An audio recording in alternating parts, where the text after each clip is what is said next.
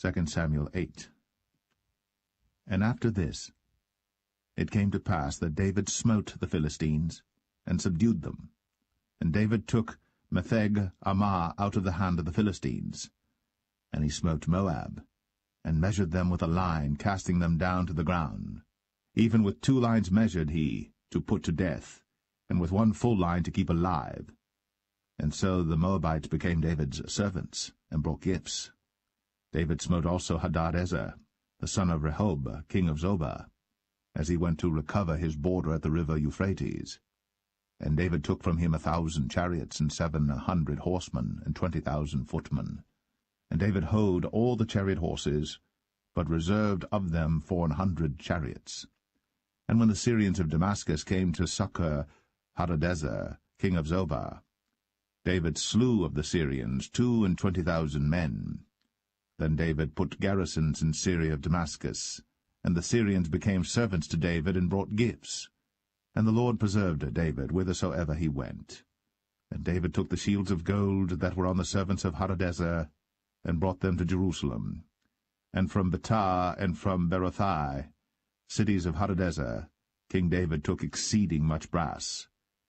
When Toi, king of Hamath, heard that David had smitten all the host of Hadadezer, then Toi sent Joram his son unto King David, to salute him and to bless him, because he had fought against Hadadezer, and smitten him.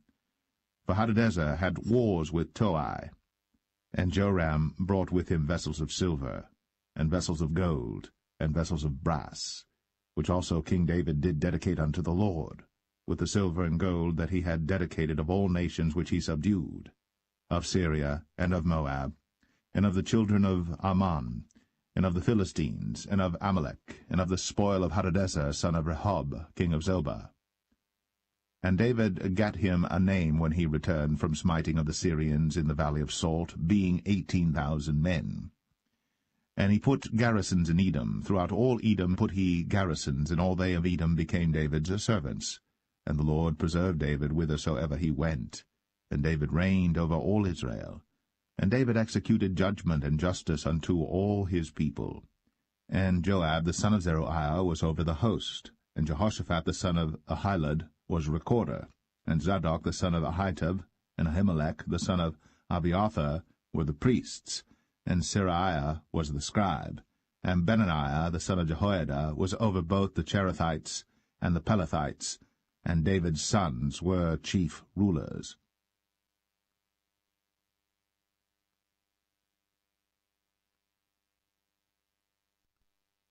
Second Samuel 9. And David said, Is there yet any that is left of the house of Saul, that I may show him kindness for Jonathan's sake? And there was of the house of Saul a servant whose name was Ziba. And when they had called him unto David, the king said unto him, Art thou Ziba? And he said, Thy servant is he. And the king said, Is there not yet any of the house of Saul, that I may show the kindness of God unto him? And Ziba said unto the king, Jonathan hath yet a son which is lame on his feet. And the king said unto him, Where is he? And Ziba said unto the king, Behold, he is in the house of Machir, the son of Ammiel, in Lo-debar. Then King David sent and fetched him out of the house of Machir, the son of Ammiel, from Lo-debar.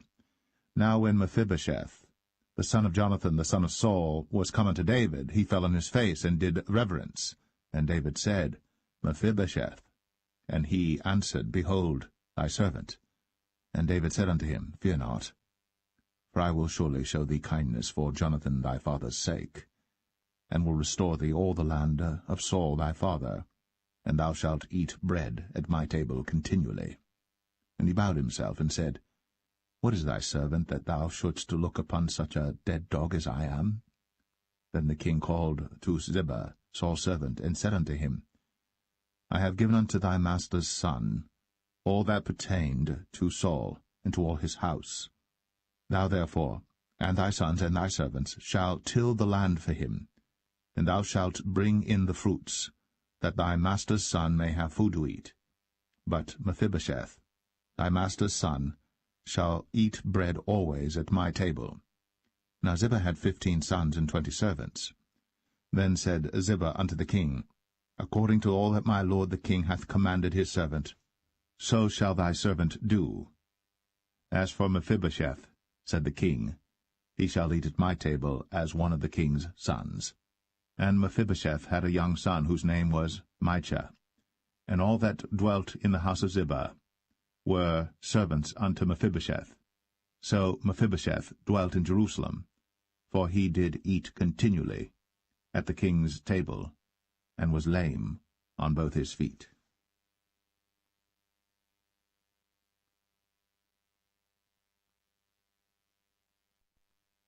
Second Samuel 10. And it came to pass after this, that the king of the children of Ammon died, and Hanun his son reigned in his stead. Then said David, I will show kindness unto Hanun the son of Nahash, as his father showed kindness unto me. And David sent to comfort him by the hand of his servants for his father. And David's servants came into the land of the children of Ammon. And the princes of the children of Ammon said unto Hanun their lord, Thinkest thou that David doth honour thy father, that he hath sent comforters unto thee? Hath not David rather sent his servants unto thee to search the city, and to spy it out, and to overthrow it?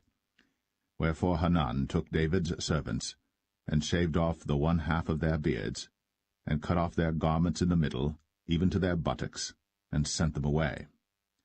When they told it unto David, he sent to meet them, because the men were greatly ashamed. And the king said, Tarry at Jericho until your beards be grown, and then return. And when the children of Ammon saw that they stank before David, the children of Ammon sent and hired the Syrians of Beth-rehob, and the Syrians of Zobah, 20,000 footmen, and of King Maacah 1,000 men, and of Ishtab 12,000 men. And when David heard of it, he sent Joab and all the host of the mighty men. And the children of Ammon came out and put the battle in array at the entering in of the gate. And the Syrians of Zobah, and of Rehob, and Ishtab, and Maacah were by themselves in the field. When Joab saw that the front of the battle was against him before and behind, he chose of all the choice men of Israel, and put them in array against the Syrians.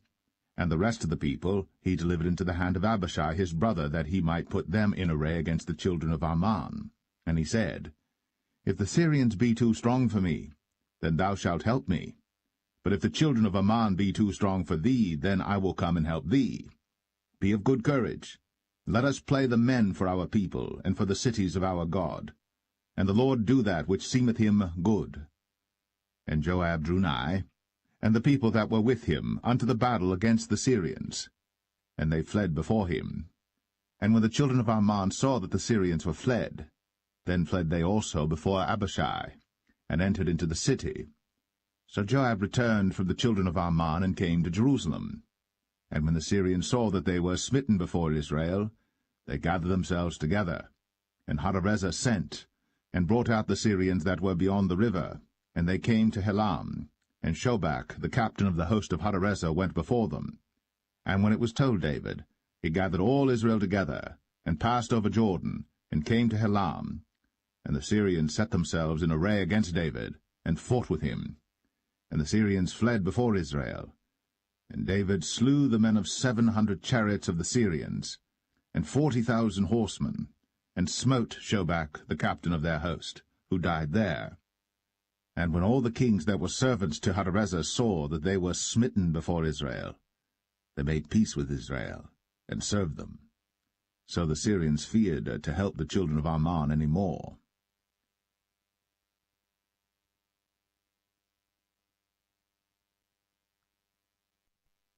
Second Samuel 11.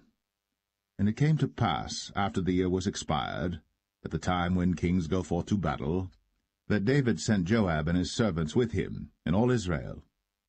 And they destroyed the children of Ammon, and besieged Rabbah. But David tarried still at Jerusalem. And it came to pass in an evening tide that David arose from off his bed, and walked upon the roof of the king's house. And from the roof he saw a woman washing herself, and the woman was very beautiful to look upon. And David sent and inquired after the woman. And one said, Is not this Bathsheba, the daughter of Eliam, the wife of Uriah the Hittite? And David sent messengers, and took her.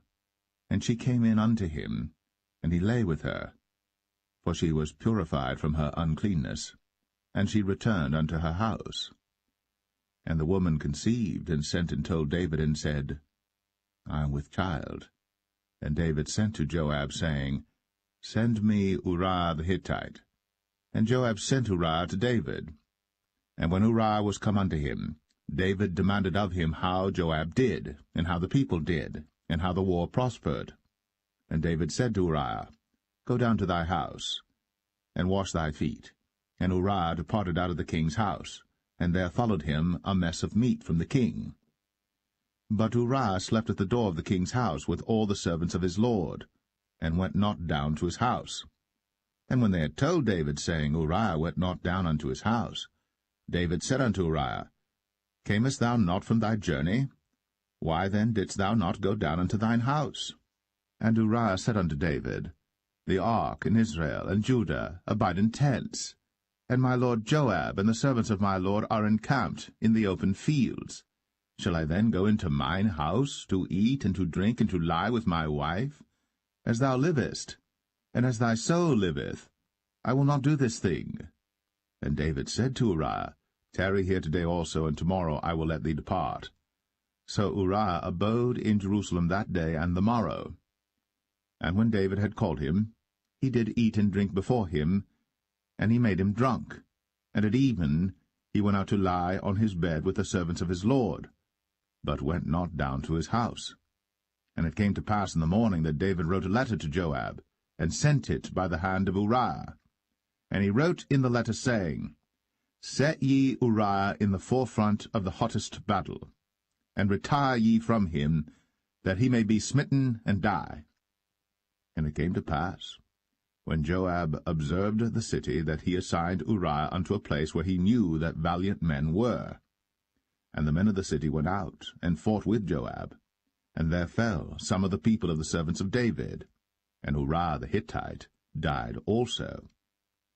Then Joab sent and told David all the things concerning the war, and charged the messenger, saying, When thou hast made an end of telling the matters of the war unto the king, and if so be that the king's wrath arise, and he say unto thee, Wherefore approached ye so nigh unto the city when ye did fight? Knew ye not that they would shoot from the wall? Who smote Abimelech, the son of Jerubbesheth? Did not a woman cast a piece of a millstone upon him from the wall, that he died in Thebez? Why went ye nigh the wall? Then say thou, Thy servant Uriah the Hittite is dead also. So the messenger went, and came and showed David all that Joab had sent him for.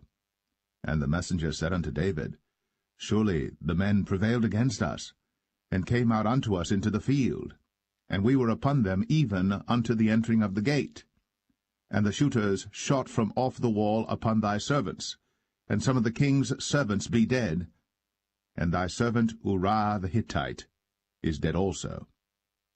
Then David said unto the messenger, Thus shalt thou say unto Joab, Let not this thing displease thee, for the sword devoureth one as well as another.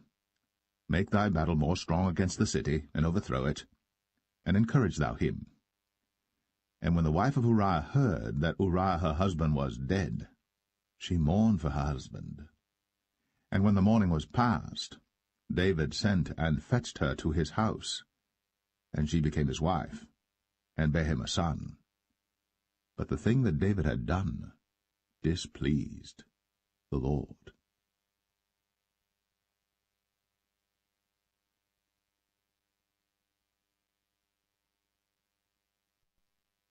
2 Samuel 12.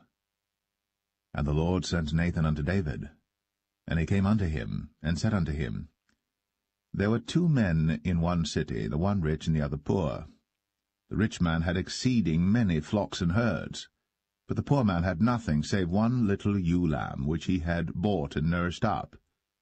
And it grew up together with him, and with his children. It did eat of his own meat, and drank of his own cup, and lay in his bosom, and was unto him as a daughter. And there came a traveller unto the rich man, And he spared to take of his own flock and of his own herd to dress for the wayfaring man that was come unto him, but took the poor man's lamb, and dressed it for the man that was come to him. And David's anger was greatly kindled against the man. And he said to Nathan, As the Lord liveth, the man that hath done this thing shall surely die. And he shall restore the lamb fourfold, because he did this thing, and because he had no pity. And Nathan said to David, Thou art the man. Thus saith the Lord God of Israel, I anointed thee king over Israel, and I delivered thee out of the hand of Saul. And I gave thee thy master's house, and thy master's wives into thy bosom, and gave thee the house of Israel and of Judah. And if that had been too little, I would moreover have given unto thee such and such things. Wherefore hast thou despised the commandment of the Lord to do evil in his sight? Thou hast killed Uriah the Hittite with the sword, and hast taken his wife to be thy wife, and hast slain him with the sword of the children of Ammon. Now, therefore, the sword shall never depart from thine house, because thou hast despised me, and hast taken the wife of Uriah the Hittite to be thy wife. Thus saith the Lord, Behold, I will raise up evil against thee out of thine own house, and I will take thy wives before thine eyes, and give them unto thy neighbor, and he shall lie with thy wives in the sight of this sun. For thou didst it secretly, but I will do this thing before all Israel, and before the sun. And David said unto Nathan, I have sinned against the Lord. And Nathan said unto David, The Lord also hath put away thy sin. Thou shalt not die. Howbeit, because by this deed thou hast given great occasion to the enemies of the Lord to blaspheme, the child also that is born unto thee shall surely die. And Nathan departed unto his house. And the Lord struck the child that Uriah's wife bare unto David, and it was very sick. David therefore besought God for the child. And David fasted, and went in, and lay all night upon the earth. And the elders of his house arose, and went to him, to raise him up from the earth. But he would not, neither did he eat bread with them. And it came to pass on the 7th day that the child died. And the servants of David feared to tell him that the child was dead, for they said, Behold, while the child was yet alive, we spake unto him, and he would not hearken unto our voice. How will he then vex himself, if we tell him that the child is dead? But when David saw that his servants whispered, David perceived that the child was dead. Therefore David said unto his servants, Is the child dead? And they said, He is dead. Then David arose from the earth, and washed, and anointed himself, and changed his apparel, and came into the house of the Lord, and worshipped. Then he came to his own house, and when he required, they set bread before him, and he did eat. Then said his servants unto him, What thing is this that thou hast done? Thou didst fast and weep for the child while it was alive, but when the child was dead thou didst rise and eat bread. And he said, While the child was yet alive, I fasted and wept, for I said, Who can tell whether God will be gracious to me, that the child may live? But now he is dead. Wherefore should I fast? Can I bring him back again? I shall go to him, but he shall not return to me. And David comforted Bathsheba his wife, and went in unto her, and lay with her. And she bare a son, and he called his name Solomon. And the Lord loved him. And he sent by the hand of Nathan the prophet, and he called his name Jedediah, because of the Lord. And Joab fought against Rabbah of the children of Ammon, and took the royal city. And Joab sent messengers to David, and said, I have fought against Rabbah, and have taken the city of waters. Now therefore gather the rest of the people together, and encamp against the city, and take it, lest I take the city, and it be called after my name. And David gathered all the people together, and went to Rabbah, and fought against it, and took it. And he took their king's crown from off his head, the weight whereof was a talent of gold, with the precious stones, and it was set on David's head. And he brought forth the spoil of the city in great abundance. And he brought forth the people that were therein, and put them under saws, and under harrows of iron, and under axes of iron, and made them pass through the brick kiln. And thus did he unto all the cities of the children of Ammon. So David and all the people returned unto Jerusalem.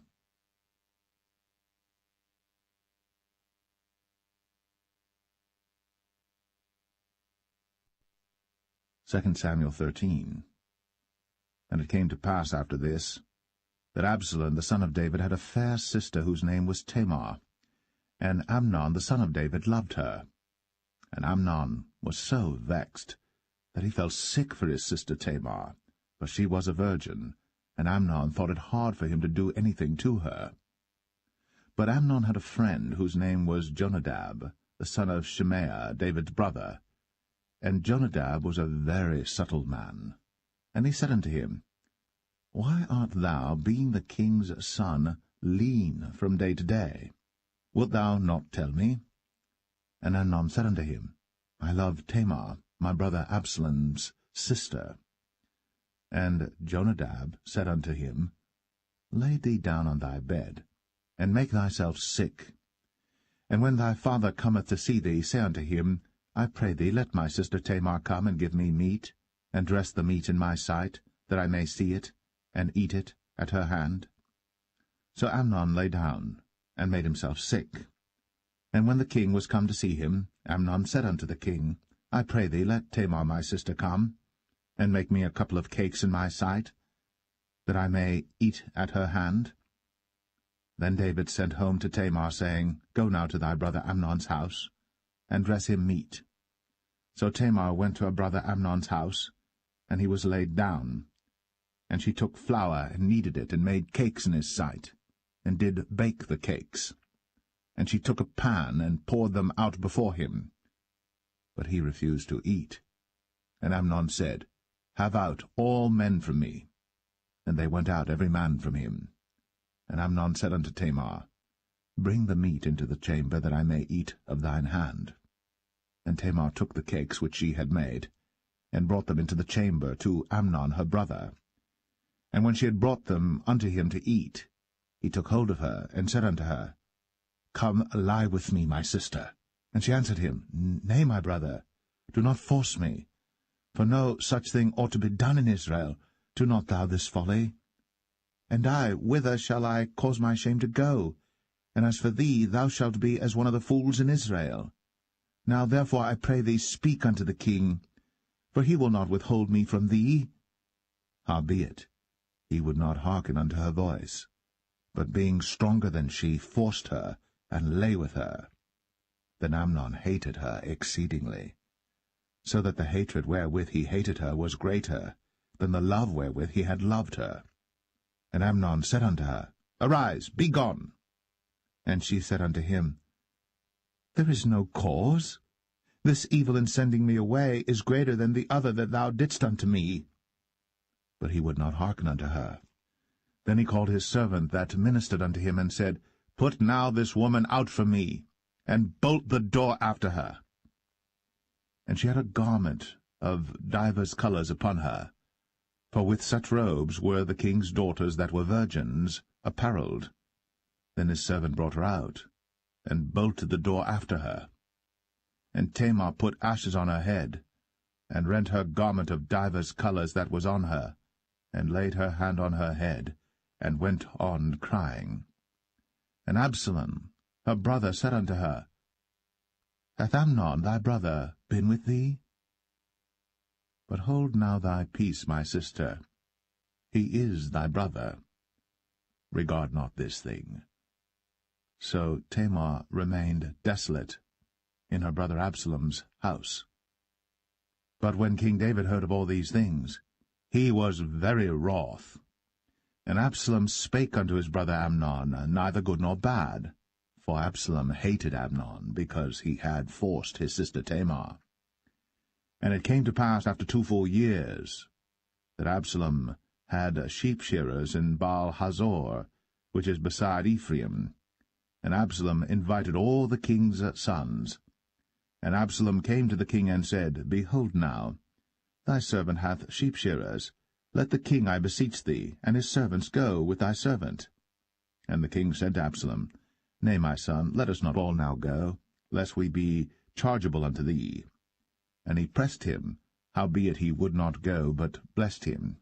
Then said Absalom, If not, I pray thee, let my brother Amnon go with us. And the king said unto him, Why should he go with thee? But Absalom pressed him that he let Amnon and all the king's sons go with him.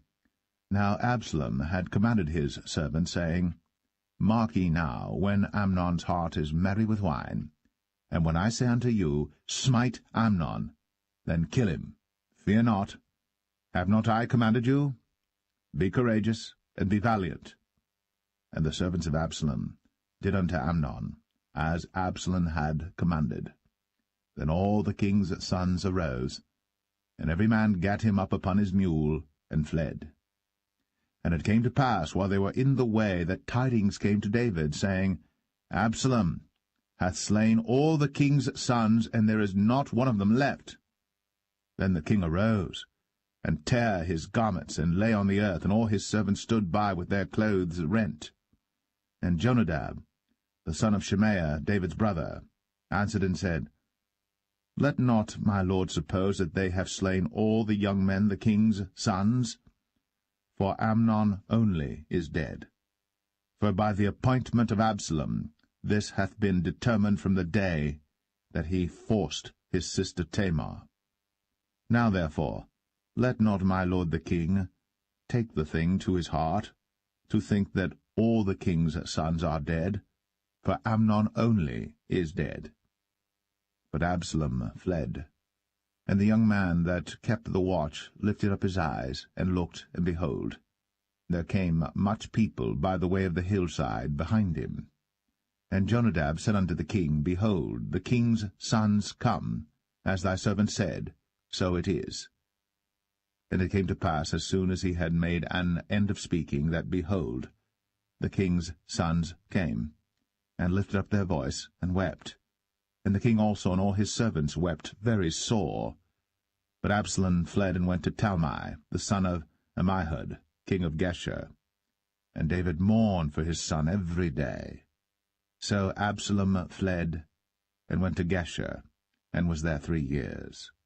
And the soul of King David longed to go forth unto Absalom, for he was comforted concerning Amnon, seeing he was dead.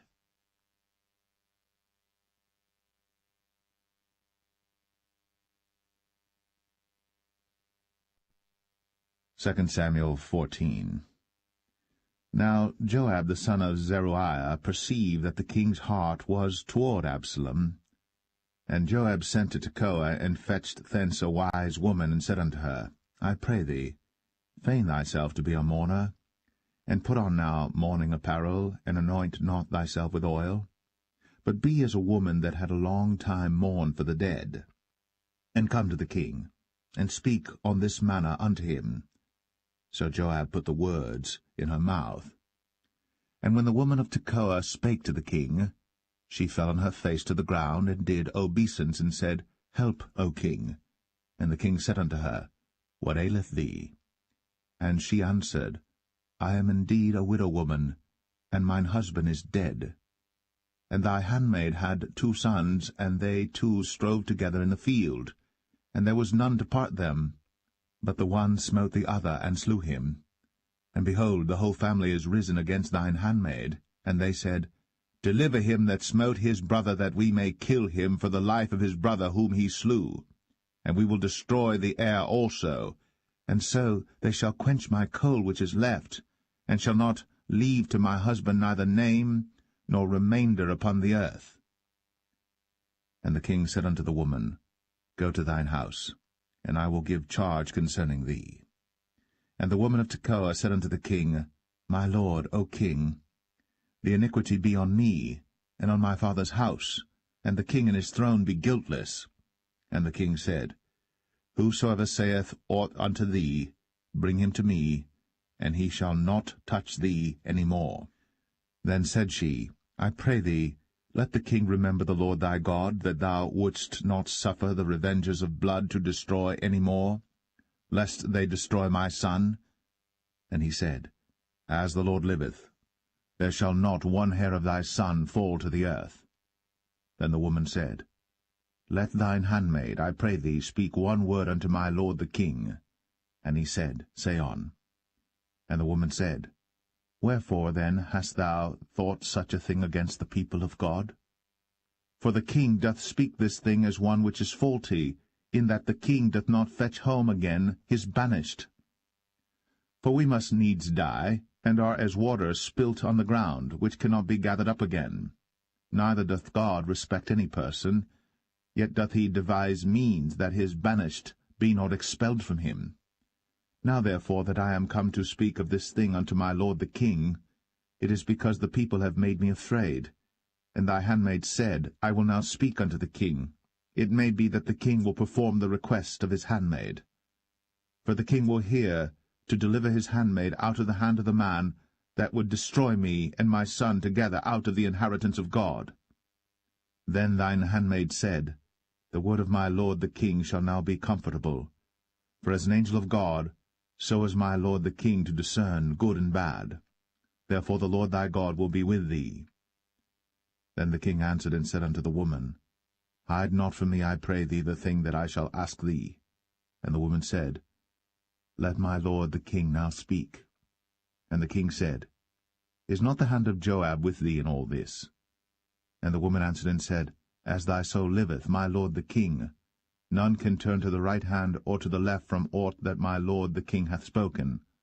For thy servant Joab, he bade me, and he put all these words in the mouth of thine handmaid. To fetch about this form of speech hath thy servant Joab done this thing. And my lord is wise, according to the wisdom of an angel of God, to know all things that are in the earth. And the king said unto Joab, Behold now, I have done this thing. Go therefore, bring the young man Absalom again. And Joab fell to the ground on his face, and bowed himself, and thanked the king. And Joab said, Today thy servant knoweth that I have found grace in thy sight, my lord, O king, in that the king hath fulfilled the request of his servant. So Joab arose and went to Geshur, and brought Absalom to Jerusalem. And the king said, Let him turn to his own house, and let him not see my face. So Absalom returned to his own house, and saw not the king's face. But in all Israel there was none to be so much praised as Absalom for his beauty. From the sole of his foot even to the crown of his head, there was no blemish in him. And when he polled his head, for it was at every year's end that he polled it, because the hair was heavy on him, therefore he polled it, he weighed the hair of his head at 200 shekels after the king's weight. And unto Absalom there were born 3 sons, and 1 daughter, whose name was Tamar.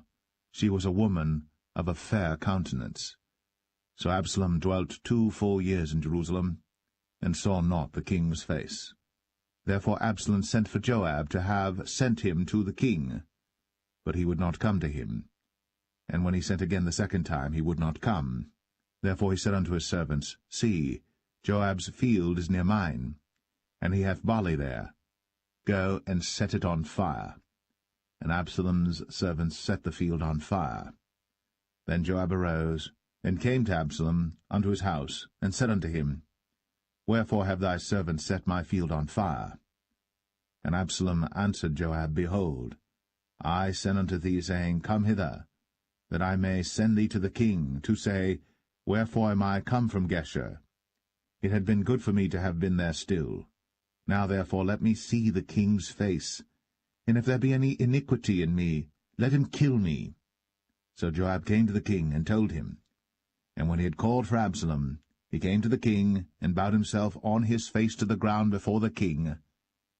And the king kissed Absalom.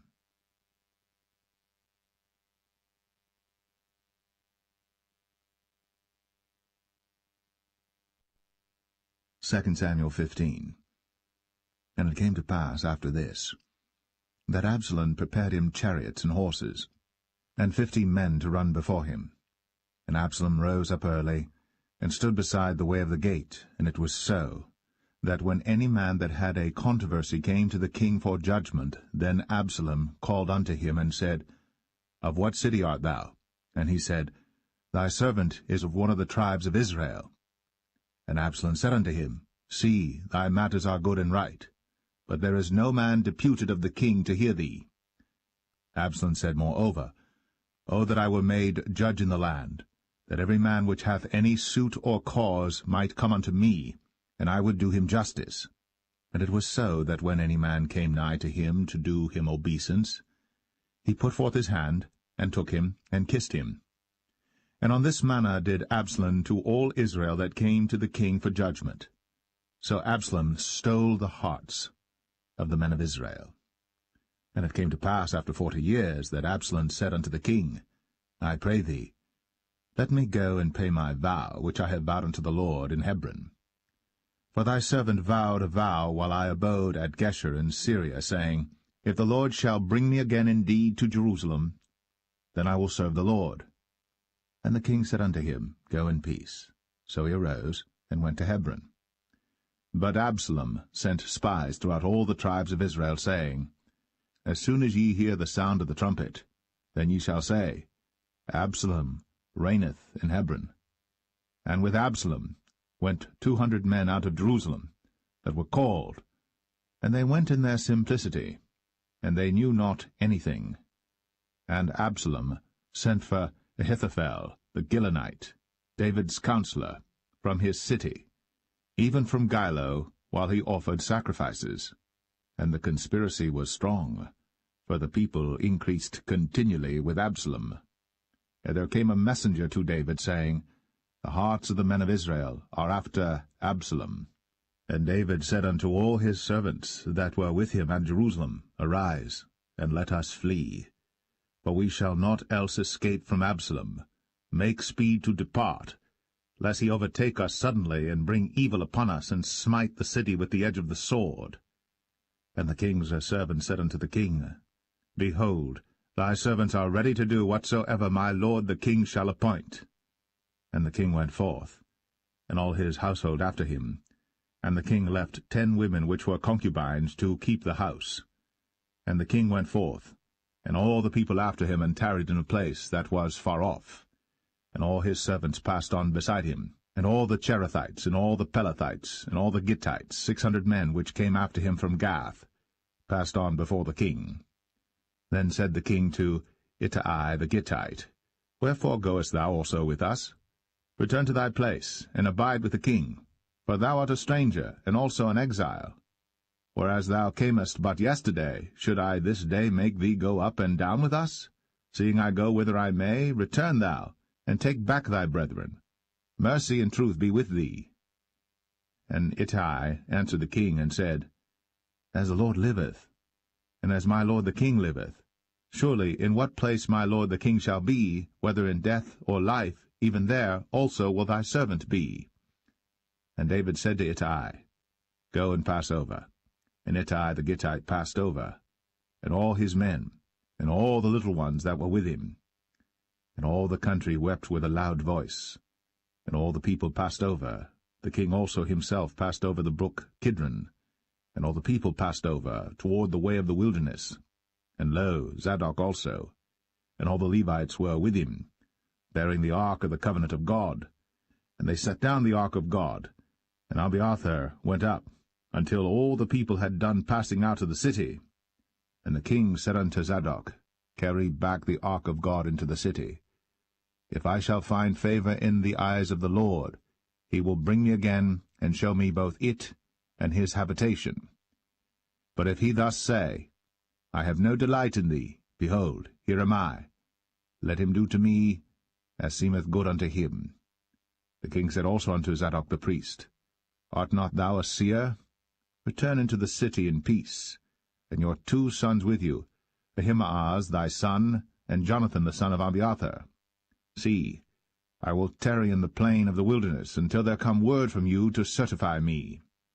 Zadok therefore and Abiathar carried the ark of God again to Jerusalem, and they tarried there. And David went up by the ascent of Mount Olivet, and wept as he went up, and had his head covered, And he went barefoot, and all the people that was with him covered every man his head.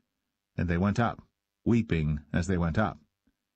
And one told David, saying, Ahithophel is among the conspirators with Absalom. And David said, O Lord, I pray thee, turn the counsel of Ahithophel into foolishness. And it came to pass that when David was come to the top of the mount, where he worshipped God, behold, Hushai the Archite came to meet him with his coat rent, and earth upon his head. Unto whom David said, If thou passest on with me, then thou shalt be a burden unto me. But if thou return to the city, and say unto Absalom, I will be thy servant, O king, as I have been thy father's servant hitherto, so will I now also be thy servant. Then mayest thou for me defeat the counsel of Ahithophel. And hast thou not there with thee Zadok and Abiathar the priests? Therefore it shall be that what thing soever thou shalt hear out of the king's house, thou shalt tell it to Zadok and Abiathar the priests. Behold, they have there with them their 2 sons, Ahimaaz Zadok's son, and Jonathan Abiathar's son. And by them ye shall send unto me everything that ye can hear. So Hushai, David's friend, came into the city, and Absalom came into Jerusalem.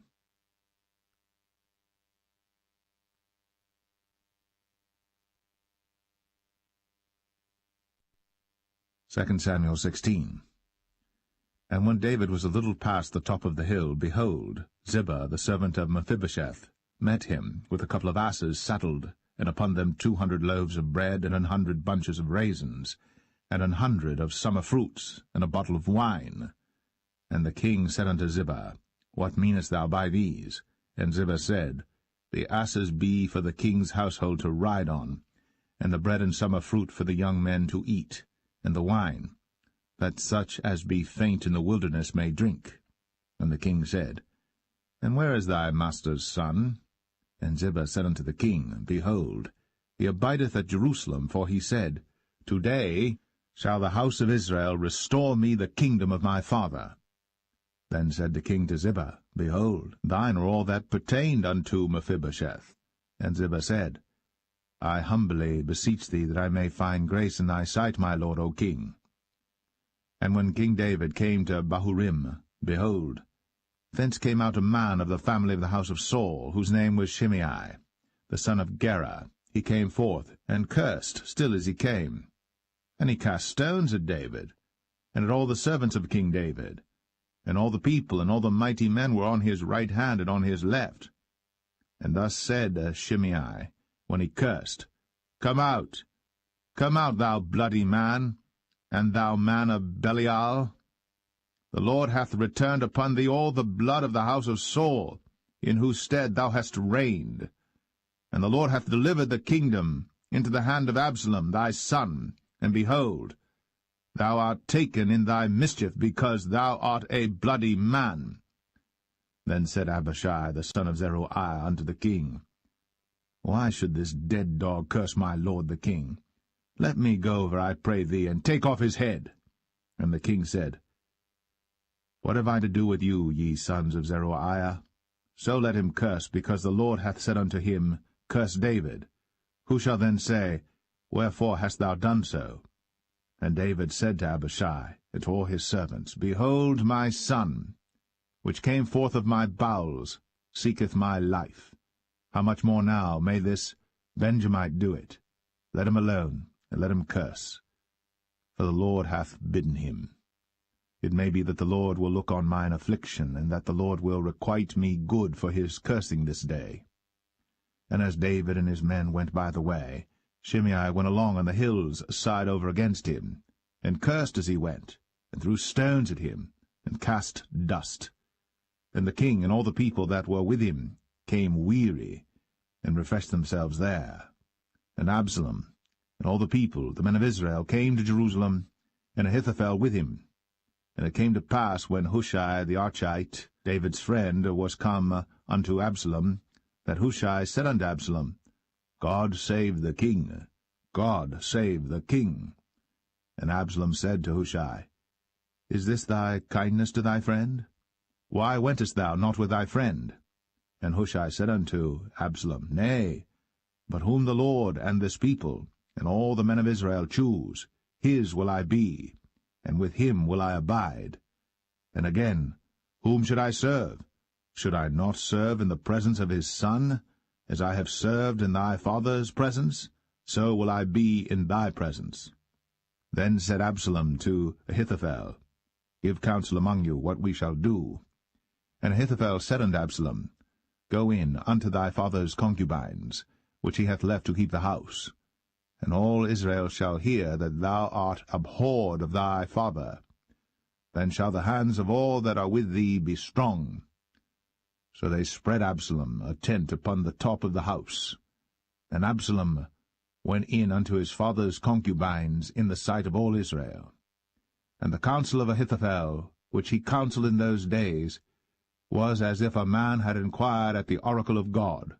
So was all the counsel of Ahithophel, both with David and with Absalom.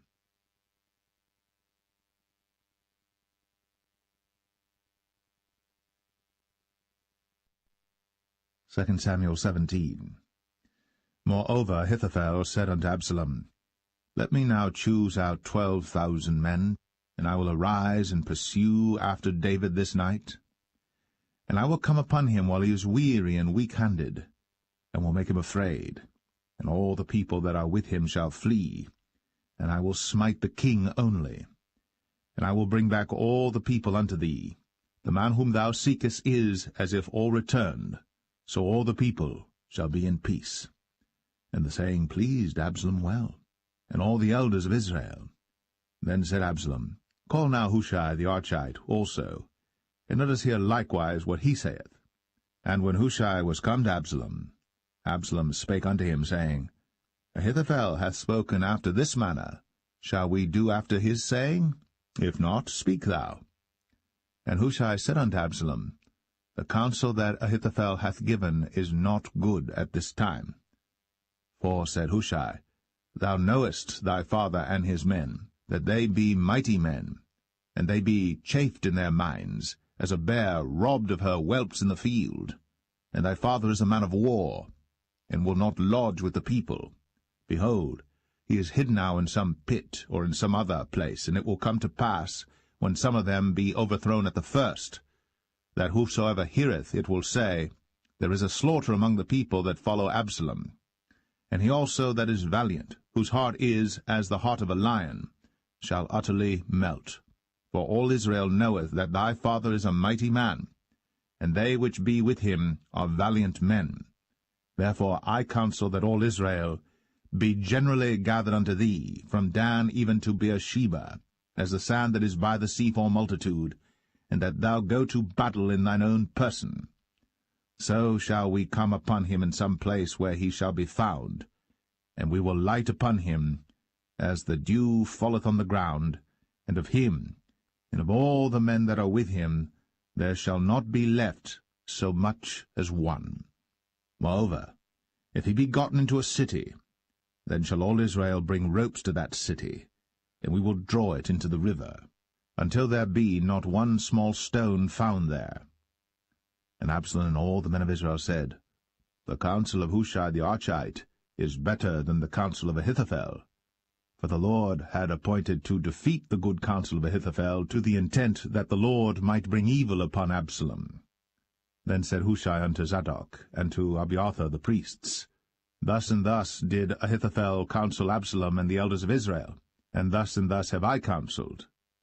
Now therefore send quickly, and tell David, saying, Lodge not this night in the plains of the wilderness, but speedily pass over, lest the king be swallowed up, and all the people that are with him. Now Jonathan and Ahimaaz stayed by En-rogel, for they might not be seen to come into the city. And a wench went and told them, and they went and told King David. Nevertheless a lad saw them and told Absalom. But they went both of them away quickly, and came to a man's house in Bahurim, which had a well in his court, whither they went down. And the woman took and spread a covering over the well's mouth, and spread ground corn thereon, and the thing was not known. And when Absalom's servants came to the woman to the house, they said, Where is Ahimaaz and Jonathan? And the woman said unto them, They be gone over the brook of water. And when they had sought and could not find them, they returned to Jerusalem. And it came to pass, after they were departed, that they came up out of the well, and went and told to King David, and said unto David, Arise, and pass quickly over the water, for thus hath Ahithophel counselled against you. Then David arose, and all the people that were with him, and they passed over Jordan. By the morning light there lacked not one of them that was not gone over Jordan. And when Ahithophel saw that his counsel was not followed, he saddled his ass, and arose, and gat him home to his house, to his city, and put his household in order, and hanged himself, and died, and was buried in the sepulchre of his father. Then David came to Mahanaim, and Absalom passed over Jordan, he and all the men of Israel with him. And Absalom made Amasa captain of the host instead of Joab, which Amasa was a man's son, whose name was Ithra, an Israelite, that went in to Abigail, the daughter of Nahash, sister to Zeruiah, Joab's mother. So Israel and Absalom pitched in the land of Gilead. And it came to pass, when David was come to Mahanaim, that Shobai the son of Nahash of Rabbah, of the children of Ammon, and Machir the son of Amiel of Lo-debar, and Barzillai the Gileadite of Rogelim, brought beds, and basins, and earthen vessels, and wheat, and barley, and flour, and parched corn, and beans, and lentils, and parched pulse, and honey, and butter, and sheep, and cheese of kine for David and for the people that were with him to eat. For they said, The people is hungry, and weary, and thirsty in the wilderness.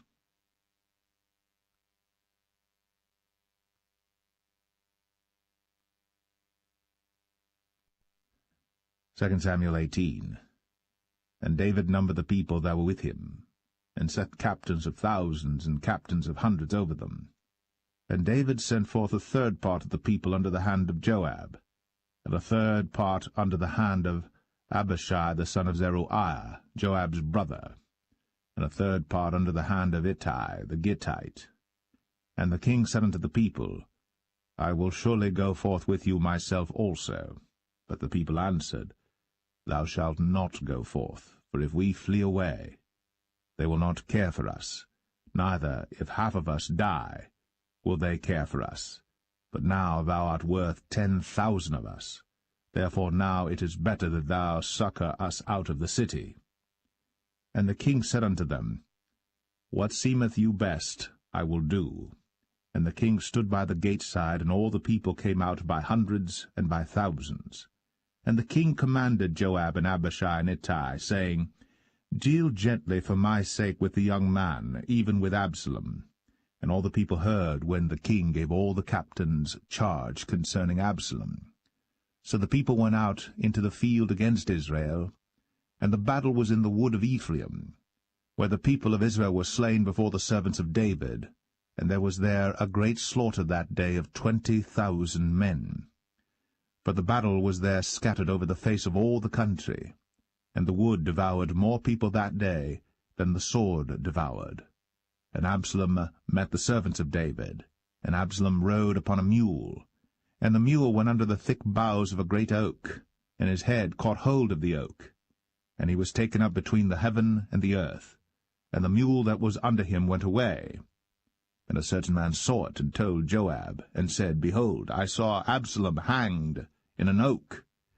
And Joab said unto the man that told him, And behold, thou sawest him, and why didst thou not smite him there to the ground? And I would have given thee 10 shekels of silver and a girdle. And the man said unto Joab, Though I should receive 1,000 shekels of silver in mine hand, yet would I not put forth mine hand against the king's son.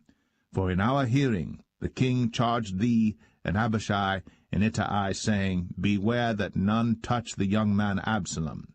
Otherwise I should have wrought falsehood against mine own life. For there is no matter hid from the king, and thou thyself wouldest have set thyself against me. Then said Joab, I may not tarry thus with thee. And he took 3 darts in his hand, and thrust them through the heart of Absalom while he was yet alive, in the midst of the oak. And 10 young men that bare Joab's armor compassed about, and smote Absalom, and slew him. And Joab blew the trumpet, and the people returned from pursuing after Israel. For Joab held back the people. And they took Absalom, and cast him into a great pit in the wood, and laid a very great heap of stones upon him. And all Israel fled, every one to his tent. Now Absalom, in his lifetime, had taken and reared up for himself a pillar which is in the king's dale, for he said, I have no son to keep my name in remembrance. And he called the pillar after his own name, and it is called unto this day Absalom's place. Then said Ahimaaz, the son of Zadok, Let me now run, and bear the king tidings, how that the Lord hath avenged him of his enemies. And Joab said unto him, Thou shalt not bear tidings this day, but thou shalt bear tidings another day. But this day thou shalt bear no tidings, because the king's son is dead. Then said Joab to Cushai, Go tell the king what thou hast seen.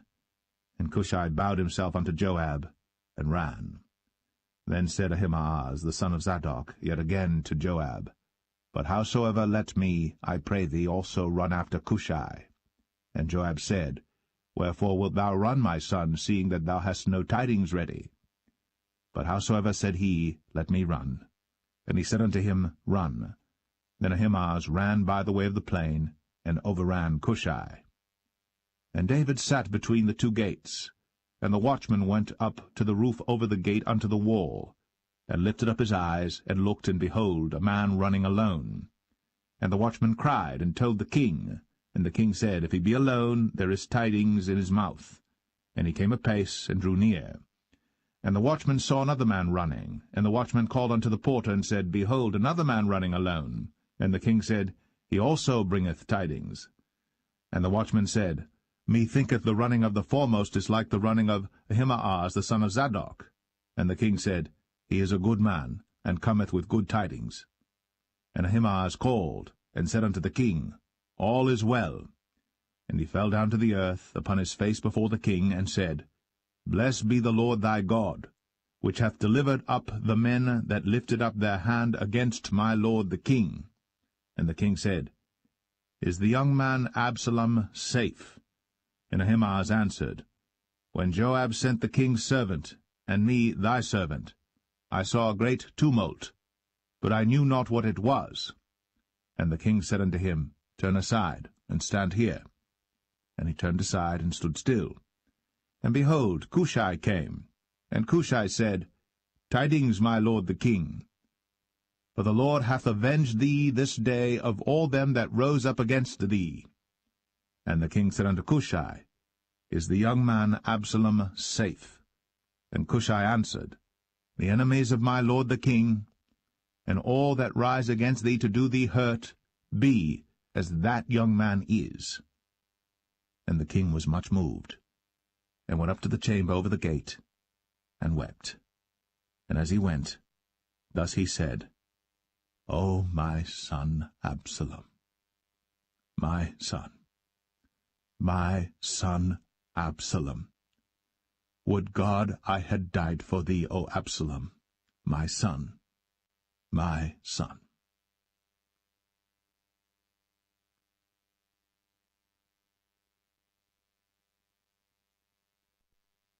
2 Samuel 19. And it was told Joab, Behold, the king weepeth and mourneth for Absalom. And the victory that day was turned into mourning unto all the people, for the people heard say that day how the king was grieved for his son. And the people gat them by stealth that day into the city, as people being ashamed steal away when they flee in battle. But the king covered his face. And the king cried with a loud voice, O my son Absalom! O Absalom, my son, my son! And Joab came into the house to the king, and said, Thou hast shamed this day the faces of all thy servants, which this day have saved thy life, and the lives of thy sons and of thy daughters, and the lives of thy wives, and the lives of thy concubines, in that thou lovest thine enemies, and hatest thy friends. For thou hast declared this day that thou regardest neither princes nor servants. For this day I perceive that if Absalom had lived, and all we had died this day, then it had pleased thee well. Now therefore arise, go forth, and speak comfortably unto thy servants. For I swear by the Lord, if thou go not forth, there will not tarry one with thee this night. And that will be worse unto thee than all the evil that befell thee from thy youth until now. Then the king arose and sat in the gate. And they told unto all the people, saying, Behold, the king doth sit in the gate. And all the people came before the king, for Israel had fled every man to his tent. And all the people were at strife throughout all the tribes of Israel, saying, The king saved us out of the hand of our enemies, and he delivered us out of the hand of the Philistines, and now he is fled out of the land for Absalom. And Absalom, whom we anointed over us, is dead in battle. Now therefore why speak ye not a word of bringing the king back? And King David sent to Zadok and to Abiathar the priests, saying, Speak unto the elders of Judah, saying, Why are ye the last to bring the king back to his house, seeing the speech of all Israel is come to the king, even to his house? Ye are my brethren, ye are my bones and my flesh, wherefore then are ye the last to bring back the king? And say ye to Amasa, Art thou not of my bone and of my flesh? God do so to me, and more also, if thou be not captain of the host before me continually in the room of Joab. And he bowed the heart of all the men of Judah, even as the heart of one man, so that they sent this word unto the king, Return thou, and all thy servants. So the king returned, and came to Jordan, and Judah came to Gilgal, to go to meet the king, to conduct the king over Jordan. And Shimei the son of Gera, a Benjamite, which was of Bahurim, hasted and came down with the men of Judah to meet King David. And there were 1,000 men of Benjamin with him, and Ziba the servant of the house of Saul, and his 15 sons and his 20 servants with him. And they went over Jordan before the king. And there went over a ferry boat to carry over the king's household, and to do what he thought good. And Shimei the son of Gera fell down before the king, as he was come over Jordan, and said unto the king, Let not my lord impute iniquity unto me, neither do thou remember that which thy servant did perversely the day that my lord the king went out of Jerusalem, that the king should take it to his heart. For thy servant doth know that I have sinned. Therefore, behold, I am come the first this day of all the house of Joseph, to go down to meet my lord the king. But Abishai the son of Zeruiah answered and said, Shall not Shimei be put to death for this, because he cursed the Lord's anointed? And David said, What have I to do with you, ye sons of Zeruiah, that ye should this day be adversaries unto me? Shall there any man be put to death this day in Israel? For do not I know that I am this day king over Israel? Therefore the king said unto Shimei, Thou shalt not die. And the king sware unto him. And Mephibosheth, the son of Saul, came down to meet the king, and had neither dressed his feet, nor trimmed his beard, nor washed his clothes, from the day the king departed until the day he came again in peace. And it came to pass, when he was come to Jerusalem to meet the king, that the king said unto him, Wherefore wentest not thou with me, Mephibosheth?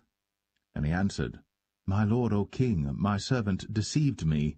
For thy servant said, I will saddle me an ass, that I may ride thereon, and go to the king, because thy servant is lame. And he hath slandered thy servant unto my lord the king. But my lord the king is as an angel of God. Do therefore what is good in thine eyes. For all of my father's house were but dead men before my lord the king. Yet didst thou set thy servant among them that did eat at thine own table? What right therefore have I yet to cry any more unto the king? And the king said unto him, Why speakest thou any more of thy matters? I have said, Thou and Ziba divide the land. And Mephibosheth said unto the king, Yea, let him take all, for as much as my lord the king is come again in peace unto his own house. And Barzillai the Gileadite came down from Rogelim, and went over Jordan with the king to conduct him over Jordan. Now Barzillai was a very aged man, even 80 years old. And he had provided the king of sustenance while he lay at Mahanaim, for he was a very great man. And the king said unto Barzillai, Come thou over with me, and I will feed thee with me in Jerusalem. And Barzillai said unto the king, How long have I to live, that I should go up with the king unto Jerusalem? I am this day 80 years old, and can I discern between good and evil? Can thy servant taste what I eat or what I drink? Can I hear any more the voice of singing men and singing women? Wherefore then should thy servant be yet a burden unto my lord the king? Thy servant will go a little way over Jordan with the king, and why should the king recompense it me with such a reward? Let thy servant, I pray thee, turn back again, that I may die in mine own city, and be buried by the grave of my father and of my mother. But behold thy servant, Chimham, let him go over with my lord the king, and do to him what shall seem good unto thee. And the king answered, Chimham shall go over with me, and I will do to him that which shall seem good unto thee. And whatsoever thou shalt require of me, that will I do for thee. And all the people went over Jordan. And when the king was come over, the king kissed Barzillai, and blessed him, and he returned unto his own place. Then the king went on to Gilgal, and Chimham went on with him. And all the people of Judah conducted the king, and also half the people of Israel. And behold, all the men of Israel came to the king, and said unto the king, Why have our brethren the men of Judah stolen thee away, and have brought the king and his household and all David's men with him over Jordan? And all the men of Judah answered the men of Israel, Because the king is near of kin to us, wherefore then be ye angry for this matter? Have we eaten at all of the king's cost, or hath he given us any gift? And the men of Israel answered the men of Judah, and said, We have 10 parts in the king, and we have also more right in David than ye. Why then did ye despise us, that our advice should not be first had in bringing back our king? And the words of the men of Judah were fiercer than the words of the men of Israel.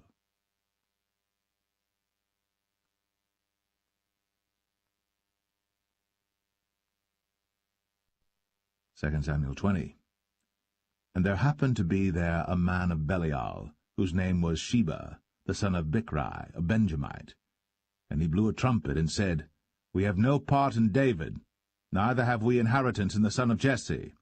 Every man to his tents, O Israel. So every man of Israel went up from after David, and followed Sheba the son of Bichri. But the men of Judah clave unto their king, from Jordan even to Jerusalem. And David came to his house at Jerusalem. And the king took the 10 women his concubines, whom he had left to keep the house, and put them in ward, and fed them, but went not in unto them. So they were shut up unto the day of their death, living in widowhood. Then said the king to Amasa, Assemble me the men of Judah within 3 days, and be thou here present. So Amasa went to assemble the men of Judah, but he tarried longer than the set time which he had appointed him. And David said to Abishai, Now shall Sheba the son of Bichri do us more harm than did Absalom.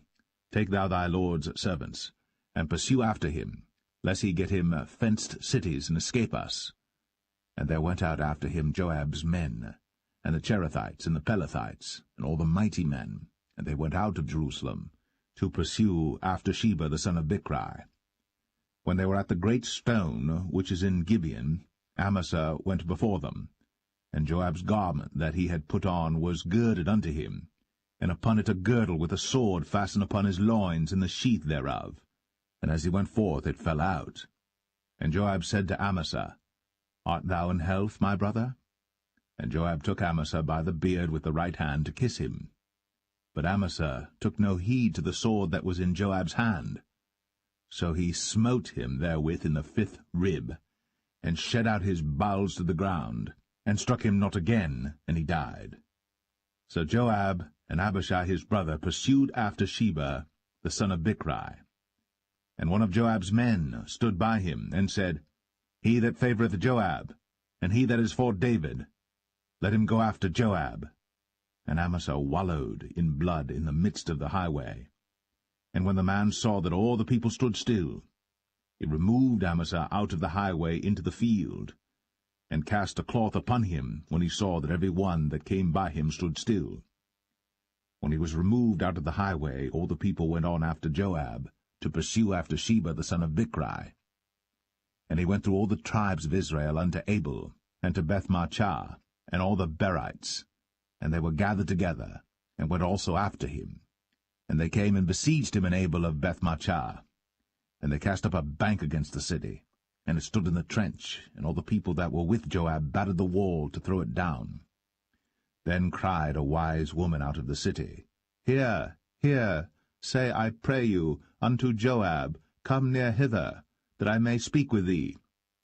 And when he was come near unto her, the woman said, Art thou Joab? And he answered, I am he.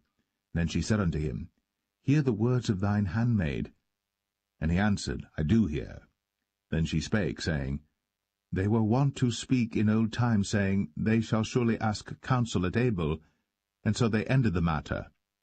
I am one of them that are peaceable and faithful in Israel. Thou seekest to destroy a city and a mother in Israel. Why wilt thou swallow up the inheritance of the Lord? And Joab answered and said, far be it from me that I should swallow up or destroy. The matter is not so. But a man of Mount Ephraim, Sheba, the son of Bichri by name, hath lifted up his hand against the king, even against David. Deliver him only, and I will depart from the city. And the woman said unto Joab, Behold, his head shall be thrown to thee over the wall. Then the woman went unto all the people in her wisdom, and they cut off the head of Sheba the son of Bichri, and cast it out to Joab. And he blew a trumpet, and they retired from the city, every man to his tent. And Joab returned to Jerusalem unto the king. Now Joab was over all the host of Israel, and Benaiah the son of Jehoiada was over the Cherethites and over the Pelethites, and Adoram was over the tribute, and Jehoshaphat the son of Ahilud was recorder, and Sheva was scribe, and Zadok and Abiathar were priests, and Ira also the Jerite was a chief ruler about David.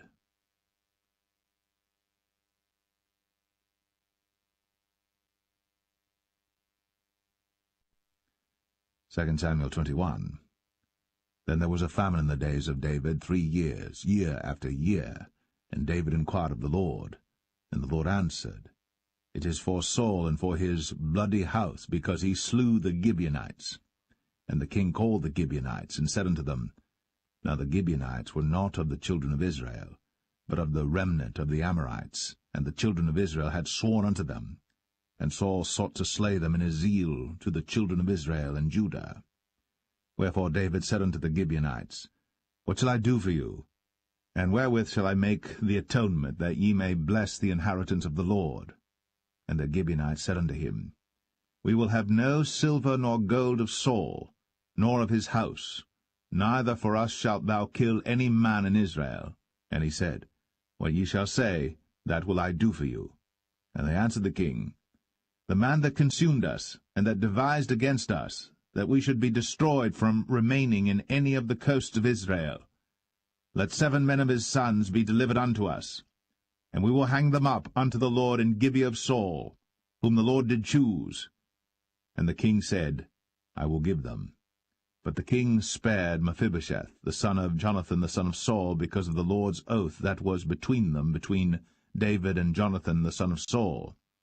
But the king took the 2 sons of Rizpah, the daughter of Aiah, whom she bare unto Saul, Armoni and Mephibosheth, and the 5 sons of Michal the daughter of Saul, whom she brought up for Adriel the son of Barzillai the Maholathite.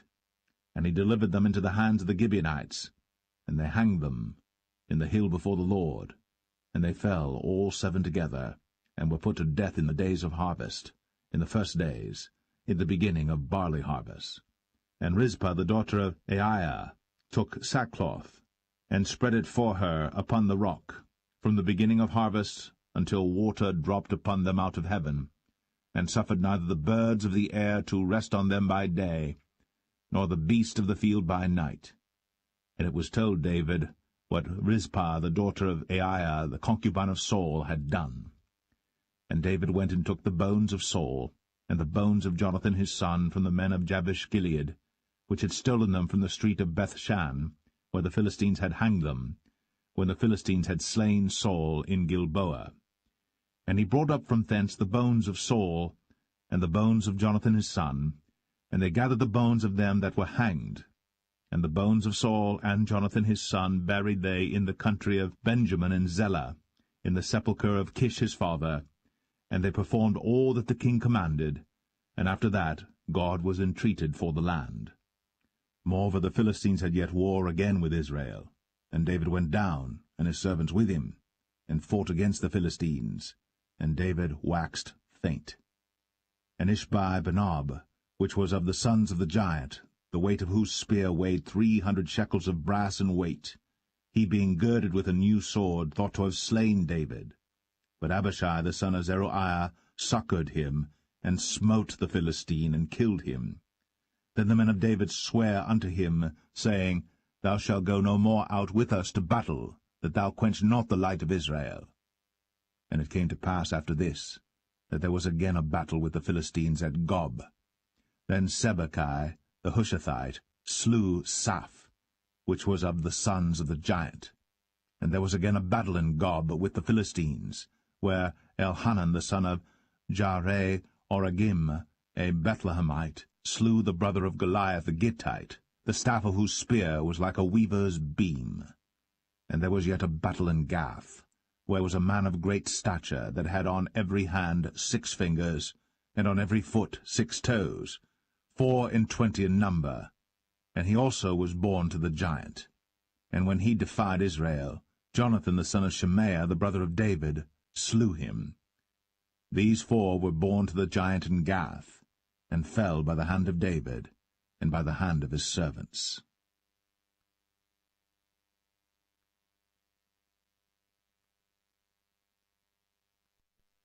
2 Samuel 22.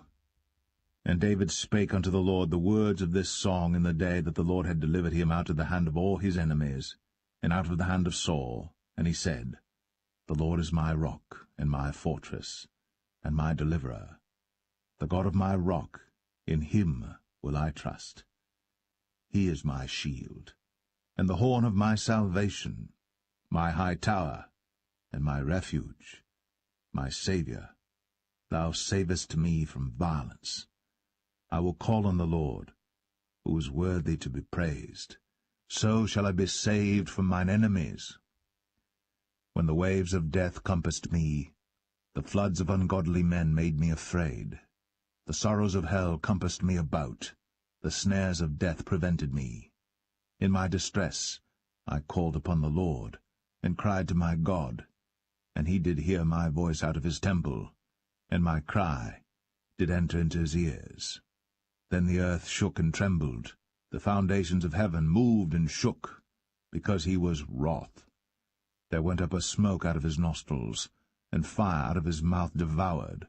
Coals were kindled by it. He bowed the heavens also, and came down, and darkness was under his feet. And he rode upon a cherub, and did fly, and he was seen upon the wings of the wind. And he made darkness pavilions round about him, dark waters, and thick clouds of the skies. Through the brightness before him were coals of fire kindled. The Lord thundered from heaven, and the Most High uttered his voice. And he sent out arrows, and scattered them, lightning, and discomfited them. And the channels of the sea appeared. The foundations of the world were discovered, at the rebuking of the Lord, at the blast of the breath of his nostrils. He sent from above, he took me, he drew me out of many waters. He delivered me from my strong enemy, and from them that hated me, for they were too strong for me. They prevented me in the day of my calamity. But the Lord was my stay. He brought me forth also into a large place. He delivered me because he delighted in me. The Lord rewarded me according to my righteousness, according to the cleanness of my hands hath he recompensed me. For I have kept the ways of the Lord, and have not wickedly departed from my God. For all his judgments were before me, and as for his statutes, I did not depart from them. I was also upright before him, and have kept myself from mine iniquity. Therefore the Lord hath recompensed me according to my righteousness, according to my cleanness in his eyesight. With the merciful thou wilt show thyself merciful, and with the upright man thou wilt show thyself upright. With the pure thou wilt show thyself pure, and with the froward thou wilt show thyself unsavoury. And the afflicted people thou wilt save, but thine eyes are upon the haughty, that thou mayest bring them down. For thou art my lamp, O Lord, and the Lord will lighten my darkness. For by thee I have run through a troop, by my God have I leaped over a wall. As for God, his way is perfect. The word of the Lord is tried. He is a buckler to all them that trust in him. For who is God save the Lord? And who is a rock save our God? God is my strength and power, and he maketh my way perfect. He maketh my feet like hinds' feet, and setteth me upon my high places. He teacheth my hands to war, so that a bow of steel is broken by mine arms. Thou hast also given me the shield of thy salvation, and thy gentleness hath made me great. Thou hast enlarged my steps under me, so that my feet did not slip. I have pursued mine enemies, and destroyed them, and turned not again until I had consumed them. And I have consumed them and wounded them, that they could not arise. Yea, they are fallen under my feet. For thou hast girded me with strength to battle. Them that rose up against me hast thou subdued under me. Thou hast also given me the necks of mine enemies, that I might destroy them that hate me. They looked, but there was none to save, even unto the Lord. But he answered them not. Then did I beat them as small as the dust of the earth. I did stamp them as the mire of the street, and did spread them abroad. Thou also hast delivered me from the strivings of my people. Thou hast kept me to be head of the heathen. A people which I knew not shall serve me. Strangers shall submit themselves unto me. As soon as they hear, they shall be obedient unto me.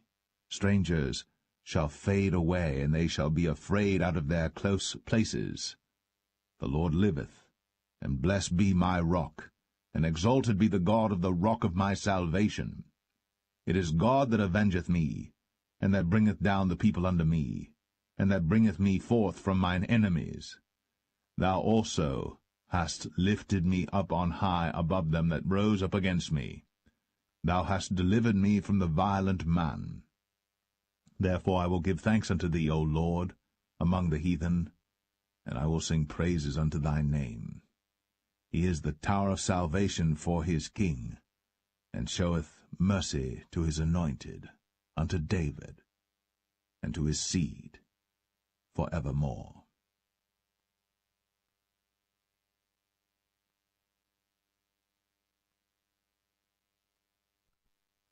2 Samuel 23.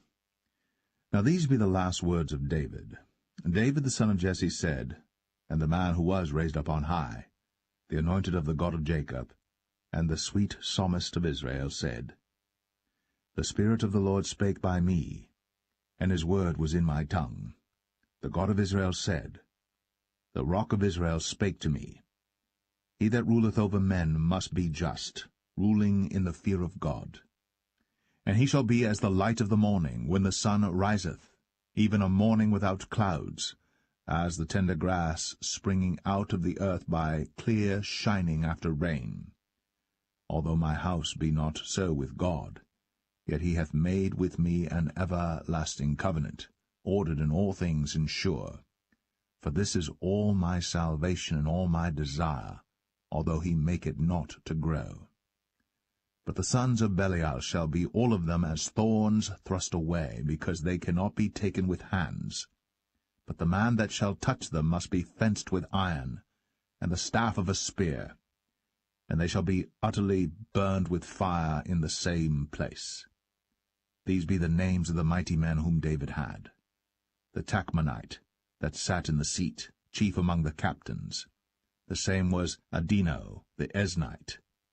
He lift up his spear against 800, whom he slew at one time. And after him was Eleazar the son of Dodo the Ahohite, one of the 3 mighty men with David, when they defied the Philistines that were there gathered together to battle, and the men of Israel were gone away. He arose, and smote the Philistines until his hand was weary, and his hand clave unto the sword. And the Lord wrought a great victory that day, and the people returned after him only to spoil. And after him was Shammah the son of Agi, the Harahite. And the Philistines were gathered together into a troop, where was a piece of ground full of lentils, and the people fled from the Philistines. But he stood in the midst of the ground, and defended it, and slew the Philistines, and the Lord wrought a great victory. And 3 of the 30 chief went down, and came to David in the harvest time unto the cave of Adullam. And the troop of the Philistines pitched in the valley of Rephaim. And David was then in an hold, and the garrison of the Philistines was then in Bethlehem. And David longed, and said, O that one would give me drink of the water of the well of Bethlehem, which is by the gate. And the 3 mighty men brake through the host of the Philistines, and drew water out of the well of Bethlehem that was by the gate, and took it, and brought it to David. Nevertheless he would not drink thereof, but poured it out unto the Lord. And he said, Be it far from me, O Lord, that I should do this. Is not this the blood of the men that went in jeopardy of their lives? Therefore he would not drink it. These things did these 3 mighty men. And Abishai the brother of Joab, the son of Zeruiah, was chief among 3. And he lifted up his spear against 300, and slew them, and had the name among 3. Was he not most honorable of 3? Therefore he was their captain, howbeit he attained not unto the first 3. And Benaiah the son of Jehoiada, the son of a valiant man of Kabzeel, who had done many acts, he slew 2 lion-like men of Moab. He went down also and slew a lion in the midst of a pit in time of snow. And he slew an Egyptian, a goodly man. And the Egyptian had a spear in his hand. But he went down to him with a staff, and plucked the spear out of the Egyptian's hand, and slew him with his own spear. These things did Benaiah the son of Jehoiada, and had the name among 3 mighty men. He was more honorable than the 30, but he attained not to the first 3. And David set him over his guard. Asahel the brother of Joab was one of the 30, Elhanan the son of Dodo of Bethlehem, Shammah the Harodite, Elika the Harodite, Helez the Paltite, Ira the son of Ikesh the Tekoite, Abiezer the Anethathite, Mebunai the Hushathite, Zalman the Ahohite, Maharai the Netophathite, Heleb the son of Baanah a Netophathite, Ittai the son of Ribai, out of Gibeah of the children of Benjamin, Benaiah the Parathonite, Hiddai of the brooks of Gaash, Abialbon the Arbathite, Asmaveth the Bahamite, Eliabah the Shaalbanite, of the sons of Jashan, Jonathan, Shammah the Hararite, Ahiam the son of Sharar, the Hararite, Eliphalet the son of Ahasbai, the son of the Maacathite, Eliam the son of Ahithophel the Gelonite, Hezrai the Carmelite, Parai the Arbite, Igal the son of Nathan of Zobah, Bani the Gadite, Zelek the Ammonite, Naharai the Barathite, Armabera to Joab the son of Zeruiah, Ira and Ithrite, Gareb and Ithrite, Uriah the Hittite, 37 in all.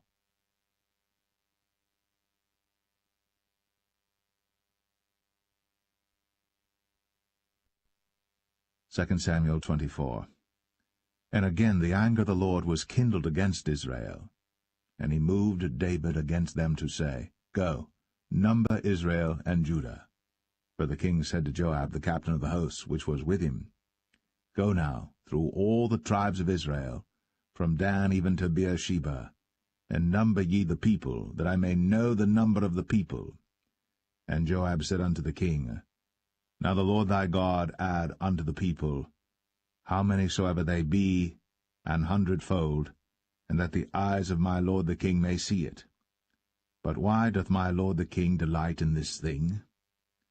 Notwithstanding the king's word prevailed against Joab and against the captains of the host. And Joab and the captains of the host went out from the presence of the king, to number the people of Israel. And they passed over Jordan, and pitched in Aroer, on the right side of the city that lieth in the midst of the river of Gad, and toward Jazer. Then they came to Gilead, and to the land of Tatim Hoshai, and they came to Dan Jaan, and about to Zidon, and came to the stronghold of Tyre, and to all the cities of the Hivites and of the Canaanites, and they went out to the south of Judah, even to Beersheba.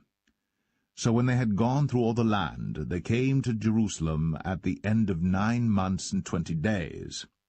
And Joab gave up the sum of the number of the people unto the king, and there were in Israel 800,000 valiant men that drew the sword, and the men of Judah were 500,000 men. And David's heart smote him after that he had numbered the people. And David said unto the Lord, I have sinned greatly in that I have done. And now, I beseech thee, O Lord, take away the iniquity of thy servant, for I have done very foolishly. For when David was up in the morning, the word of the Lord came unto the prophet Gad, David's seer, saying, Go and say unto David, Thus saith the Lord, I offer thee 3 things. Choose thee one of them, that I may do it unto thee. So Gad came to David and told him, and said unto him, Shall 7 years of famine come unto thee in thy land? Or wilt thou flee 3 months before thine enemies, while they pursue thee? Or that there be 3 days' pestilence in thy land? Now advise, and see what answer I shall return to him that sent me. And David said unto Gad, I am in a great strait. Let us fall now into the hand of the Lord, for his mercies are great, and let me not fall into the hand of man. So the Lord sent a pestilence upon Israel, from the morning even to the time appointed. And there died of the people from Dan even to Beersheba 70,000 men. And when the angel stretched out his hand upon Jerusalem to destroy it, the Lord repented him of the evil, and said to the angel that destroyed the people, It is enough. Stay now thine hand. And the angel of the Lord was by the threshing place of Araunah the Jebusite. And David spake unto the Lord when he saw the angel that smote the people, and said, Lo, I have sinned, and I have done wickedly. But these sheep, what have they done? Let thine hand, I pray thee, be against me, and against my father's house. And Gad came that day to David, and said unto him, Go up, rear an altar unto the Lord in the threshing floor of Araunah the Jebusite. And David, according to the saying of Gad, went up as the Lord commanded. And Araunah looked, and saw the king and his servants coming on toward him. And Araunah went out, and bowed himself before the king on his face upon the ground. And Araunah said, Wherefore is my lord the king come to his servant? And David said, To buy the threshing floor of thee, to build an altar unto the Lord, that the plague may be stayed from the people. And Araunah said unto David, Let my lord the king take and offer up what seemeth good unto him. Behold, here be oxen for burnt sacrifice, and threshing instruments, and other instruments of the oxen for wood. All these things did Araunah as a king give unto the king. And Araunah said unto the king, The Lord thy God accept thee.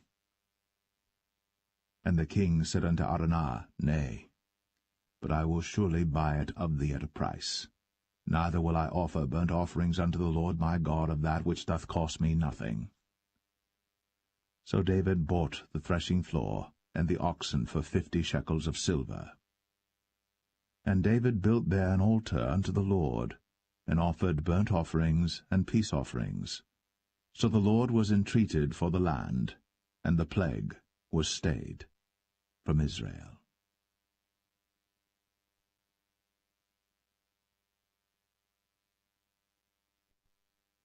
The First Book of Kings, chapter 1. Now King David was old, and stricken in years, and they covered him with clothes, but he gat no heat.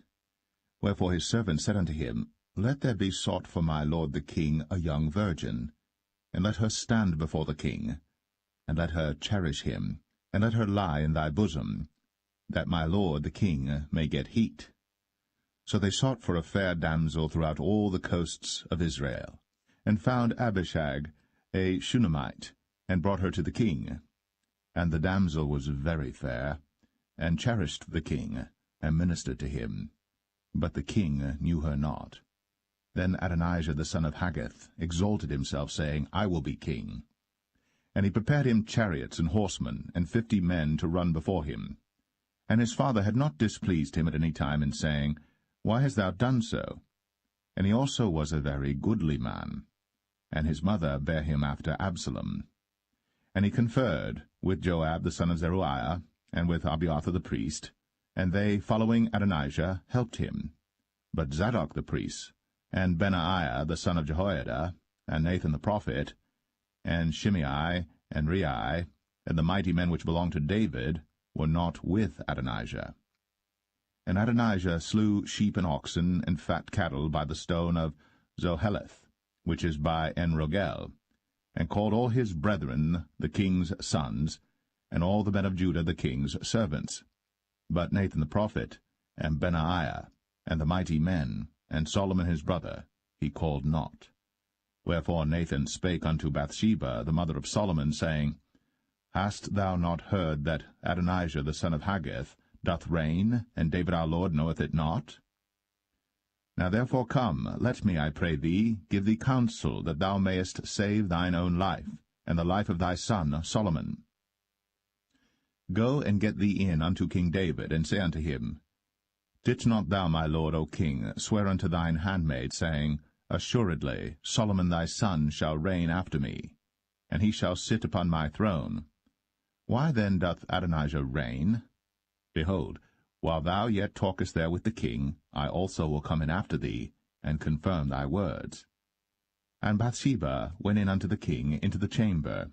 And the king was very old, and Abishag the Shunammite ministered unto the king.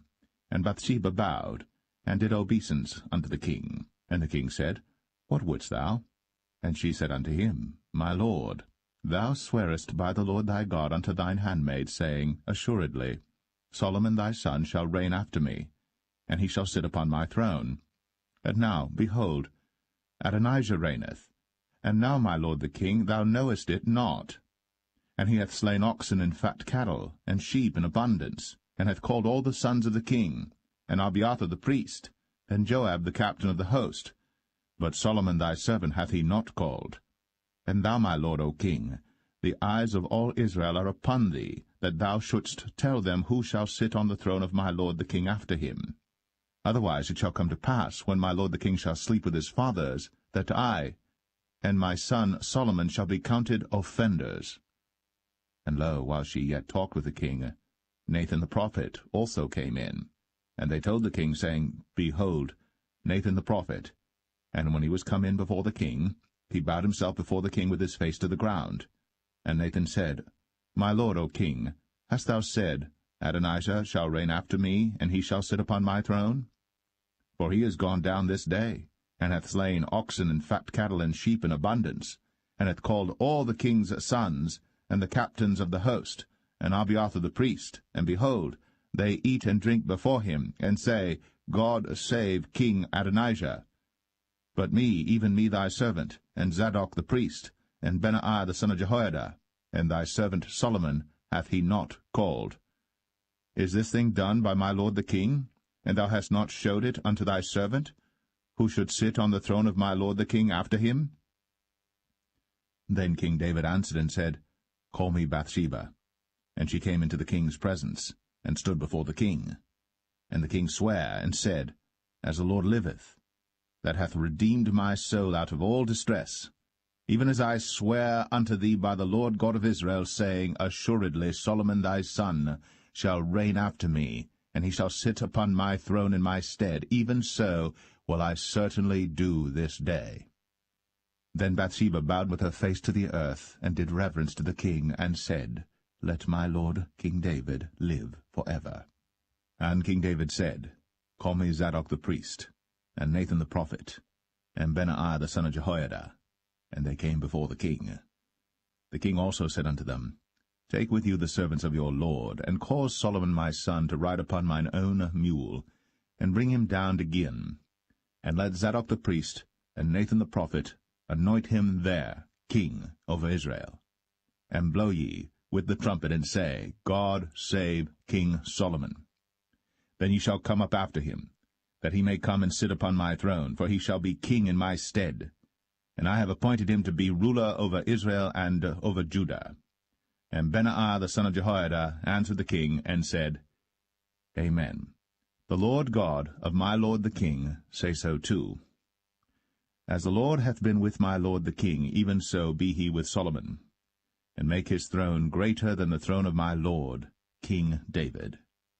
So Zadok the priest, and Nathan the prophet, and Benaiah the son of Jehoiada, and the Cherethites, and the Pelethites, went down, and caused Solomon to ride upon King David's mule, and brought him to Gihon. And Zadok the priest took an horn of oil out of the tabernacle, and anointed Solomon, and they blew the trumpet. And all the people said, God save King Solomon.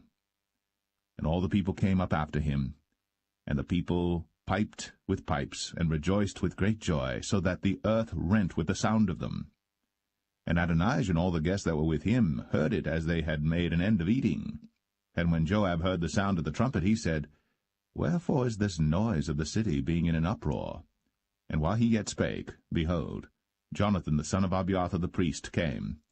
And Adonijah said unto him, Come in, for thou art a valiant man, and bringest good tidings. And Jonathan answered and said to Adonijah, Verily, our lord King David hath made Solomon king. And the king hath sent with him Zadok the priest, and Nathan the prophet, and Benaiah the son of Jehoiada, and the Cherethites and the Pelethites, and they have caused him to ride upon the king's mule. And Zadok the priest, and Nathan the prophet, have anointed him king in Gihon, and they are come up from thence, rejoicing, so that the city rang again. This is the noise that ye have heard. And also Solomon sitteth on the throne of the kingdom. And moreover, the king's servants came to bless our lord King David, saying, God make the name of Solomon better than thy name, and make his throne greater than thy throne. And the king bowed himself upon the bed. And also thus said the king, Blessed be the Lord God of Israel, which hath given one to sit on my throne this day, mine eyes even seeing it. And all the guests that were with Adonijah were afraid, and rose up, and went every man his way. And Adonijah feared because of Solomon, and arose, and went, and caught hold on the horns of the altar.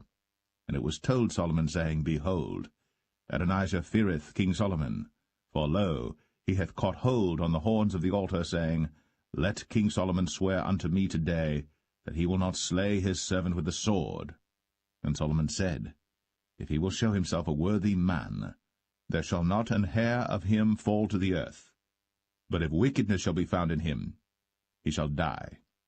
So King Solomon sent, and they brought him down from the altar, and he came, and bowed himself to King Solomon. And Solomon said unto him, Go to thine house.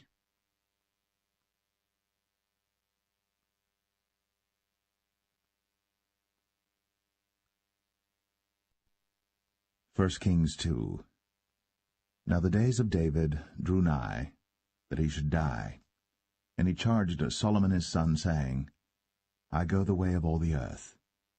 Be thou strong therefore, and show thyself a man, and keep the charge of the Lord thy God, to walk in his ways, to keep his statutes, and his commandments, and his judgments, and his testimonies, as it is written in the law of Moses, that thou mayest prosper in all that thou doest, and whithersoever thou turnest thyself, that the Lord may continue his word which he spake concerning me, saying, If thy children take heed to their way, to walk before me in truth with all their heart and with all their soul, there shall not fail thee, said he, a man on the throne of Israel. Moreover, thou knowest also what Joab the son of Zeruiah did to me, and what he did to the two captains of the host of Israel, unto Abner the son of Ner, and unto Amasa the son of Jether, whom he slew, and shed the blood of war in peace, and put the blood of war upon his girdle that was about his loins, and in his shoes that were on his feet. Do therefore according to thy wisdom, and let not his hoar head go down to the grave in peace. But show kindness unto the sons of Barzillai the Gileadite, and let them be of those that eat at thy table. For so they came to me when I fled because of Absalom thy brother. And behold, thou hast with thee Shimei the son of Gera, a Benjamite of Bahurim, which cursed me with a grievous curse, in the day when I went to Mahanaim. But he came down to meet me at Jordan, and I sware to him by the Lord, saying, I will not put thee to death with the sword. Now therefore hold him not guiltless, for thou art a wise man, and knowest what thou oughtest to do unto him. But his hoar head bring thou down to the grave with blood. So David slept with his fathers, and was buried in the city of David. And the days that David reigned over Israel were 40 years. 7 years reigned he in Hebron, and 33 years reigned he in Jerusalem. Then sat Solomon upon the throne of David his father, and his kingdom was established greatly. And Adonijah the son of Haggith came to Bathsheba, the mother of Solomon, and she said, Comest thou peaceably? And he said, Peaceably. He said, Moreover, I have somewhat to say unto thee. And she said, Say on. And he said, Thou knowest that the kingdom was mine, and that all Israel set their faces on me, that I should reign. Howbeit the kingdom is turned about, and is become my brother's, for it was his from the Lord. And now I ask one petition of thee, deny me not. And she said unto him, Say on. And he said, Speak, I pray thee, unto Solomon the king. For he will not say thee nay, that he give me Abishag the Shunammite to wife. And Bathsheba said, Well, I will speak for thee unto the king. Bathsheba therefore went unto King Solomon, to speak unto him for Adonijah. And the king rose up to meet her, and bowed himself unto her, and sat down on his throne, and caused a seat to be set for the king's mother. And she sat on his right hand. Then she said, I desire one small petition of thee. I pray thee, say me not nay. And the king said unto her, Ask on, my mother, for I will not say thee nay. And she said, Let Abishag the Shunammite be given to Adonijah thy brother to wife. And King Solomon answered and said unto his mother, And why dost thou ask Abishag the Shunammite for Adonijah? Ask for him the kingdom also? For he is mine elder brother, even for him, and for Abiathar the priest, and for Joab the son of Zeruiah. Then King Solomon sware by the Lord, saying, God do so to me, and more also, if Adonijah have not spoken this word against his own life.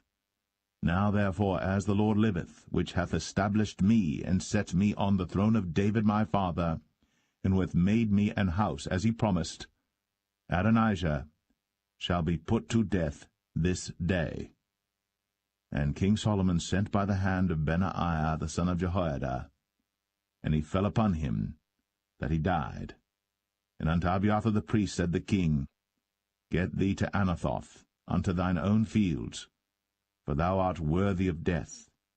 But I will not at this time put thee to death, because thou bearest the ark of the Lord God before David my father, and because thou hast been afflicted in all wherein my father was afflicted.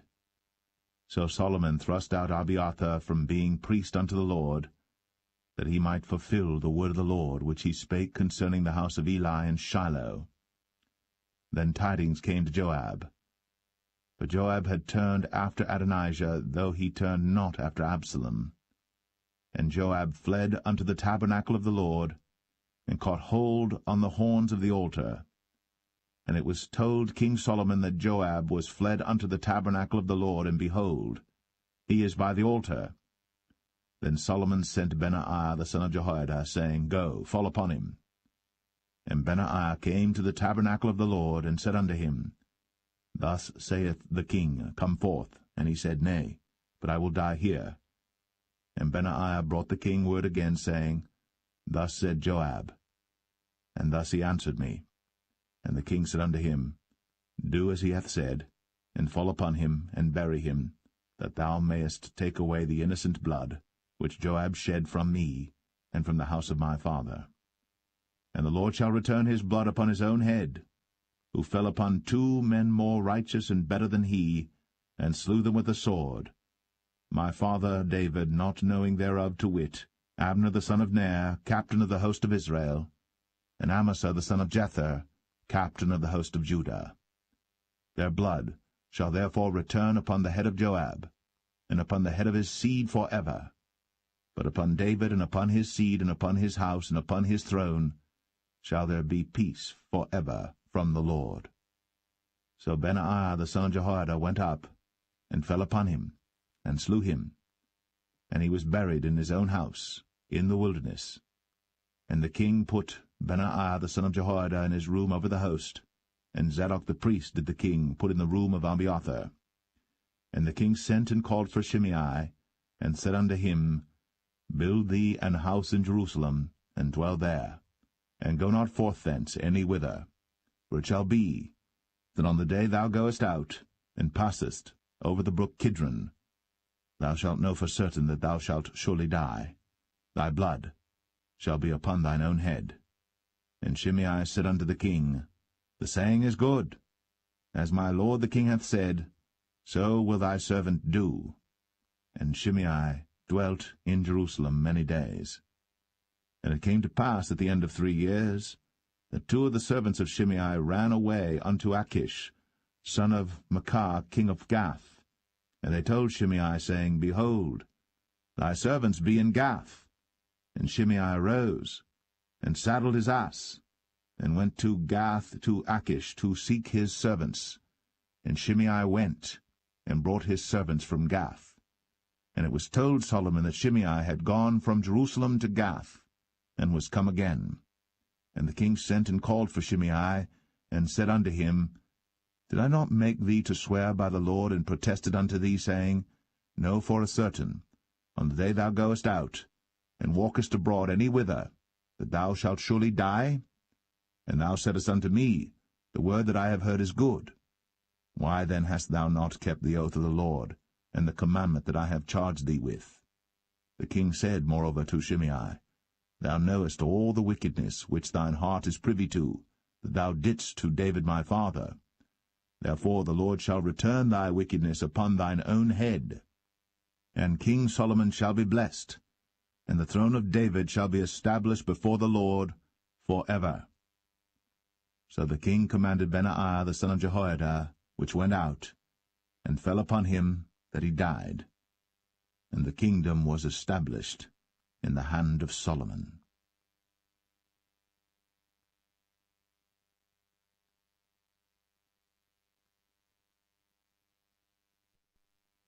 1 Kings 3.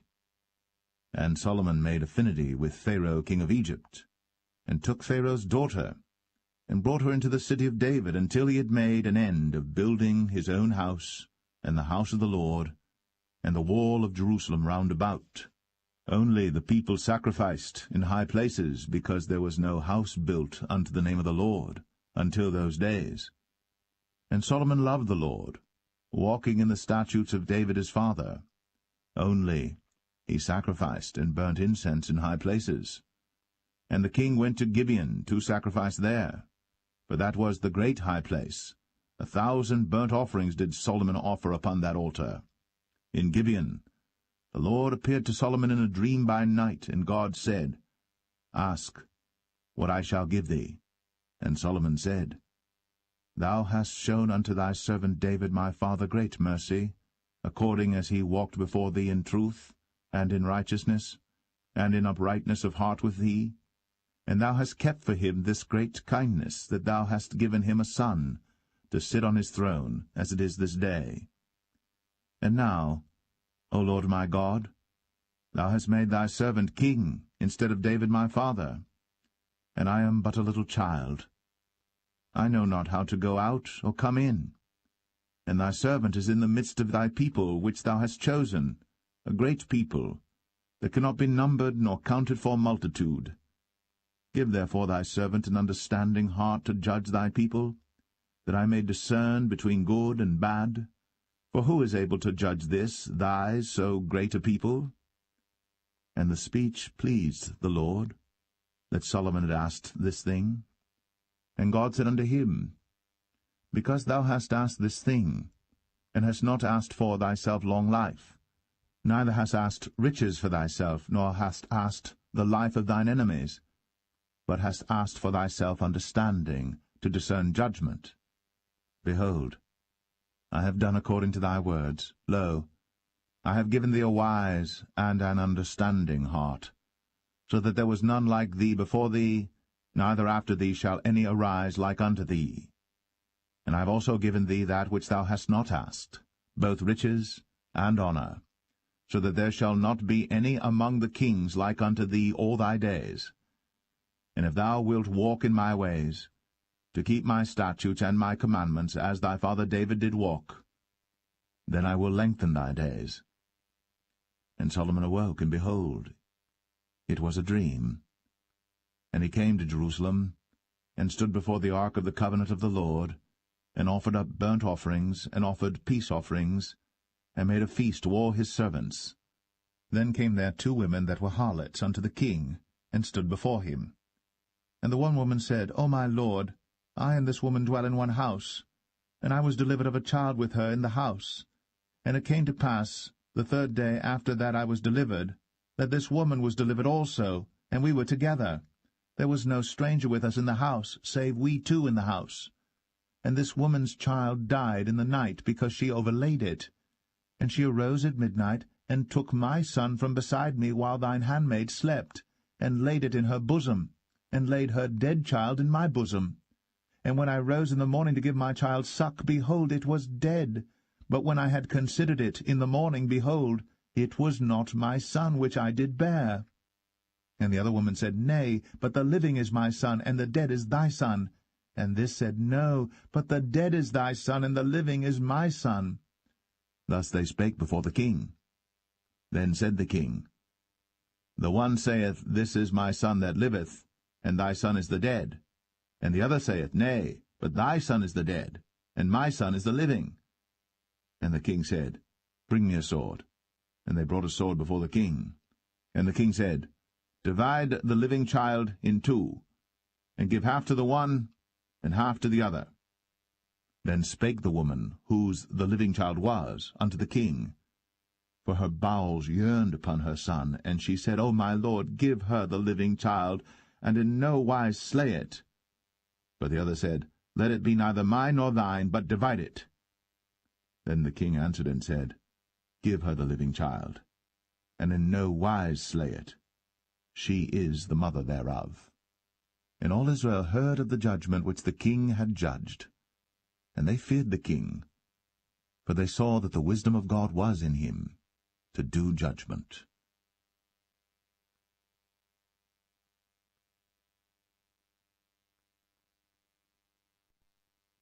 1 Kings 4. So King Solomon was king over all Israel. And these were the princes which he had: Azariah the son of Zadok the priest, Elihoreph and Ahiah the sons of Shishah, scribes, Jehoshaphat the son of Ahilud, the recorder, and Benaiah the son of Jehoiada was over the host, and Zadok and Abiathar were the priests. And Azariah the son of Nathan was over the officers, and Zabud the son of Nathan was principal officer, and the king's friend. And Ahisha was over the household, and Adoniram the son of Abda was over the tribute. And Solomon had 12 officers over all Israel, which provided victuals for the king and his household. Each man his month in a year made provision. And these are their names: the son of Hur, in Mount Ephraim, the son of Dekar, in Makaz, and in Shaalbim, and in Beth-Shemesh, and Elon Bethanan, the son of Hesed, in Arabath. To him pertained Socho, in all the land of Hepher, the son of Abinadab, in all the region of Dor, which had Taphath, the daughter of Solomon, to wife. Baanah, the son of Ahilud, to him pertained Tanakh and Megiddo, in all Bethshan, which is by Zartanah beneath Jezreel, from Bethshan to Abel-Meholah, even unto the place that is beyond Jokneam. The son of Geber, in Ramoth-Gilead, to him pertain the towns of Jair the son of Manasseh, which are in Gilead. To him also pertain the region of Argob, which is in Bashan, 80 great cities with walls and brazen bars. Ahinadab the son of Edo had Mahanaim. Ahimaaz was in Naphtali. He also took Basmath, the daughter of Solomon, to wife. Baanah the son of Hushai was in Asher and in Aloth. Jehoshaphat the son of Paruah in Issachar. Shimei the son of Elah in Benjamin. Geber the son of Uri was in the country of Gilead, in the country of Sihon the king of the Amorites, and of Og the king of Bashan, and he was the only officer which was in the land. Judah and Israel were many as the sand which is by the sea in multitude, eating and drinking and making merry. And Solomon reigned over all kingdoms from the river unto the land of the Philistines, and unto the border of Egypt. They brought presents, and served Solomon all the days of his life. And Solomon's provisions for one day was 30 measures of fine flour, and 80 measures of meal, 10 fat oxen, and 20 oxen out of the pastures, and 100 sheep beside harts and roebucks, and fallow deer and fatted fowl, for he had dominion over all the region on this side the river, from Tiphsah even to Azar, over all the kings on this side the river, and he had peace on all sides round about him. And Judah and Israel dwelt safely, every man under his vine and under his fig tree, from Dan even to Beersheba, all the days of Solomon. And Solomon had 40,000 stalls of horses for his chariots, and 12,000 horsemen. And those officers provided victual for King Solomon, and for all that came unto King Solomon's table every man in his month, they lacked nothing. Barley also, and straw for the horses, and dromedaries brought they unto the place where the officers were, every man according to his charge. And God gave Solomon wisdom and understanding exceeding much, and largeness of heart, even as the sand that is on the seashore. And Solomon's wisdom excelled the wisdom of all the children of the east country, and all the wisdom of Egypt. For he was wiser than all men, than Ethan the Ezrahite, and Heman, and Chalcol, and Darda, the sons of Mahol, and his fame was in all nations round about. And he spake 3,000 proverbs, and his songs were 1,005. And he spake of trees, from the cedar tree that is in Lebanon even unto the hyssop that springeth out of the wall. He spake also of beasts, and of fowl, and of creeping things, and of fishes. And there came of all people to hear the wisdom of Solomon, from all kings of the earth, which had heard of his wisdom.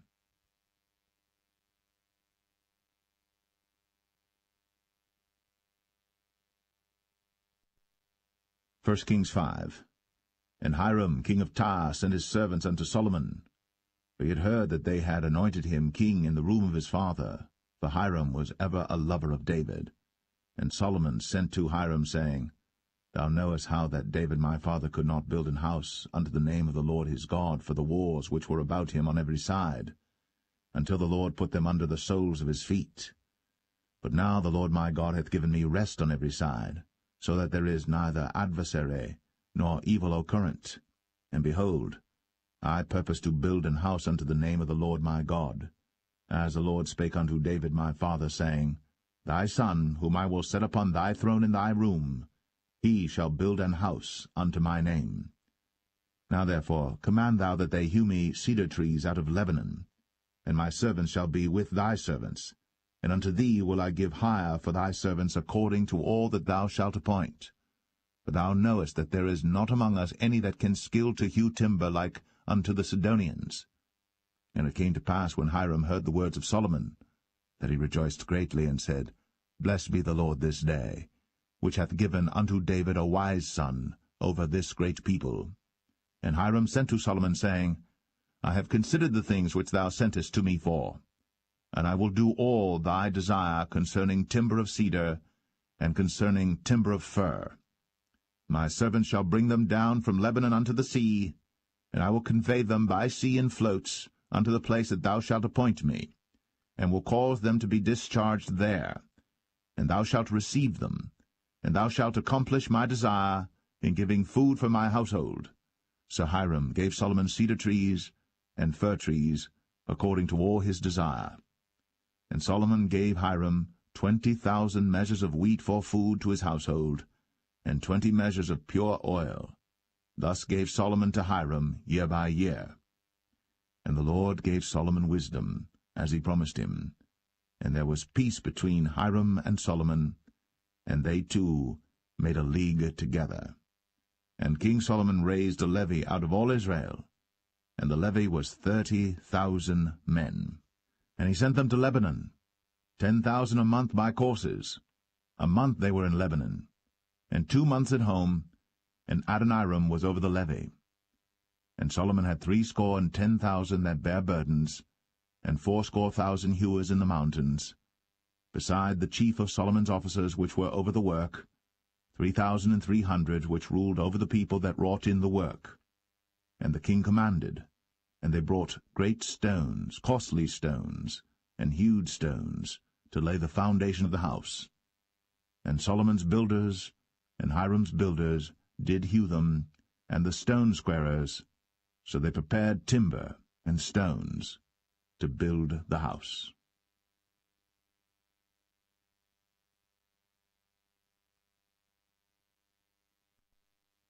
1 Kings 6. And it came to pass in the 480th year, after the children of Israel were come out of the land of Egypt, in the 4th year of Solomon's reign over Israel, in the month Ziph, which is the 2nd month, that he began to build the house of the Lord. And the house which King Solomon built for the Lord, the length thereof was 80 cubits, and the breadth thereof 20 cubits, and the height thereof 30 cubits. And the porch before the temple of the house 20 cubits was the length thereof, according to the breadth of the house, and 10 cubits was the breadth thereof before the house. And for the house he made windows of narrow lights. And against the wall of the house he built chambers round about, against the walls of the house round about, both of the temple and of the oracle, and he made chambers round about. The nethermost chamber was 5 cubits broad, and the middle was 6 cubits broad, and the third was 7 cubits broad. For without, in the wall of the house, he made narrowed rests round about, that the beams should not be fastened in the walls of the house. And the house, when it was in building, was built of stone made ready before it was brought thither, so that there was neither hammer nor axe nor any tool of iron heard in the house, while it was in building. The door for the middle chamber was in the right side of the house, and they went up with winding stairs into the middle chamber, and out of the middle into the third. So he built the house, and finished it, and covered the house with beams and boards of cedar. And then he built chambers against all the house, 5 cubits high, and they rested on the house with timber of cedar. And the word of the Lord came to Solomon, saying, Concerning this house, which thou art in building, if thou wilt walk in my statutes, and execute my judgments, and keep all my commandments to walk in them, then will I perform my word with thee, which I spake unto David thy father. And I will dwell among the children of Israel, and will not forsake my people Israel. So Solomon built the house, and finished it. And he built the walls of the house within with boards of cedar, both the floor of the house and the walls of the ceiling. And he covered them on the inside with wood, and covered the floor of the house with planks of fir. And he built 20 cubits on the sides of the house, both the floor and the walls with boards of cedar, even built them for it within, even for the oracle, even for the most holy place. And the house, that is, the temple before it, was 40 cubits long. And the cedar of the house within was carved with knobs and open flowers. All was cedar. There was no stone seen. And the oracle he prepared in the house within, to set there the ark of the covenant of the Lord. And the oracle in the forepart was 20 cubits in length, and 20 cubits in breadth, and 20 cubits in the height thereof. And he overlaid it with pure gold, and so covered the altar which was of cedar. So Solomon overlaid the house within with pure gold, and he made a partition by the chains of gold before the oracle, and he overlaid it with gold. And the whole house he overlaid with gold until he had finished all the house, Also the whole altar that was by the oracle he overlaid with gold. And within the oracle he made 2 cherubims of olive tree, each 10 cubits high. And 5 cubits was the one wing of the cherub, and 5 cubits the other wing of the cherub. From the uttermost part of the one wing unto the uttermost part of the other were 10 cubits. And the other cherub was 10 cubits. Both the cherubims were of one measure and one size. The height of the one cherub was 10 cubits, and so was it of the other cherub. And he set the cherubims within the inner house, and they stretched forth the wings of the cherubims, so that the wing of the one touched the one wall, and the wing of the other cherub touched the other wall, and their wings touched one another in the midst of the house. And he overlaid the cherubims with gold, and he carved all the walls of the house round about with carved figures of cherubims, and palm trees, and open flowers, within and without. And the floor of the house he overlaid with gold, within and without. And for the entering of the oracle he made doors of olive tree. The lintel and side posts were a 5th part of the wall. The 2 doors also were of olive tree, and he carved upon them carvings of cherubims and palm trees and open flowers, and overlaid them with gold, and spread gold upon the cherubims and upon the palm trees. So also made he for the door of the temple posts of olive tree, a 4th part of the wall. And the 2 doors were of fir tree. The 2 leaves of the one door were folding, and the 2 leaves of the other door were folding. And he carved thereon cherubims and palm trees and open flowers, and covered them with gold, fitted upon the carved work. And he built the inner court with 3 rows of hewed stone, and a row of cedar beams. In the 4th year was the foundation of the house of the Lord laid, in the month Ziph. And in the 11th year, in the month Bul, which is the 8th month, was the house finished throughout all the parts thereof. And according to all the fashion of it, so was he 7 years in building it.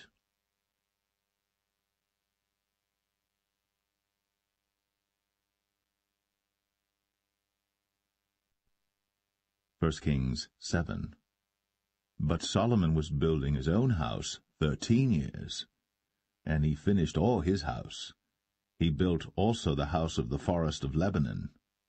The length thereof was 100 cubits, and the breadth thereof 50 cubits, and the height thereof 30 cubits, upon 4 rows of cedar pillars, with cedar beams upon the pillars.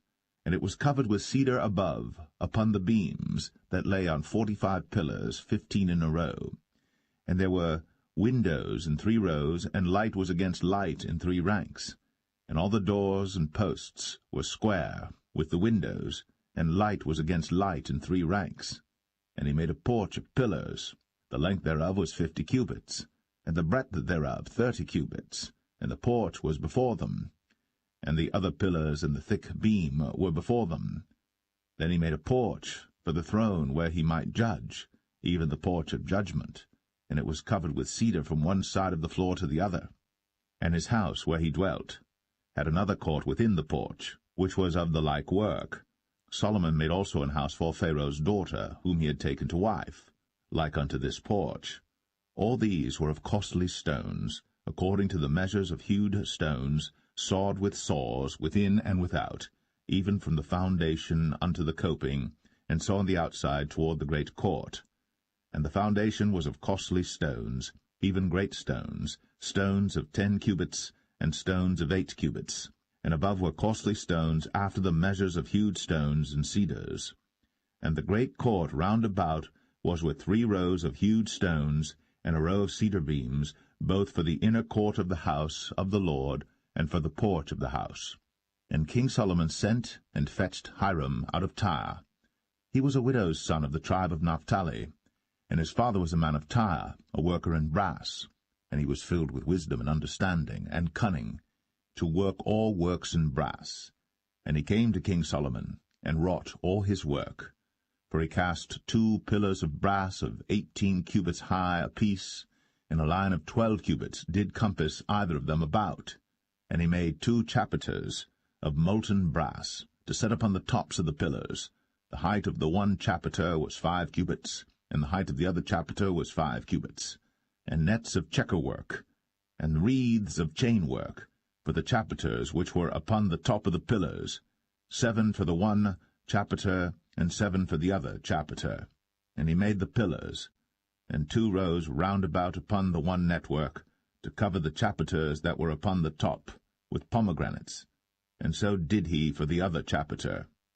And the chapiters that were upon the top of the pillars were of lily work in the porch 4 cubits. And the chapiters upon the 2 pillars had pomegranates also above, over against the belly which was by the network. And the pomegranates were 200 in rows round about upon the other chapiter. And he set up the pillars in the porch of the temple. And he set up the right pillar, and called the name thereof Jachin. And he set up the left pillar, and called the name thereof Boaz. And upon the top of the pillars was lily work. So was the work of the pillars finished. And he made a molten sea, 10 cubits from the one brim to the other. It was round all about, and his height was 5 cubits. And a line of 30 cubits did compass it round about. And under the brim of it round about there were knobs compassing it, 10 in a cubit, compassing the sea round about. The knobs were cast in 2 rows when it was cast. It stood upon 12 oxen, 3 looking toward the north, and 3 looking toward the west, and 3 looking toward the south, and 3 looking toward the east. And the sea was set above, upon them, and all their hinder parts were inward. And it was an handbreadth thick, and the brim thereof was wrought like the brim of a cup, with flowers of lilies. It contained 2,000 baths. And he made 10 bases of brass. 4 cubits was the length of one base, and 4 cubits the breadth thereof, and 3 cubits the height of it. And the work of the bases was on this manner. They had borders, and the borders were between the ledges. And on the borders that were between the ledges were lions, oxen, and cherubims. And upon the ledges there was a base above, and beneath the lions and oxen were certain additions made of thin work. And every base had 4 brazen wheels, and plates of brass, and the 4 corners thereof had undersetters. Under the laver were undersetters molten, at the side of every addition. And the mouth of it within the chapiter, and above was a cubit, but the mouth thereof was round after the work of the base, a cubit and an half. And also upon the mouth of it were gravings with their borders 4 square, not round. And under the borders were 4 wheels, and the axle trees of the wheels were joined to the base. And the height of a wheel was a cubit and a half a cubit. And the work of the wheels was like the work of a chariot wheel. Their axle trees and their naves and their felloes and their spokes were all molten. And there were 4 undersetters to the 4 corners of one base, and the undersetters were of the very base itself. And in the top of the base was there a round compass of half a cubit high, and on the top of the base the ledges thereof, and the borders thereof were of the same. For on the plates of the ledges thereof, and on the borders thereof, he graved cherubims, lions, and palm trees, according to the proportion of every one, and additions round about. After this manner he made the 10 bases. All of them had 1 casting, 1 measure, and 1 size. Then made he 10 lavers of brass. 1 laver contained 40 baths, and every laver was 4 cubits. And upon every one of the 10 bases 1 laver. And he put 5 bases on the right side of the house, and 5 on the left side of the house. And he set the sea on the right side of the house eastward, over against the south. And Hiram made the lavers, and the shovels, and the basins. So Hiram made an end of doing all the work that he made, King Solomon, for the house of the Lord. The 2 pillars and the 2 bowls of the chapiters that were on the top of the 2 pillars, and the 2 networks to cover the 2 bowls of the chapiters, which were upon the top of the pillars, and 400 pomegranates for the 2 networks, even 2 rows of pomegranates for 1 network, to cover the 2 bowls of the chapiters that were upon the pillars, and the 10 bases, and 10 lavers on the bases, and 1 sea, and 12 oxen under the sea, and the pots, and the shovels, and the basins, and all these vessels which Hiram made to King Solomon for the house of the Lord, were of bright brass. In the plain of Jordan did the king cast them, in the clay ground between Succoth and Zarthan. And Solomon left all the vessels unweighed, because they were exceeding many, neither was the weight of the brass found out. And Solomon made all the vessels that pertained unto the house of the Lord, the altar of gold, and the table of gold whereupon the showbread was, and the candlesticks of pure gold, 5 on the right side and 5 on the left, before the oracle, with the flowers and the lamps and the tongs of gold, and the bowls and the snuffers and the basins and the spoons and the censers of pure gold, and the hinges of gold, both for the doors of the inner house, the most holy place, and for the doors of the house, to wit, of the temple. So was ended all the work that King Solomon made for the house of the Lord. And Solomon brought in the things which David his father had dedicated, even the silver, and the gold, and the vessels, did he put among the treasures of the house of the Lord.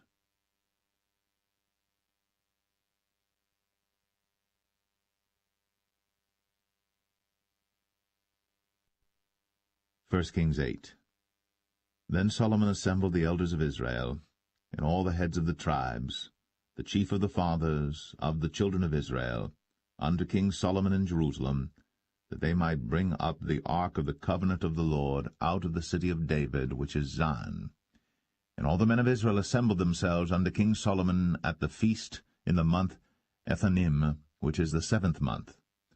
And all the elders of Israel came, and the priests took up the ark, and they brought up the ark of the Lord, and the tabernacle of the congregation, and all the holy vessels that were in the tabernacle, even those did the priests and the Levites bring up.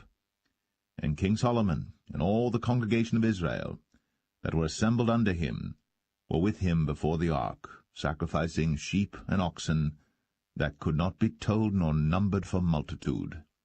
And the priests brought in the ark of the covenant of the Lord unto his place, into the oracle of the house, to the most holy place, even under the wings of the cherubims.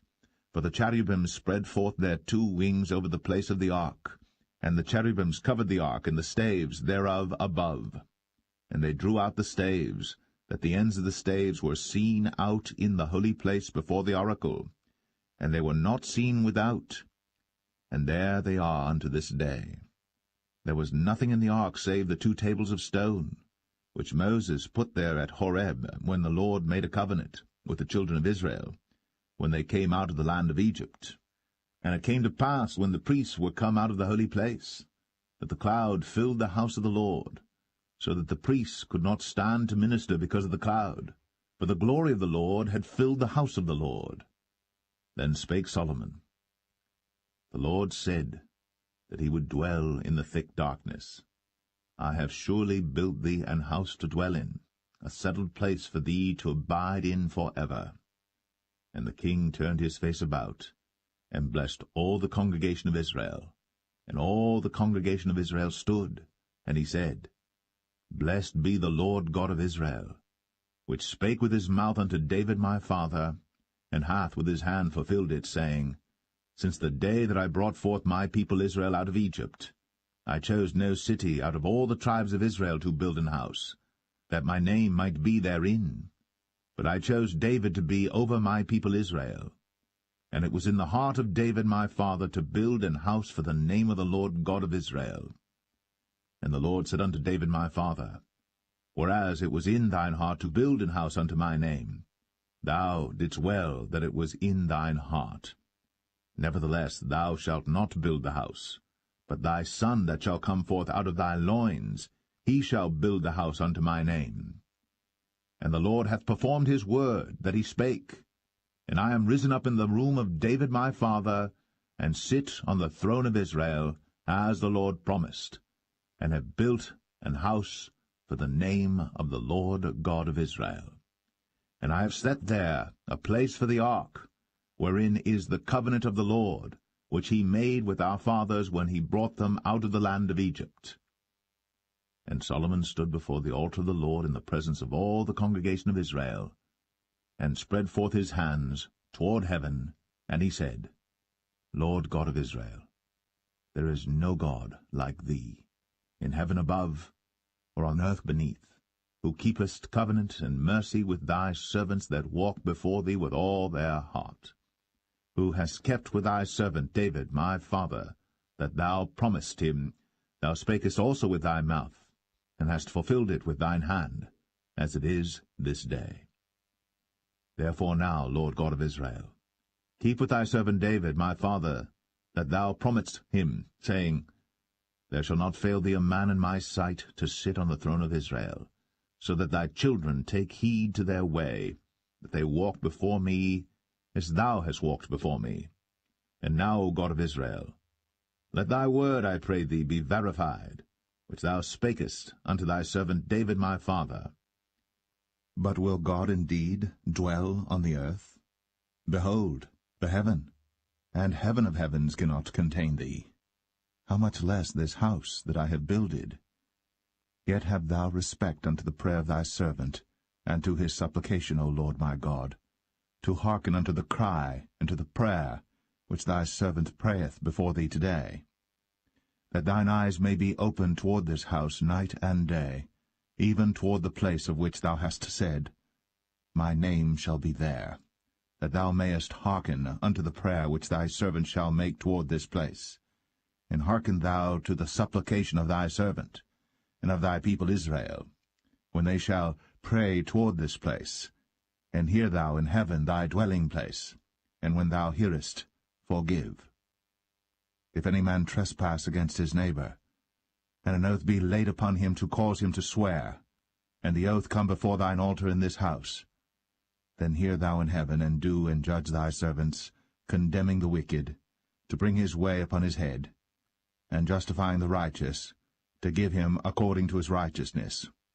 When thy people Israel be smitten down before the enemy, because they have sinned against thee, and shall turn again to thee, and confess thy name, and pray, and make supplication unto thee in this house, then hear thou in heaven, and forgive the sin of thy people Israel, and bring them again unto the land which thou gavest unto their fathers. When heaven is shut up, and there is no rain because they have sinned against thee, if they pray toward this place, and confess thy name, and turn from their sin, when thou afflictest them, then hear thou in heaven, and forgive the sin of thy servants, and of thy people Israel, that thou teach them the good way wherein they should walk, and give rain upon thy land, which thou hast given to thy people for an inheritance.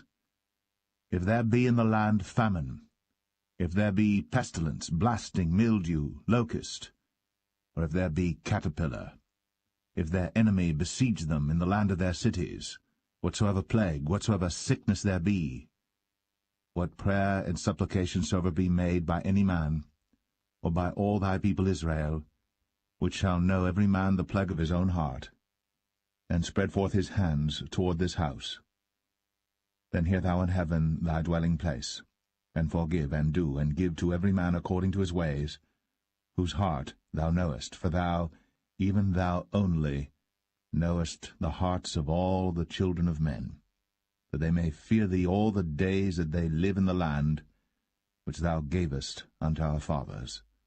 Moreover, concerning a stranger that is not of thy people Israel, but cometh out of a far country for thy name's sake, for they shall hear of thy great name, and of thy strong hand, and of thy stretched out arm, when he shall come and pray toward this house, hear thou in heaven thy dwelling place, and do according to all that the stranger calleth to thee for, that all people of the earth may know thy name, to fear thee, as do thy people Israel, and that they may know that this house which I have builded is called by thy name. If thy people go out to battle against their enemy, whithersoever thou shalt send them, and shall pray unto the Lord toward the city which thou hast chosen, and toward the house that I have built for thy name, then hear thou in heaven their prayer, and their supplication, and maintain their cause. If they sin against thee, for there is no man that sinneth not, and thou be angry with them, and deliver them to the enemy, so that they carry them away captives unto the land of the enemy, far or near. Yet if they shall bethink themselves in the land whither they were carried captives, and repent, and make supplication unto thee in the land of them that carried them captives, saying, We have sinned, and have done perversely, we have committed wickedness, and so return unto thee with all their heart, and with all their soul, in the land of their enemies, which led them away captive, and pray unto thee toward their land, which thou gavest unto their fathers, the city which thou hast chosen, and the house which I have built for thy name.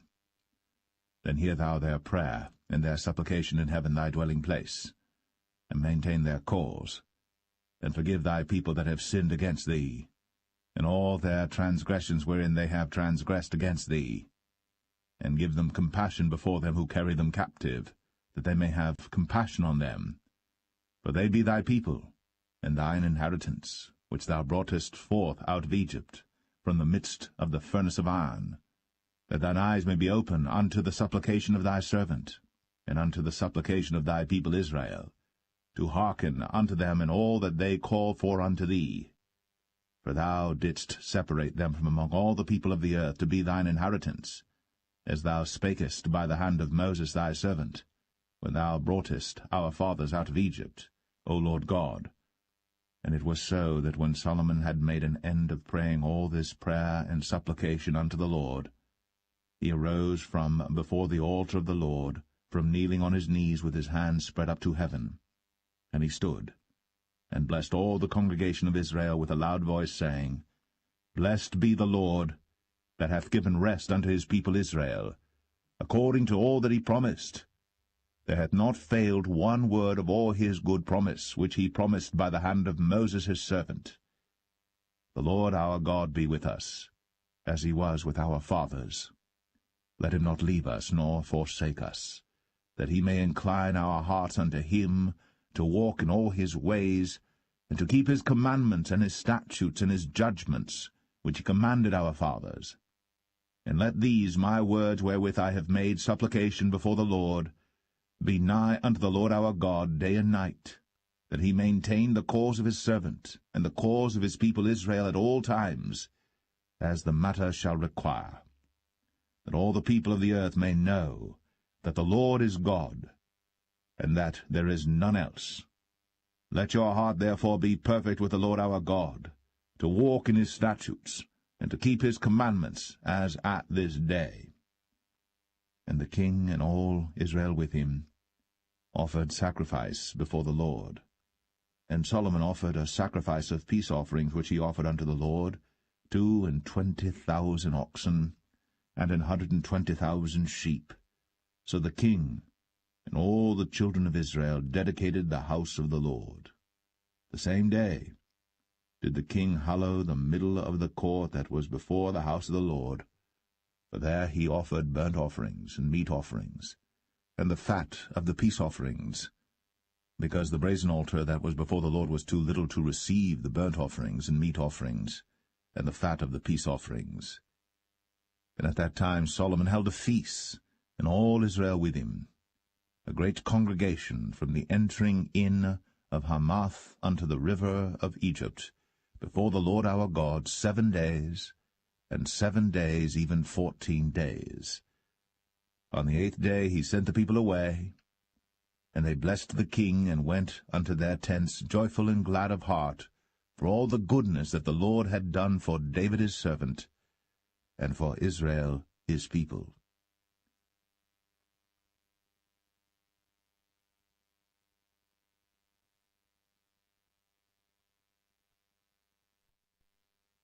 First Kings 9.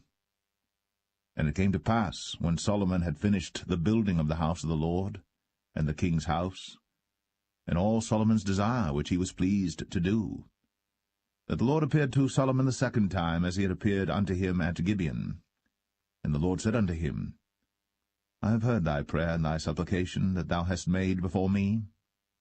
I have hallowed this house which thou hast built, to put my name there for ever, and mine eyes and mine heart shall be there perpetually. And if thou wilt walk before me, as David thy father walked, in integrity of heart, and in uprightness, to do according to all that I have commanded thee, and wilt keep my statutes and my judgments, then I will establish the throne of thy kingdom upon Israel forever, as I promised to David thy father, saying, There shall not fail thee a man upon the throne of Israel. But if ye shall at all turn from following me, ye or your children, and will not keep my commandments and my statutes which I have set before you, but go and serve other gods, and worship them, then will I cut off Israel out of the land which I have given them, And this house which I have hallowed for my name will I cast out of my sight. And Israel shall be a proverb and a byword among all people. And at this house which is high, every one that passeth by it shall be astonished, and shall hiss, and they shall say, Why hath the Lord done thus unto this land, and to this house? And they shall answer, Because they forsook the Lord their God, who brought forth their fathers out of the land of Egypt, and had taken hold upon other gods, and have worshipped them, and served them. Therefore hath the Lord brought upon them all this evil. And it came to pass at the end of 20 years, when Solomon had built the 2 houses, the house of the Lord, and the king's house. Now Hiram the king of Tyre had furnished Solomon with cedar trees and fir trees, and with gold according to all his desire. That then King Solomon gave Hiram 20 cities in the land of Galilee. And Hiram came out from Tyre to see the cities which Solomon had given him, and they pleased him not. And he said, What cities are these which thou hast given me, my brother? And he called them the land of Cabul unto this day. And Hiram sent to the king 60 talents of gold. And this is the reason of the levy which King Solomon raised, for to build the house of the Lord and his own house, and Millo, and the wall of Jerusalem, and Hazor, and Megiddo, and Gezer. For Pharaoh king of Egypt had gone up and taken Gezer, and burnt it with fire, and slain the Canaanites that dwelt in the city, and given it for a present unto his daughter Solomon's wife.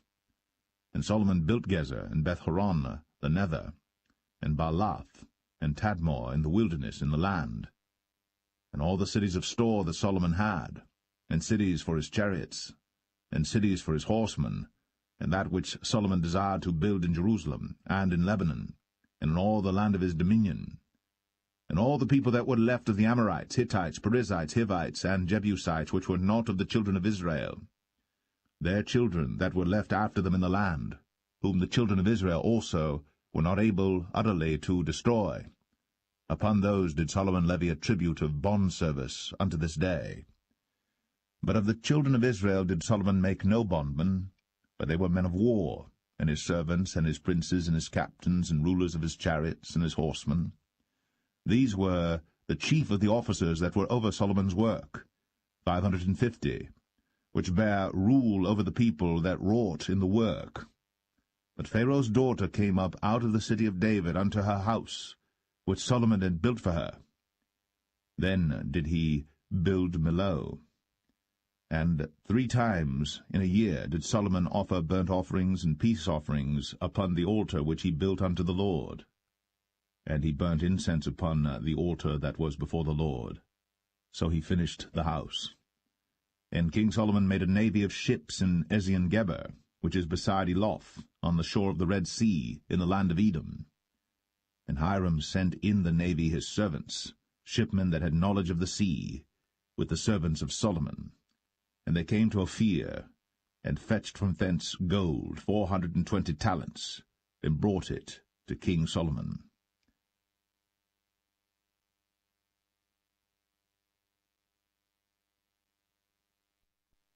1 Kings 10.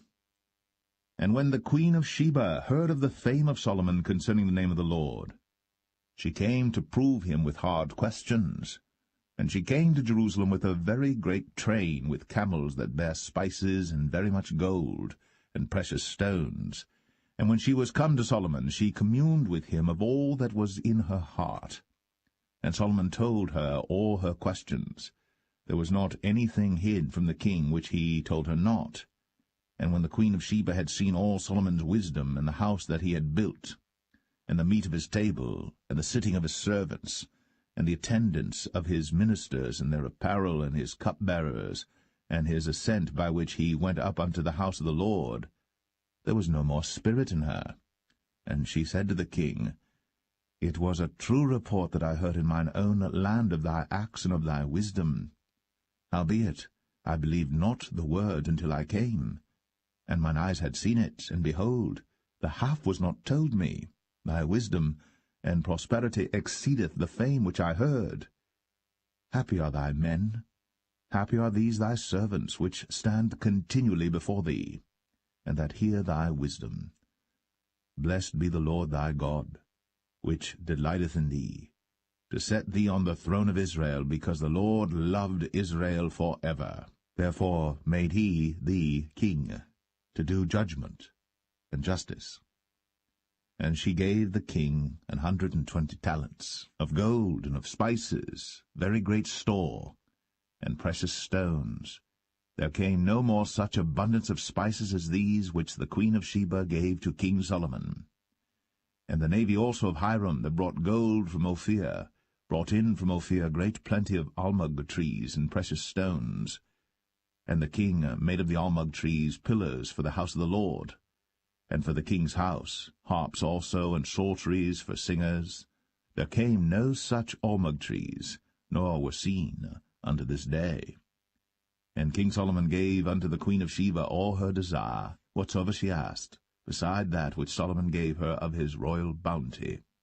So she turned, and went to her own country, she and her servants. Now the weight of gold that came to Solomon in 1 year was 666 talents of gold. Beside that he had of the merchantmen, and of the traffic of the spice merchants, and of all the kings of Arabia, and of the governors of the country. And King Solomon made 200 targets of beaten gold. 600 shekels of gold went to 1 target. And he made 300 shields of beaten gold. 3 pound of gold went to 1 shield, and the king put them in the house of the forest of Lebanon. Moreover, the king made a great throne of ivory, and overlaid it with the best gold. The throne had 6 steps, and the top of the throne was round behind, and there were stays on either side on the place of the seat, and 2 lions stood beside the stays, and 12 lions stood there on the one side, and on the other upon the 6 steps. There was not the like made in any kingdom. And all King Solomon's drinking vessels were of gold, and all the vessels of the house of the forest of Lebanon were of pure gold. None were of silver. It was nothing accounted of in the days of Solomon. For the king had at sea a navy of Tarshish, with the navy of Hiram. Once in 3 years came the navy of Tarshish, bringing gold and silver, ivory, and apes and peacocks. So King Solomon exceeded all the kings of the earth for riches and for wisdom. And all the earth sought to Solomon, to hear his wisdom, which God had put in his heart. And they brought every man his present, vessels of silver, and vessels of gold, and garments, and armor, and spices, horses, and mules, a rate year by year. And Solomon gathered together chariots and horsemen, and he had 1,400 chariots, and 12,000 horsemen, whom he bestowed in the cities for chariots, and with the king at Jerusalem. And the king made silver to be in Jerusalem as stones, and cedars made he to be as the sycamore trees that are in the vale for abundance. And Solomon had horses brought out of Egypt, and linen yarn. The king's merchants received the linen yarn at a price. And a chariot came up and went out of Egypt for 600 shekels of silver, and an horse for 150. And so for all the kings of the Hittites, and for the kings of Syria, did they bring them out by their means.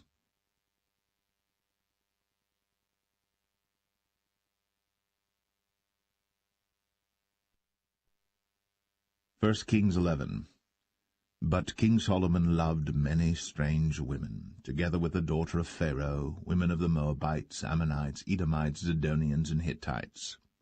Of the nations concerning which the Lord said unto the children of Israel, Ye shall not go in to them, neither shall they come in unto you, for surely they will turn away your heart after their gods. Solomon clave unto these in love.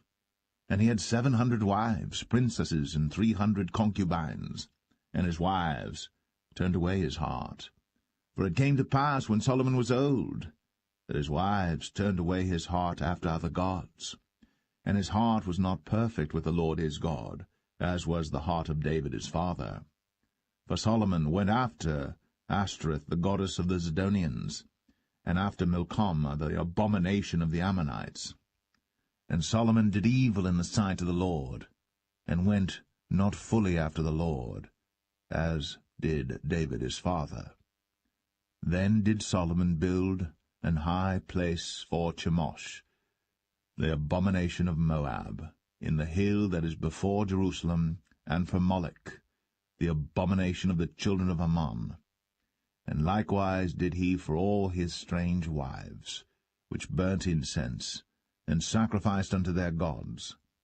And the Lord was angry with Solomon, because his heart was turned from the Lord God of Israel, which had appeared unto him twice, and had commanded him concerning this thing, that he should not go after other gods. But he kept not that which the Lord commanded. Wherefore the Lord said unto Solomon, Forasmuch as this is done of thee, and thou hast not kept my covenant and my statutes, which I have commanded thee, I will surely rend the kingdom from thee, and will give it to thy servant. Notwithstanding, in thy days, I will not do it for David thy father's sake, but I will rend it out of the hand of thy son. Howbeit, I will not rend away all the kingdom, but will give one tribe to thy son, for David my servant's sake, and for Jerusalem's sake, which I have chosen. And the Lord stirred up an adversary unto Solomon, Hadad the Edomite. He was of the king's seed in Edom. For it came to pass, when David was in Edom, and Joab, the captain of the host, was gone up to bury the slain, after he had smitten every male in Edom. For 6 months did Joab remain there with all Israel, until he had cut off every male in Edom. That Hadad fled, he and certain Edomites of his father's servants with him, to go into Egypt, Hadad being yet a little child. And they arose out of Midian, and came to Paran. And they took men with them out of Paran, and they came to Egypt, unto Pharaoh king of Egypt, which gave him an house, and appointed him victuals, and gave him land. And Hadad found great favour in the sight of Pharaoh, so that he gave him to wife the sister of his own wife, the sister of Tahpenes the queen. And the sister of Tahpenes bare him Genubath his son, whom Tahpenes weaned in Pharaoh's house. And Genubath was in Pharaoh's household among the sons of Pharaoh. And when Hadad heard in Egypt that David slept with his fathers, and that Joab the captain of the host was dead, Hadad said to Pharaoh, Let me depart, that I may go to mine own country. Then Pharaoh said unto him, But what hast thou lacked with me, that, behold, thou seekest to go to thine own country? And he answered, Nothing. Howbeit, let me go in any wise. And God stirred him up another adversary, Rezon the son of Eliadah, which fled from his lord Hadadezer king of Zobah. And he gathered men unto him, and became captain over a band, when David slew them of Zobah. And they went to Damascus, and dwelt therein, and reigned in Damascus. And he was an adversary to Israel all the days of Solomon, beside the mischief that Hadad did. And he abhorred Israel, and reigned over Syria. And Jeroboam the son of Nebat, an Ephrathite of Zeradah, Solomon's servant, whose mother's name was Zeruiah, a widow woman, even he lifted up his hand against the king. And this was the cause that he lifted up his hand against the king. Solomon built Millo, and repaired the breaches of the city of David his father. And the man Jeroboam was a mighty man of valour. And Solomon, seeing the young man that he was industrious, he made him ruler over all the charge of the house of Joseph. And it came to pass at that time, when Jeroboam went out of Jerusalem, that the prophet Ahijah the Shilonite found him in the way, and he had clad himself with a new garment.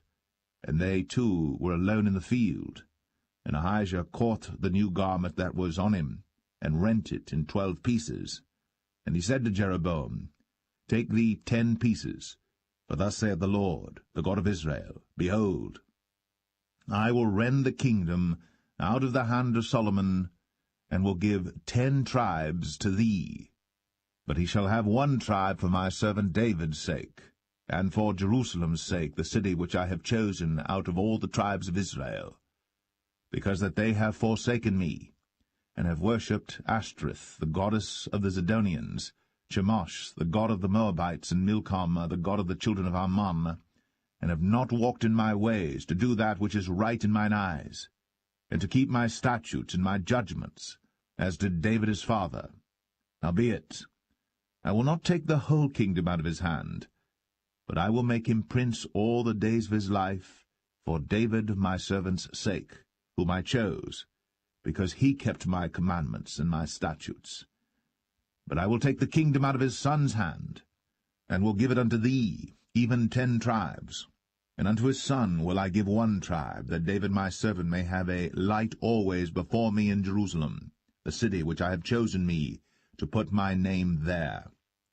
And I will take thee, and thou shalt reign according to all that thy soul desireth, and shalt be king over Israel.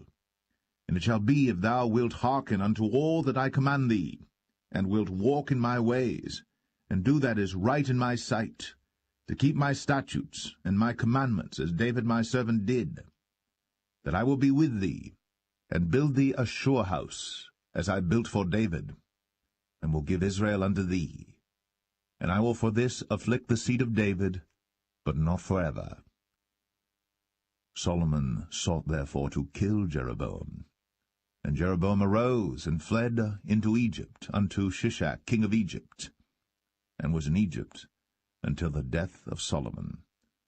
And the rest of the acts of Solomon, and all that he did, and his wisdom, are they not written in the book of the acts of Solomon? And the time that Solomon reigned in Jerusalem over all Israel was 40 years. And Solomon slept with his fathers, and was buried in the city of David his father, and Rehoboam his son reigned in his stead.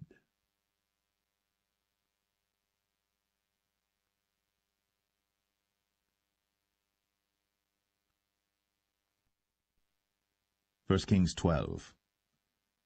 And Rehoboam went to Shechem, for all Israel were come to Shechem to make him king. And it came to pass, when Jeroboam the son of Nebat, who was yet in Egypt, heard of it, for he was fled from the presence of King Solomon, and Jeroboam dwelt in Egypt, that they sent and called him.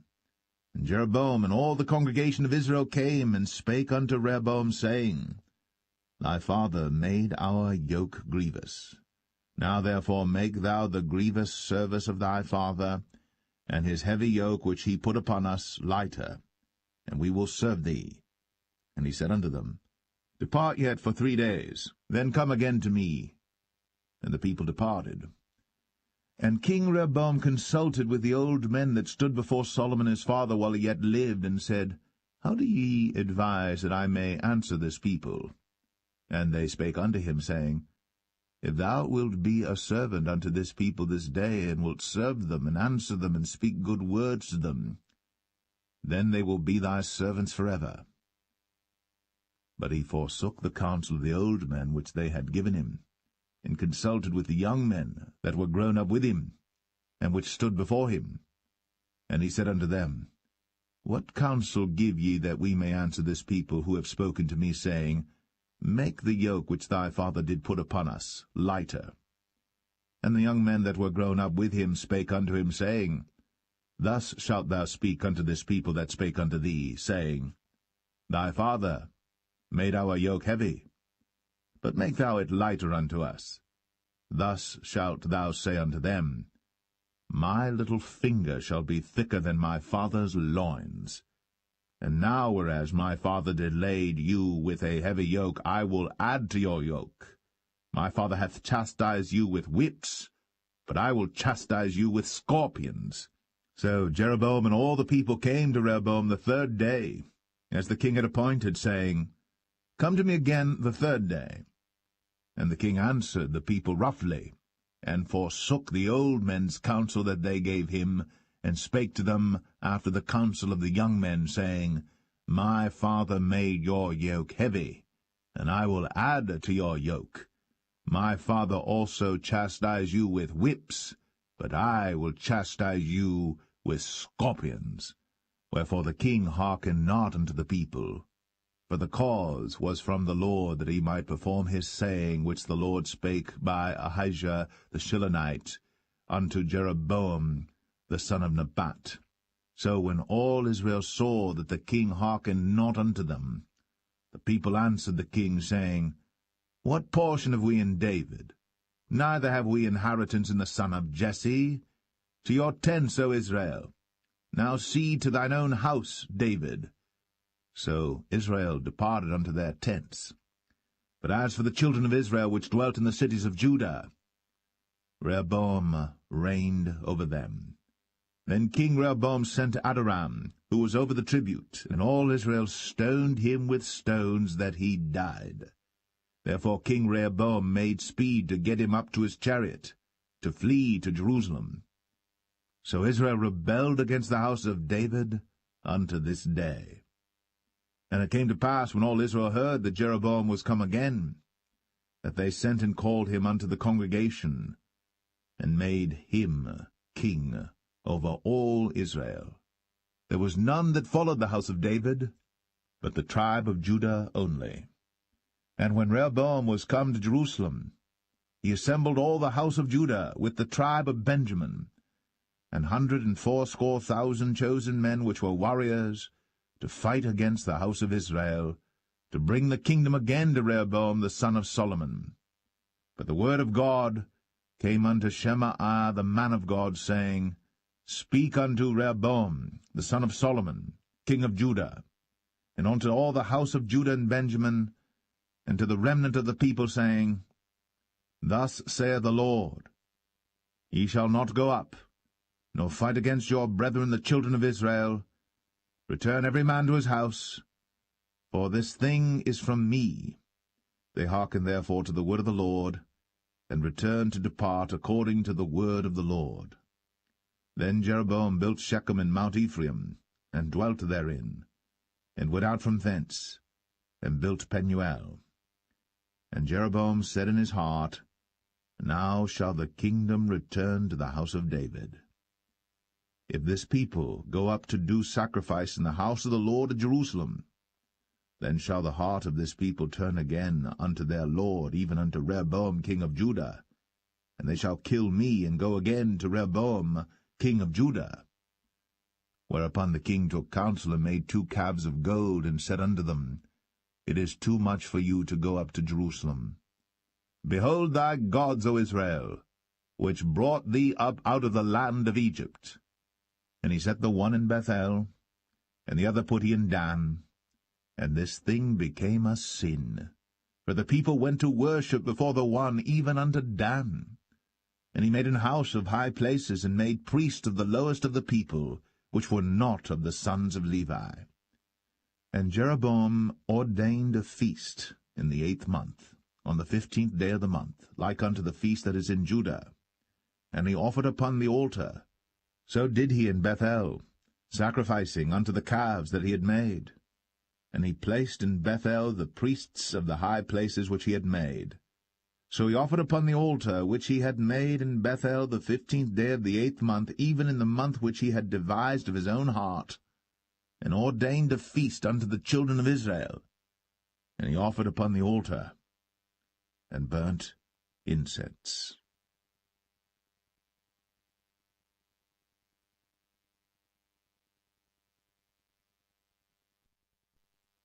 1 Kings 13. And behold, there came a man of God out of Judah by the word of the Lord unto Bethel. And Jeroboam stood by the altar to burn incense. And he cried against the altar in the word of the Lord, and said, O altar, altar, thus saith the Lord, Behold, a child shall be born unto the house of David, Josiah by name. And upon thee shall he offer the priests of the high places that burn incense upon thee, and men's bones shall be burnt upon thee. And he gave a sign the same day, saying, This is the sign which the Lord hath spoken. Behold, the altar shall be rent, and the ashes that are upon it shall be poured out. And it came to pass, when King Jeroboam heard the saying of the man of God, which had cried against the altar in Bethel, that he put forth his hand from the altar, saying, Lay hold on him. And his hand, which he put forth against him, dried up, so that he could not pull it in again to him. The altar also was rent, and the ashes poured out from the altar, according to the sign which the man of God had given, by the word of the Lord. And the king answered and said unto the man of God, Entreat now the face of the Lord thy God, and pray for me, that my hand may be restored me again. And the man of God besought the Lord, and the king's hand was restored him again, and became as it was before. And the king said unto the man of God, Come home with me, and refresh thyself, and I will give thee a reward. And the man of God said unto the king, If thou wilt give me half thine house, I will not go in with thee, neither will I eat bread nor drink water in this place. For so was it charged me by the word of the Lord, saying, Eat no bread, nor drink water, nor turn again by the same way that thou camest. So he went another way, and returned not by the way that he came to Bethel. Now there dwelt an old prophet in Bethel, and his sons came and told him all the works that the man of God had done that day in Bethel, the words which he had spoken unto the king. Them they told also to their father. And their father said unto them, What way went he? For his sons had seen what way the man of God went, which came from Judah. And he said unto his sons, Saddle me the ass. So they saddled him the ass, and he rode thereon, and went after the man of God, and found him sitting under an oak. And he said unto him, Art thou the man of God that camest from Judah? And he said, I am. Then he said unto him, Come home with me, and eat bread. And he said, I may not return with thee, nor go in with thee, neither will I eat bread nor drink water with thee in this place. For it was said to me by the word of the Lord, Thou shalt eat no bread, nor drink water there, nor turn again to go by the way that thou camest. He said unto him, I am a prophet, also as thou art. And an angel spake unto me by the word of the Lord, saying, Bring him back with thee into thine house, that he may eat bread and drink water. But he lied unto him. So he went back with him, and did eat bread in his house, and drank water. And it came to pass, as they sat at the table, that the word of the Lord came unto the prophet that brought him back. And he cried unto the man of God that came from Judah, saying, Thus saith the Lord, For as much as thou hast disobeyed the mouth of the Lord, and hast not kept the commandment which the Lord thy God commanded thee, but camest back, and hast eaten bread, and drunk water in the place, of the which the Lord did say to thee, Eat no bread, and drink no water, thy carcass shall not come unto the sepulchre of thy fathers. And it came to pass, after he had eaten bread, and after he had drunk, that he saddled for him the ass, to wit, for the prophet whom he had brought back. And when he was gone, a lion met him by the way, and slew him. And his carcass was cast in the way, and the ass stood by it. The lion also stood by the carcass. And behold, men passed by, and saw the carcass cast in the way, and the lion standing by the carcass. And they came and told it in the city where the old prophet dwelt. And when the prophet that brought him back from the way heard thereof, he said, It is the man of God who was disobedient unto the word of the Lord. Therefore the Lord hath delivered him unto the lion, which hath torn him and slain him according to the word of the Lord, which he spake unto him. And he spake to his son, saying, Saddle me the ass. And they saddled him. And he went and found his carcass cast in the way, and the ass and the lion standing by the carcass. The lion had not eaten the carcass, nor torn the ass. And the prophet took up the carcass of the man of God, and laid it upon the ass, and brought it back. And the old prophet came to the city to mourn and to bury him. And he laid his carcass in his own grave. And they mourned over him, saying, Alas, my brother! And it came to pass, after he had buried him, that he spake to his son, saying, When I am dead, then bury me in the sepulchre wherein the man of God is buried. Lay my bones beside his bones. For the saying which he cried by the word of the Lord against the altar in Bethel, and against all the houses of the high places which are in the cities of Samaria, shall surely come to pass. After this thing Jeroboam returned not from his evil way, but made again of the lowest of the people priests of the high places. Whosoever would, he consecrated him, and he became one of the priests of the high places. And this thing became sin unto the house of Jeroboam, even to cut it off, and to destroy it from off the face of the earth.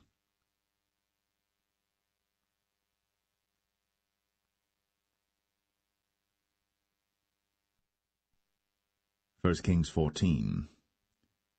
At that time Abijah, the son of Jeroboam, fell sick. And Jeroboam said to his wife, Arise, I pray thee, and disguise thyself, that thou be not known to be the wife of Jeroboam, and get thee to Shiloh. Behold, there is Ahijah the prophet, which told me that I should be king over this people. And take with thee 10 loaves and cracknels, and a cruse of honey, and go to him.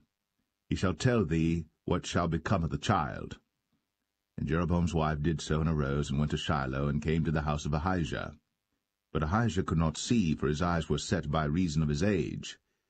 And the Lord said unto Ahijah, Behold, the wife of Jeroboam cometh to ask a thing of thee for her son, for he is sick. Thus and thus shalt thou say unto her, for it shall be, when she cometh in, that she shall feign herself to be another woman. And it was so, when Ahijah heard the sound of her feet, as she came in at the door, that he said, Come in, thou wife of Jeroboam. Why feignest thou thyself to be another? For I am sent to thee with heavy tidings. Go, tell Jeroboam, Thus saith the Lord God of Israel, Forasmuch as I exalted thee from among the people, and made thee prince over my people Israel, and rent the kingdom away from the house of David, and gave it thee, and yet thou hast not been as my servant David, who kept my commandments, and who followed me with all his heart, to do that only which was right in mine eyes, but hast done evil above all that were before thee. For thou hast gone and made thee other gods, and molten images, to provoke me to anger, and hast cast me behind thy back. Therefore, behold, I will bring evil upon the house of Jeroboam, and will cut off from Jeroboam him that pisseth against the wall, and him that is shut up and left in Israel, and will take away the remnant of the house of Jeroboam as a man taketh away dung, till it be all gone.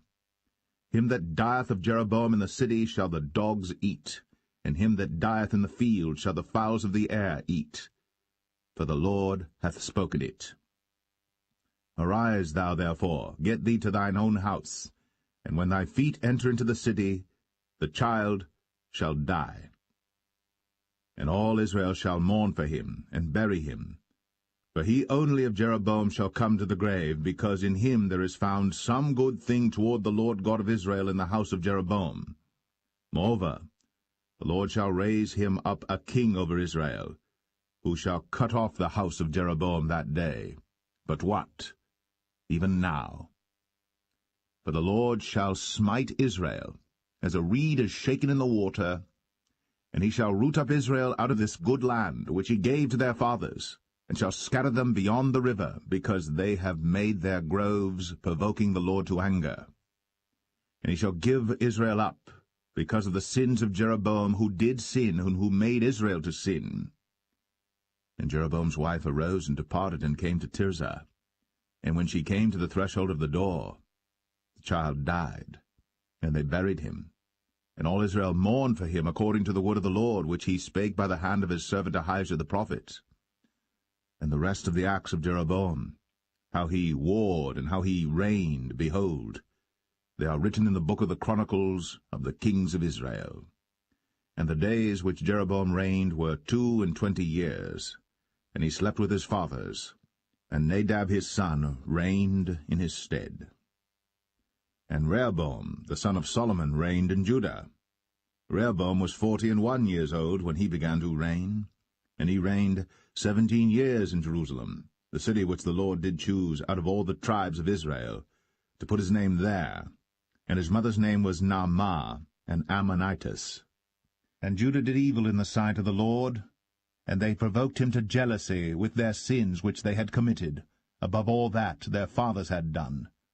For they also built them high places and images and groves on every high hill, and under every green tree. And there were also Sodomites in the land, and they did according to all the abominations of the nations which the Lord cast out before the children of Israel. And it came to pass in the 5th year of King Rehoboam, that Shishak king of Egypt came up against Jerusalem. And he took away the treasures of the house of the Lord, and the treasures of the king's house, even took away all, and he took away all the shields of gold which Solomon had made. And King Rehoboam made in their stead brazen shields, and committed them unto the hands of the chief of the guard which kept the door of the king's house. And it was so, when the king went into the house of the Lord, that the guard bare them and brought them back into the guard chamber. Now the rest of the acts of Rehoboam, and all that he did, are they not written in the book of the Chronicles of the kings of Judah? And there was war between Rehoboam and Jeroboam all their days. And Rehoboam slept with his fathers, and was buried with his fathers in the city of David. And his mother's name was Naamah, an Ammonitess. And Abijam, his son, reigned in his stead.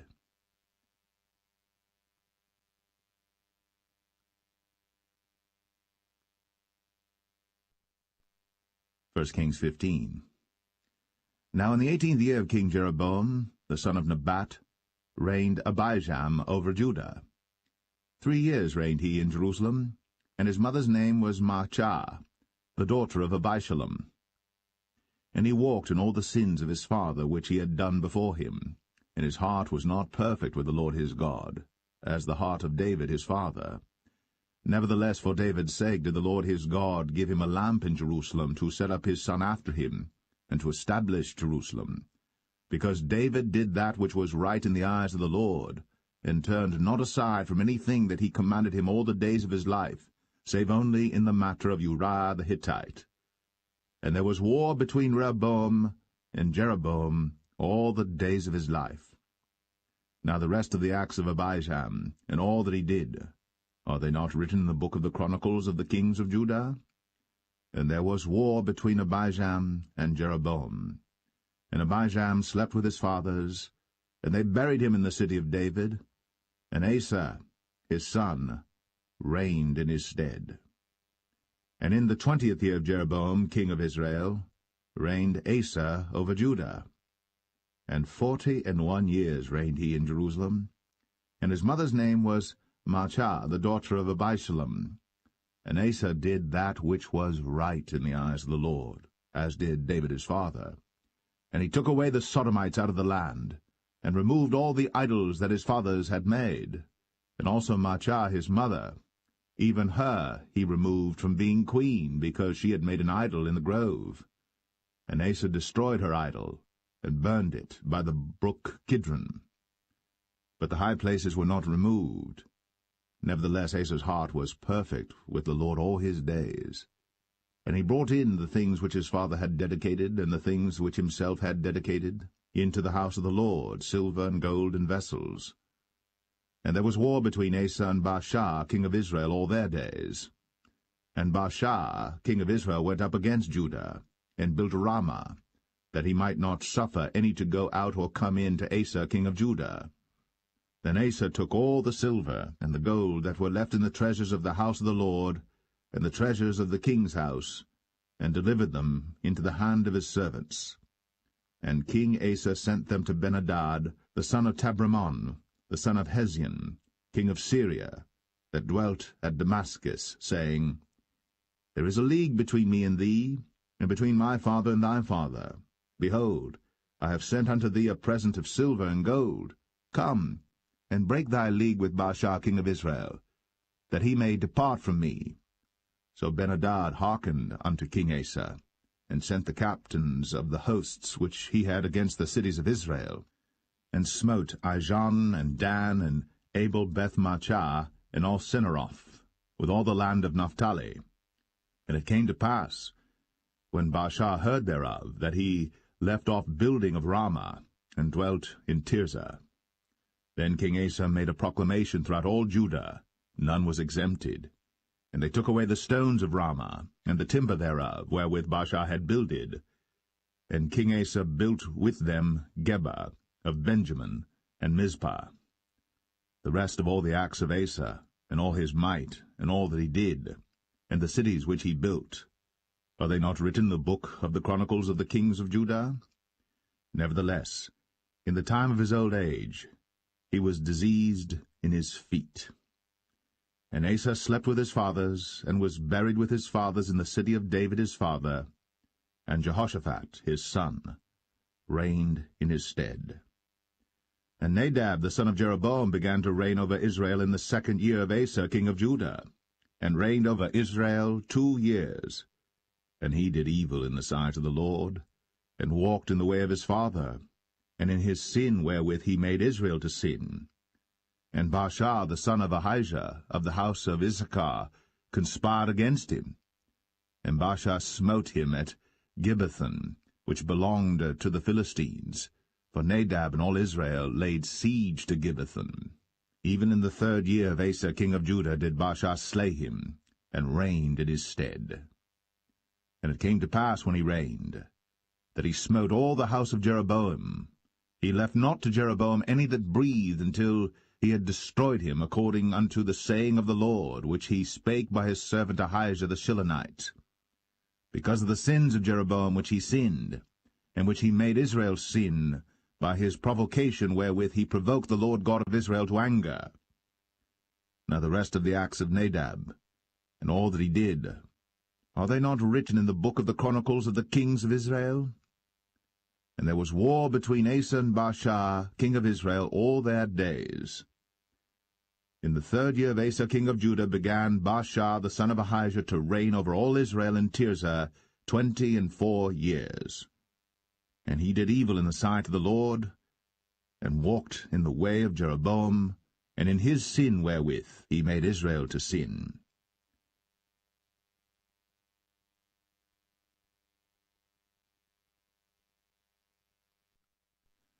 First Kings 16. Then the word of the Lord came to Jehu the son of Hanani against Baasha, saying, Forasmuch as I exalted thee out of the dust, and made thee prince over my people Israel, and thou hast walked in the way of Jeroboam, and hast made my people Israel to sin, to provoke me to anger with their sins, behold, I will take away the posterity of Baasha, and the posterity of his house, and will make thy house like the house of Jeroboam the son of Nebat. Him that dieth of Baasha in the city shall the dogs eat, and him that dieth of his in the fields shall the fowls of the air eat. Now the rest of the acts of Baasha, and what he did, and his might, are they not written in the book of the Chronicles of the kings of Israel? So Baasha slept with his fathers, and was buried in Tirzah, and Elah his son reigned in his stead. And also by the hand of the prophet Jehu, the son of Hanani, came the word of the Lord against Baasha, and against his house, even for all the evil that he did in the sight of the Lord, in provoking him to anger, with the work of his hands, in being like the house of Jeroboam, and because he killed him. In the 26th year of Asa king of Judah began Elah the son of Baasha to reign over Israel in Tirzah 2 years. And his servant Zimri, captain of half his chariots, conspired against him, as he was in Tirzah drinking himself drunk in the house of Arzah, steward of his house in Tirzah. And Zimri went in, and smote him, and killed him, in the 27th year of Asa king of Judah, and reigned in his stead. And it came to pass, when he began to reign, as soon as he sat on his throne, that he slew all the house of Baasha. He left him not one that pisseth against a wall, neither of his kinsfolks, nor of his friends. Thus did Zimri destroy all the house of Baasha, according to the word of the Lord which he spake against Baasha by Jehu the prophet. For all the sins of Baasha, and the sins of Elah his son, by which they sinned, and by which they made Israel to sin, in provoking the Lord God of Israel to anger with their vanities. Now the rest of the acts of Elah, and all that he did, are they not written in the book of the Chronicles of the kings of Israel?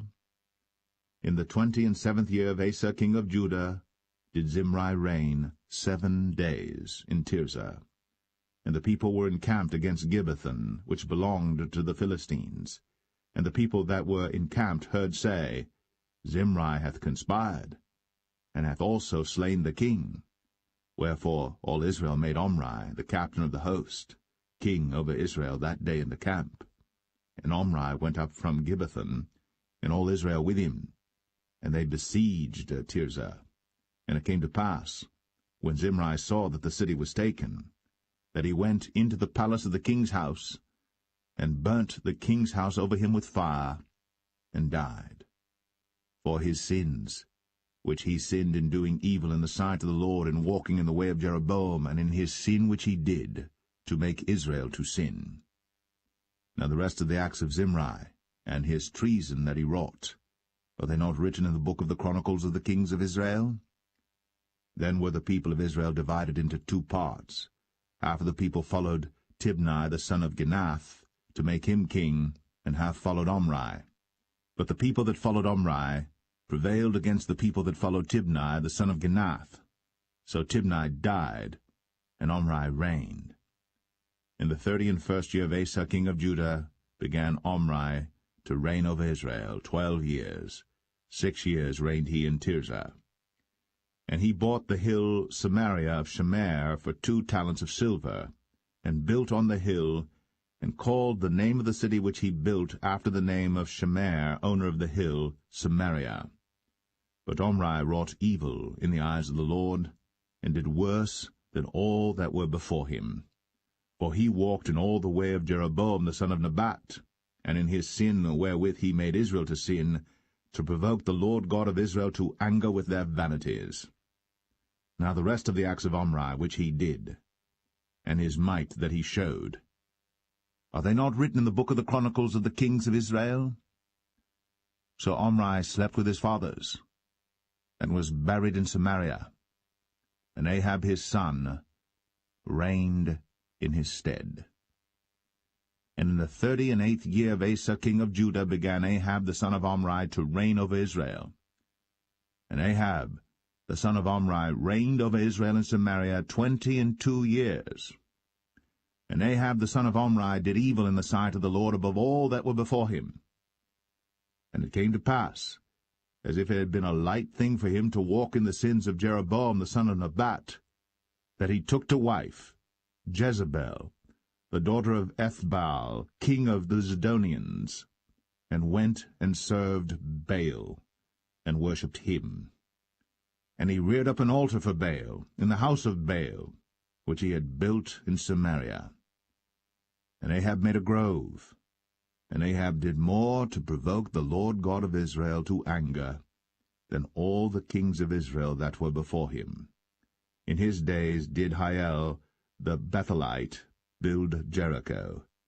He laid the foundation thereof in Abiram his firstborn, and set up the gates thereof in his youngest son Segub, according to the word of the Lord, which he spake by Joshua the son of Nun.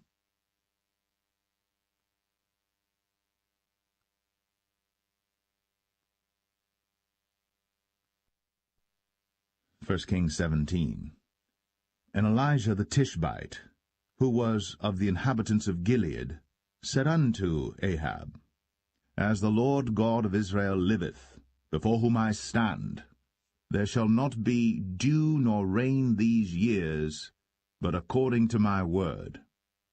And the word of the Lord came unto him, saying, Get thee hence, and turn thee eastward, and hide thyself by the brook Cherith, that is before Jordan. And it shall be that thou shalt drink of the brook, and I have commanded the ravens to feed thee there. So he went and did according unto the word of the Lord, for he went and dwelt by the brook Cherith, that is before Jordan. And the ravens brought him bread and flesh in the morning, and bread and flesh in the evening, and he drank of the brook. And it came to pass after a while that the brook dried up, because there had been no rain in the land. And the word of the Lord came unto him, saying, Arise, get thee to Zarephath, which belongeth to Zidon, and dwell there.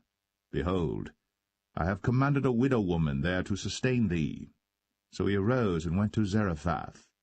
And when he came to the gate of the city, behold, the widow woman was there gathering of sticks. And he called to her, and said, Fetch me, I pray thee, a little water in a vessel, that I may drink. And as she was going to fetch it, he called to her, and said, Bring me, I pray thee, a morsel of bread in thine hand.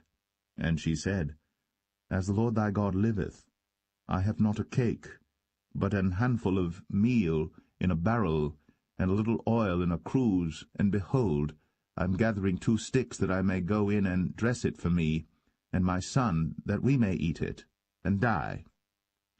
And Elijah said unto her, Fear not, go and do as thou hast said. but make me thereof a little cake first, and bring it unto me, and after make for thee and for thy son. For thus saith the Lord God of Israel, The barrel of meal shall not waste, neither shall the cruse of oil fail, until the day that the Lord sendeth rain upon the earth. And she went and did according to the saying of Elijah, and she and he and her house did eat many days. And the barrel of meal wasted not, neither did the cruse of oil fail, according to the word of the Lord which he spake by Elijah. And it came to pass after these things that the son of the woman, the mistress of the house, fell sick, and his sickness was so sore that there was no breath left in him. And she said unto Elijah, What have I to do with thee, O thou man of God? Art thou come unto me to call my sin to remembrance, and to slay my son?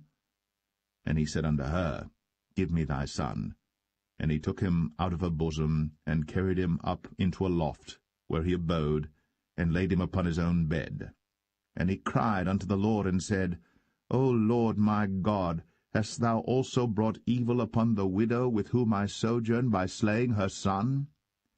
And he stretched himself upon the child 3 times, and cried unto the Lord, and said, O Lord my God, I pray thee, let this child's soul come into him again. And the Lord heard the voice of Elijah, and the soul of the child came into him again, and he revived. And Elijah took the child, and brought him down out of the chamber into the house, and delivered him unto his mother. And Elijah said, See, thy son liveth. And the woman said to Elijah, Now by this I know that thou art a man of God, and that the word of the Lord in thy mouth is truth.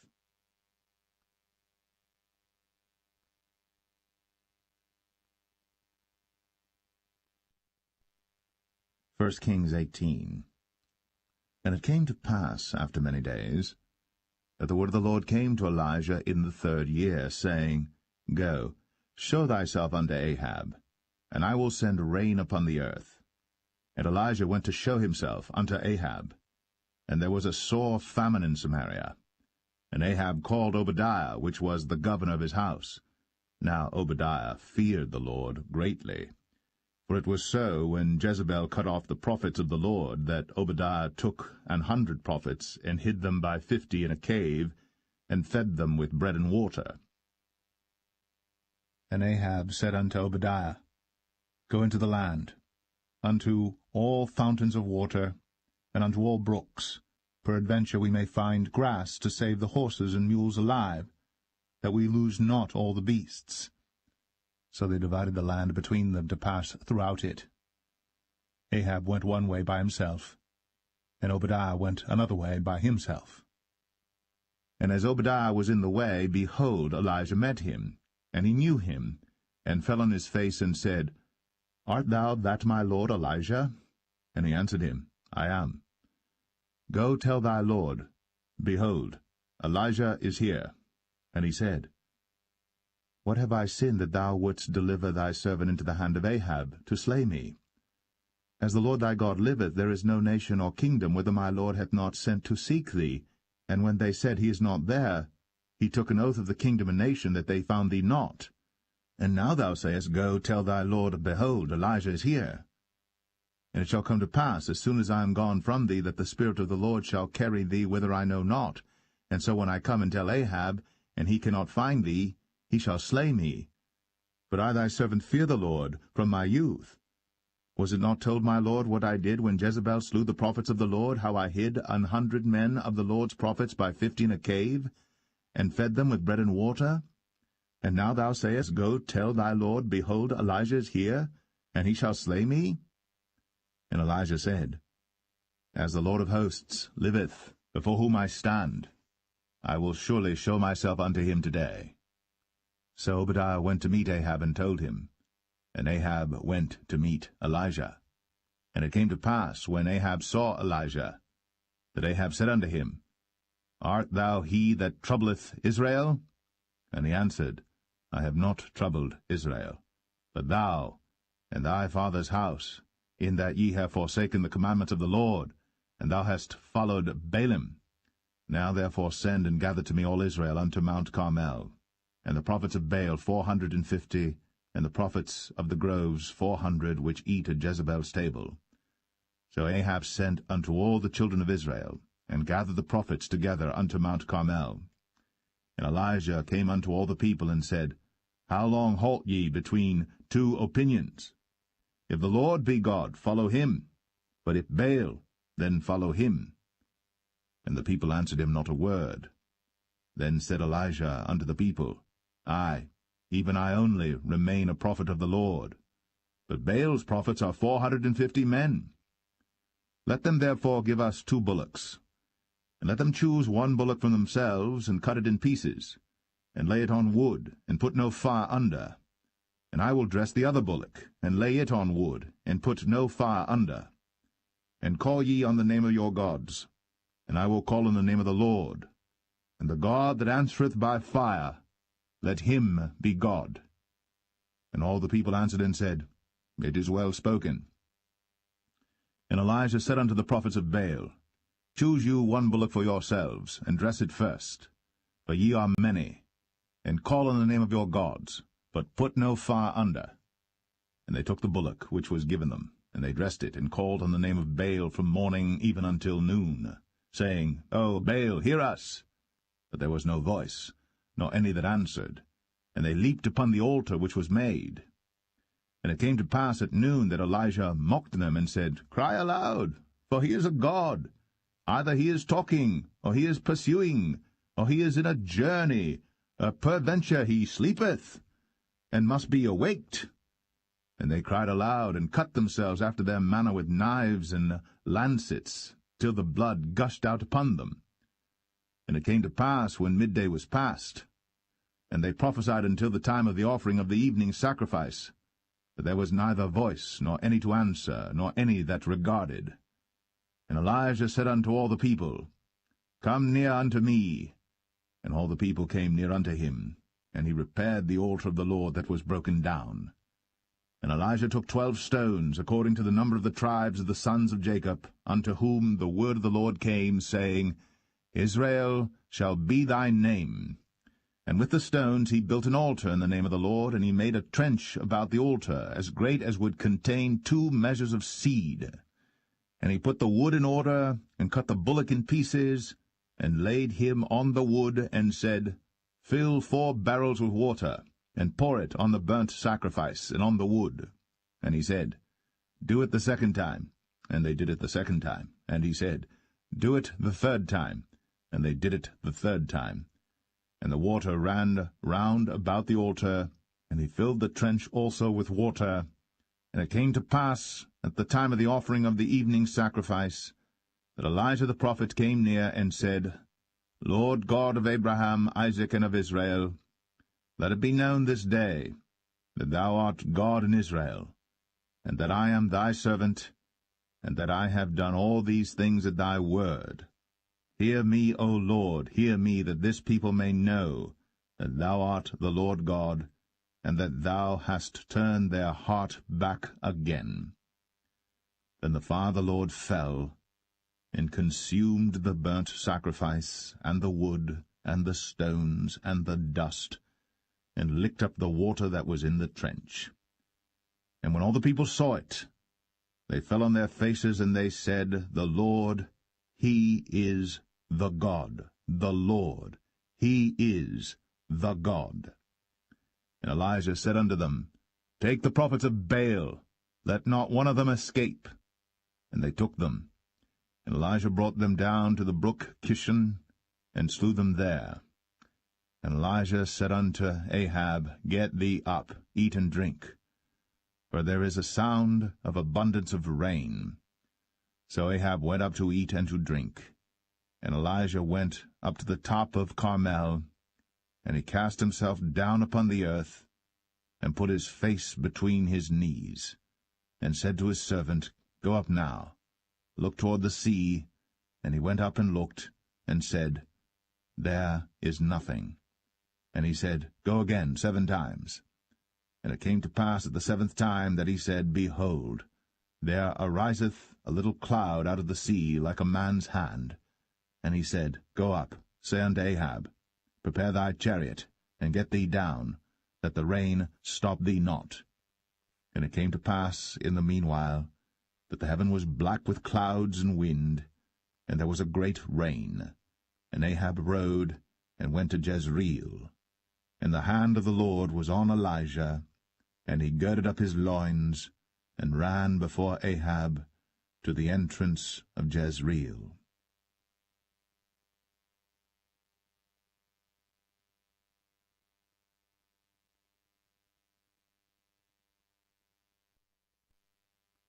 First Kings 19.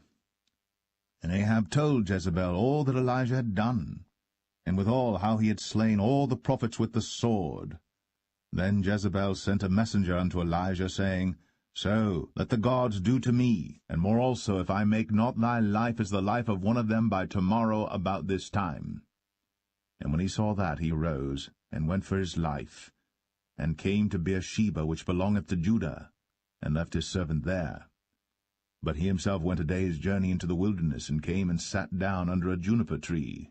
And he requested for himself that he might die, and said, It is enough. Now, O Lord, take away my life, for I am not better than my fathers. And as he lay and slept under a juniper tree, behold, then an angel touched him, and said unto him, Arise and eat. And he looked, and behold, there was a cake baked on the coals, and a cruse of water at his head. And he did eat and drink, and laid him down again. And the angel of the Lord came again the second time, and touched him, and said, Arise and eat, because the journey is too great for thee. And he arose, and did eat and drink, and went in the strength of that meat 40 days, and 40 nights, unto Horeb the mount of God. And he came thither unto a cave, and lodged there. And behold, the word of the Lord came to him, and he said unto him, What doest thou here, Elijah? And he said, I have been very jealous for the Lord God of hosts, for the children of Israel have forsaken thy covenant, thrown down thine altars, and slain thy prophets with the sword, and I, even I only am left, and they seek my life to take it away. And he said, Go forth, and stand upon the mount before the Lord. And behold, the Lord passed by, and a great and strong wind rent the mountains, and brake in pieces the rocks before the Lord. But the Lord was not in the wind. And after the wind an earthquake. But the Lord was not in the earthquake. And after the earthquake a fire. But the Lord was not in the fire. And after the fire a still small voice. And it was so, when Elijah heard it, that he wrapped his face in his mantle, and went out, and stood in the entering in of the cave. And behold, there came a voice unto him, and said, What doest thou here, Elijah? And he said, I have been very jealous for the Lord God of hosts, because the children of Israel have forsaken thy covenant, thrown down thine altars, and slain thy prophets with the sword, and I, even I only, am left. And they seek my life, to take it away. And the Lord said unto him, Go, return on thy way to the wilderness of Damascus, and when thou comest, anoint Hazael to be king over Syria. And Jehu the son of Nimshi shalt thou anoint to be king over Israel. And Elisha the son of Shaphat of Abel-Meholah shalt thou anoint to be prophet in thy room. And it shall come to pass that him that escapeth the sword of Hazael shall Jehu slay, and him that escapeth from the sword of Jehu shall Elisha slay. Yet I have left me 7,000 in Israel, all the knees which have not bowed unto Baal, and every mouth which hath not kissed him. So he departed thence, and found Elisha the son of Shaphat, who was plowing with 12 yoke of oxen before him, and he with the 12th. And Elijah passed by him, and cast his mantle upon him. And he left the oxen, and ran after Elijah, and said, Let me, I pray thee, kiss my father and my mother, and then I will follow thee. And he said unto him, Go back again, for what have I done to thee? And he returned back from him, and took a yoke of oxen, and slew them, and boiled their flesh with the instruments of the oxen, and gave unto the people, and they did eat. Then he arose, and went after Elijah, and ministered unto him.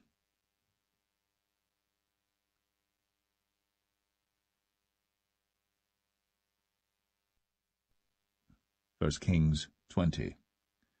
And Ben-Hadad the king of Syria gathered all his host together, and there were 32 kings with him, and horses and chariots, and he went up and besieged Samaria, and warred against it. And he sent messengers to Ahab king of Israel into the city, and said unto him, Thus saith Ben-Hadad, Thy silver and thy gold is mine, thy wives also and thy children, even the goodliest, are mine.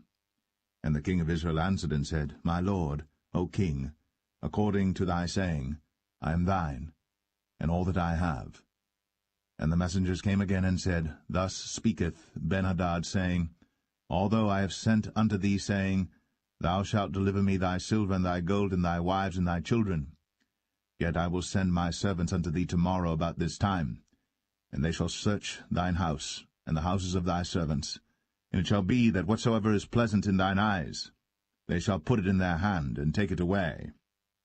Then the king of Israel called all the elders of the land, and said, Mark, I pray you, and see how this man seeketh mischief, for he sent unto me for my wives, and for my children, and for my silver, and for my gold, and I denied him not.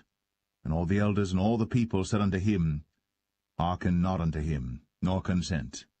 Wherefore he said unto the messengers of Ben-Hadad, Tell my lord the king, all that thou didst send for to thy servant at the first, I will do, but this thing I may not do.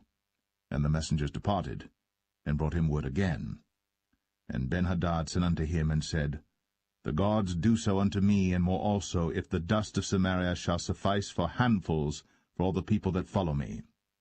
And the king of Israel answered and said, Tell him, Let not him that girdeth on his harness boast himself, as he that putteth it off.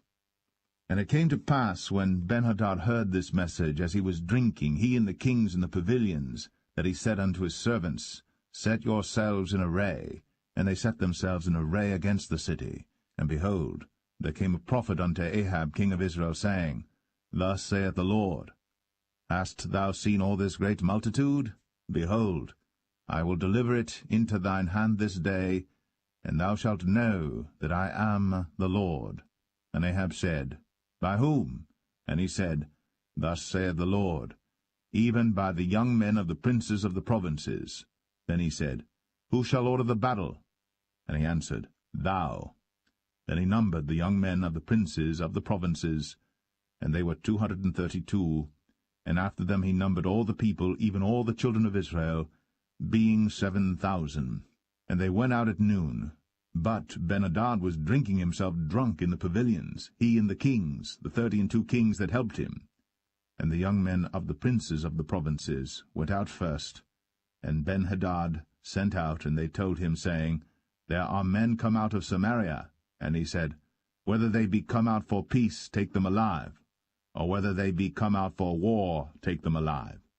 So these young men of the princes of the provinces came out of the city, and the army which followed them, and they slew every one his man, and the Syrians fled. And Israel pursued them, and Ben-Hadad the king of Syria escaped on an horse with the horsemen. And the king of Israel went out, and smote the horses and chariots, and slew the Syrians with a great slaughter. And the prophet came to the king of Israel, and said unto him, Go, strengthen thyself, and mark and see what thou doest. For at the return of the year the king of Syria will come up against thee. And the servants of the king of Syria said unto him, Their gods are gods of the hills, therefore they were stronger than we. But let us fight against them in the plain, and surely we shall be stronger than they. And do this thing, take the kings away, every man out of his place, and put captains in their rooms.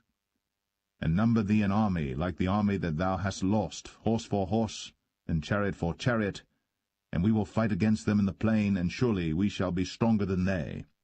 And he hearkened unto their voice, and did so. And it came to pass, at the return of the year, that Ben-Hadad numbered the Syrians, and went up to Aphek to fight against Israel. And the children of Israel were numbered, and were all present, and went against them. And the children of Israel pitched before them like 2 little flocks of kids, but the Syrians filled the country. And there came a man of God, and spake unto the king of Israel, and said, Thus saith the Lord, Because the Syrians have said, The Lord is God of the hills, but he is not God of the valleys. Therefore will I deliver all this great multitude into thine hand, and ye shall know that I am the Lord. And they pitched one over against the other 7 days, and so it was, that in the 7th day the battle was joined, and the children of Israel slew of the Syrians 100,000 footmen in 1 day. But the rest fled to Aphek into the city, and there a wall fell upon 27,000 of the men that were left. And Ben-hadad fled, and came into the city, into an inner chamber. And his servants said unto him, Behold now, we have heard that the kings of the house of Israel are merciful kings. Let us, I pray thee, put sackcloth on our loins, and ropes upon our heads, and go out to the king of Israel. Peradventure he will save thy life. So they girded sackcloth on their loins, and put ropes on their heads, and came to the king of Israel, and said, Thy servant Ben-hadad saith, I pray thee, let me live. And he said, Is he yet alive?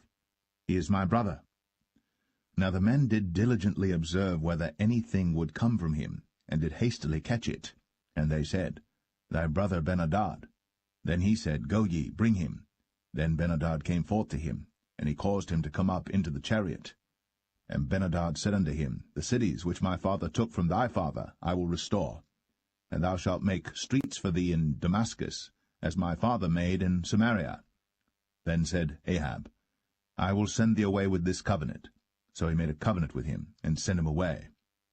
And a certain man of the sons of the prophets said unto his neighbor in the word of the Lord, Smite me, I pray thee. And the man refused to smite him. Then said he unto him, Because thou hast not obeyed the voice of the Lord, behold, as soon as thou art departed from me, a lion shall slay thee. And as soon as he was departed from him, a lion found him and slew him. Then he found another man, and said, Smite me, I pray thee. And the man smote him, so that in smiting he wounded him. So the prophet departed, and waited for the king by the way, and disguised himself with ashes upon his face. And as the king passed by, he cried unto the king, and he said, Thy servant went out into the midst of the battle, and behold, a man turned aside, and brought a man unto me, and said, Keep this man. If by any means he be missing, then shall thy life be for his life, or else thou shalt pay a talent of silver. And as thy servant was busy here and there, he was gone. And the king of Israel said unto him, So shall thy judgment be. Thyself hast decided it. And he hasted, and took the ashes away from his face. And the king of Israel discerned him that he was of the prophets. And he said unto him, Thus saith the Lord, Because thou hast let go out of thy hand a man whom I appointed to utter destruction, therefore thy life shall go for his life, and thy people for his people. And the king of Israel went to his house, heavy and displeased, and came to Samaria.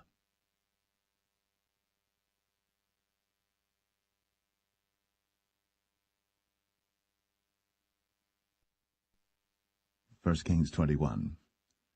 And it came to pass after these things that Naboth the Jezreelite had a vineyard which was in Jezreel, hard by the palace of Ahab king of Samaria.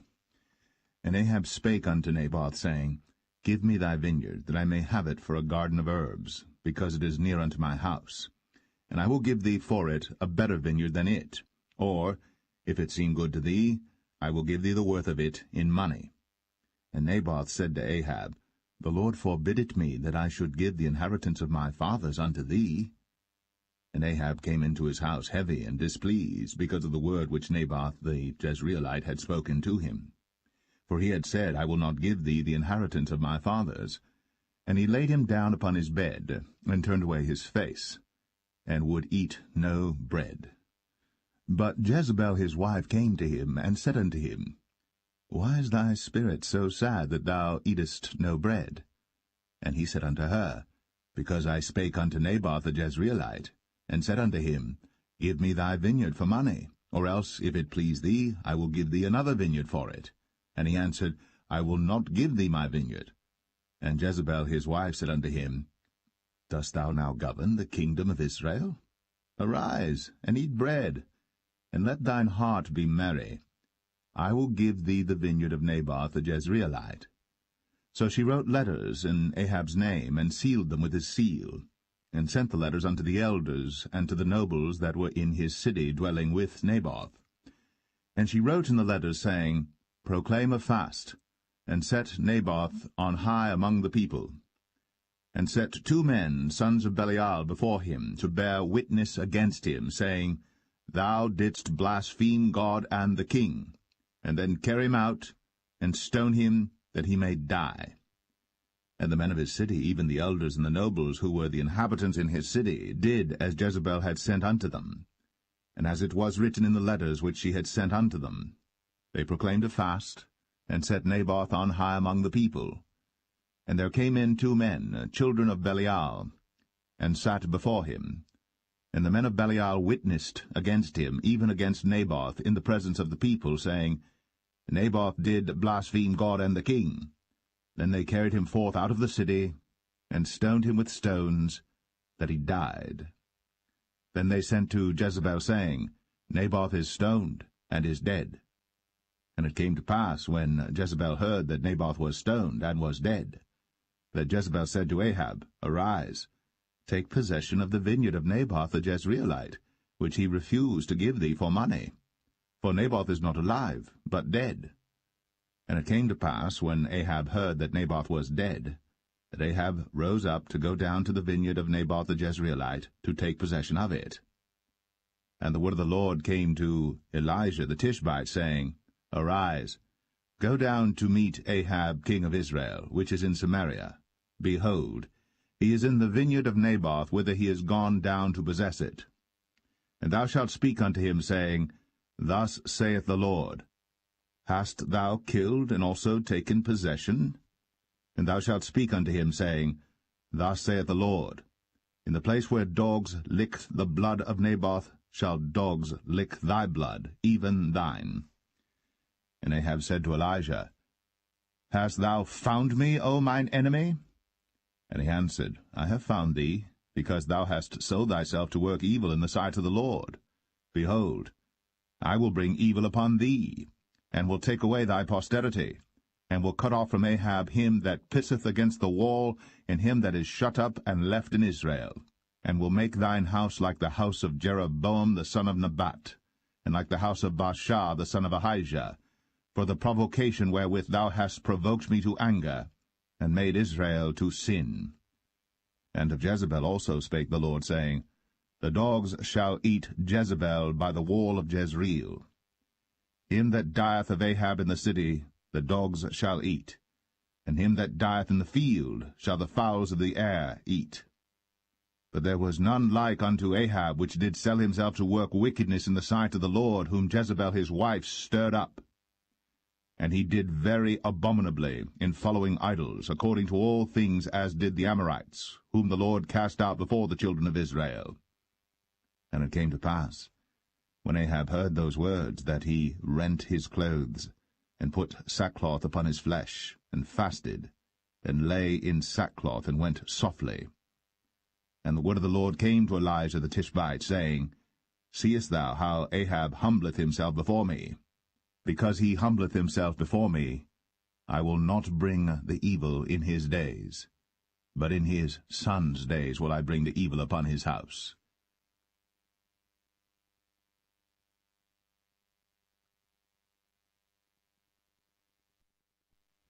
1 Kings 22. And they continued 3 years without war between Syria and Israel. And it came to pass in the 3rd year that Jehoshaphat the king of Judah came down to the king of Israel. And the king of Israel said unto his servants, Know ye that Ramoth and Gilead is ours? And we be still, and take it not out of the hand of the king of Syria? And he said unto Jehoshaphat, Wilt thou go with me to battle to Ramoth Gilead? And Jehoshaphat said to the king of Israel, I am as thou art, my people as thy people, my horses as thy horses. And Jehoshaphat said unto the king of Israel, Inquire, pray thee, at the word of the Lord today. Then the king of Israel gathered the prophets together, about 400 men, and said unto them, Shall I go against Ramoth Gilead to battle, or shall I forbear? And they said, Go up, for the Lord shall deliver it into the hand of the king. And Jehoshaphat said, Is there not here a prophet of the Lord besides, that we might inquire of him? And the king of Israel said unto Jehoshaphat, There is yet one man, Micaiah the son of Imlah, by whom we may inquire of the Lord. But I hate him, for he doth not prophesy good concerning me, but evil. And Jehoshaphat said, Let not the king say so. Then the king of Israel called an officer, and said, Hasten hither Micaiah the son of Imlah. And the king of Israel and Jehoshaphat the king of Judah sat each on his throne, having put on their robes in a void place in the entrance of the gate of Samaria. And all the prophets prophesied before them. And Zedekiah the son of Chenaanah made him horns of iron, and he said, Thus saith the Lord, With these shalt thou push the Syrians until thou have consumed them. And all the prophets prophesied so, saying, Go up to Ramoth-Gilead, and prosper, for the Lord shall deliver it into the king's hand. And the messenger that was gone to call Micaiah spake unto him, saying, Behold now, the words of the prophets declare good unto the king with one mouth. Let thy word, I pray thee, be like the word of one of them, and speak that which is good. And Micaiah said, As the Lord liveth, what the Lord saith unto me, that will I speak. So he came to the king. And the king said unto him, Micaiah, shall we go against Ramoth-Gilead to battle, or shall we forbear? And he answered him, Go and prosper, for the Lord shall deliver it into the hand of the king. And the king said unto him, How many times shall I adjure thee that thou tell me nothing but that which is true in the name of the Lord? And he said, I saw all Israel scattered upon the hills, as sheep that have not a shepherd. And the Lord said, These have no master. Let them return every man to his house in peace. And the king of Israel said unto Jehoshaphat, Did I not tell thee that he would prophesy no good concerning me, but evil? And he said, Hear thou therefore the word of the Lord. I saw the Lord sitting on his throne, and all the host of heaven standing by him on his right hand and on his left. And the Lord said, Who shall persuade Ahab that he may go up and fall at Ramoth-Gilead? And one said on this manner, and another said on that manner. And there came forth a spirit, and stood before the Lord, and said, I will persuade him. And the Lord said unto him, Wherewith? And he said, I will go forth, and I will be a lying spirit in the mouth of all his prophets. And he said, Thou shalt persuade him, and prevail also. Go forth, and do so. Now therefore, behold, the Lord hath put a lying spirit in the mouth of all these thy prophets, and the Lord hath spoken evil concerning thee. But Zedekiah the son of Chenaanah went near, and smote Micaiah on the cheek, and said, Which way went the Spirit of the Lord from me to speak unto thee?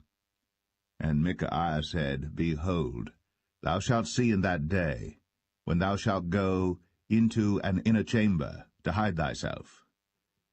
And the king of Israel said, Take Micaiah, and carry him back unto Amon the governor of the city, and to Joash the king's son, and say, Thus saith the king, Put this fellow in the prison, and feed him with bread of affliction and with water of affliction, until I come in peace. And Micaiah said, If thou return at all in peace, the Lord hath not spoken by me. And he said, Hearken, O people, every one of you. So the king of Israel and Jehoshaphat the king of Judah went up to Ramoth-Gilead. And the king of Israel said unto Jehoshaphat, I will disguise myself, and enter into battle, but put thou on thy robes. And the king of Israel disguised himself, and went into the battle.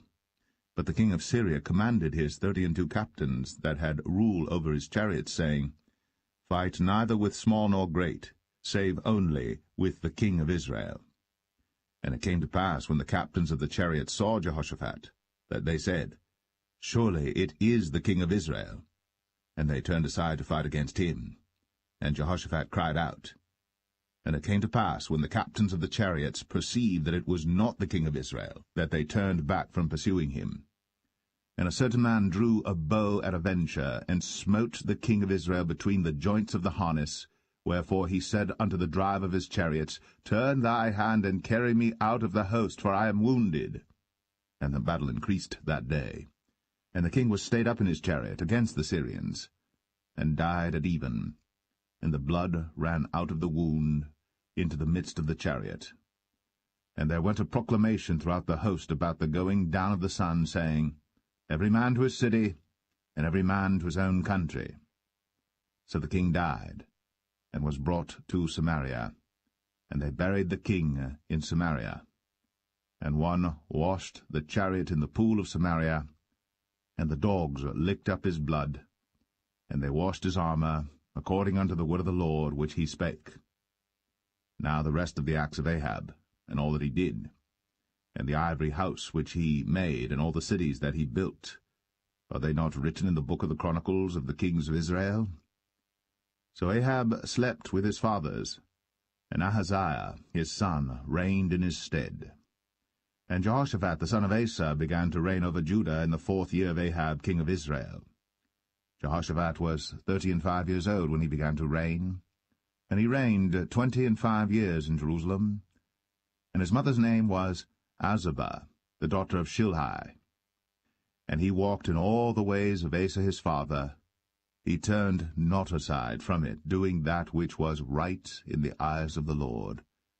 Nevertheless the high places were not taken away, for the people offered and burnt incense yet in the high places.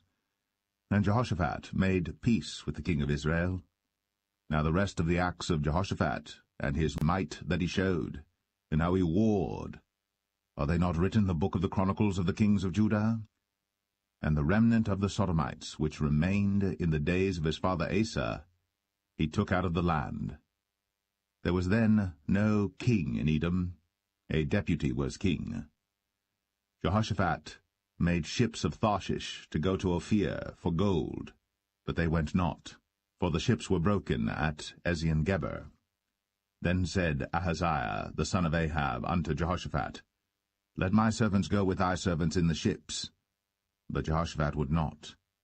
And Jehoshaphat slept with his fathers, and was buried with his fathers in the city of David his father. And Jehoram his son reigned in his stead. Ahaziah the son of Ahab began to reign over Israel in Samaria the 17th year of Jehoshaphat king of Judah, and reigned 2 years over Israel. And he did evil in the sight of the Lord, and walked in the way of his father, and in the way of his mother, and in the way of Jeroboam the son of Nebat, who made Israel to sin. For he served Baal, and worshipped him, and provoked to anger the Lord God of Israel, according to all that his father had done.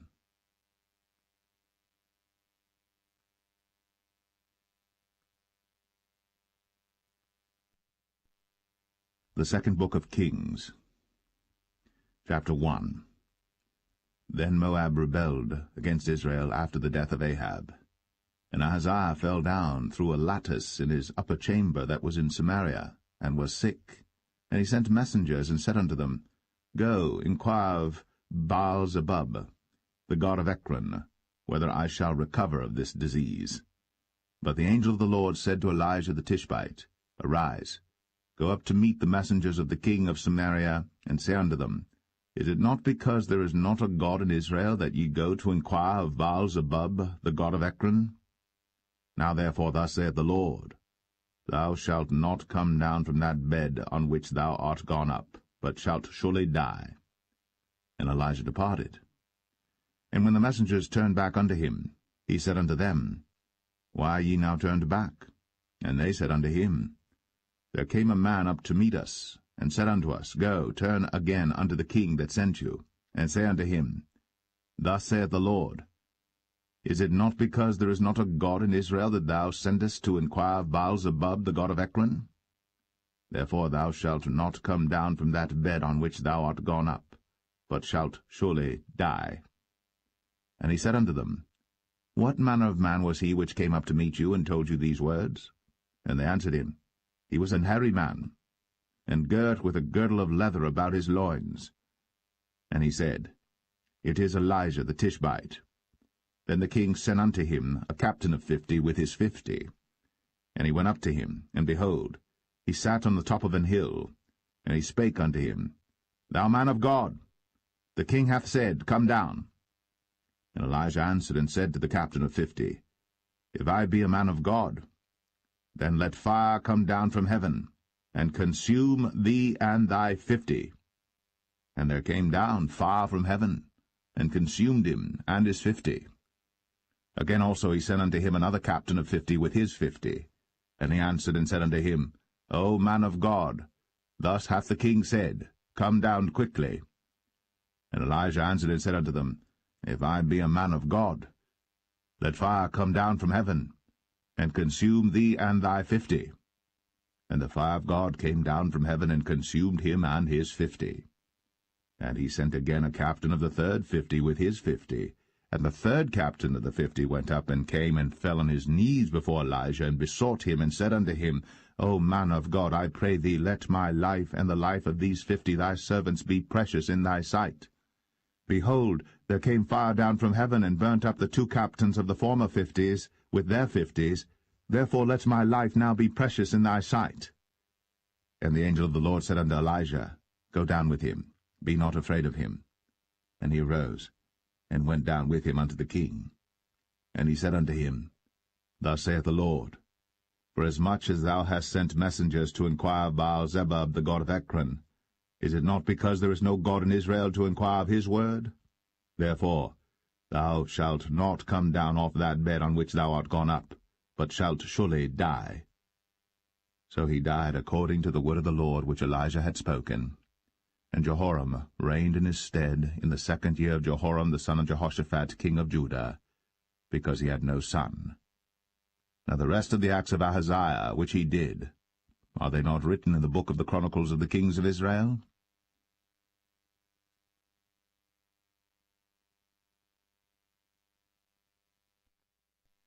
2 Kings 2. And it came to pass, when the Lord would take up Elijah into heaven by a whirlwind, that Elijah went with Elisha from Gilgal. And Elijah said unto Elisha, Tarry here, I pray thee, for the Lord hath sent me to Bethel.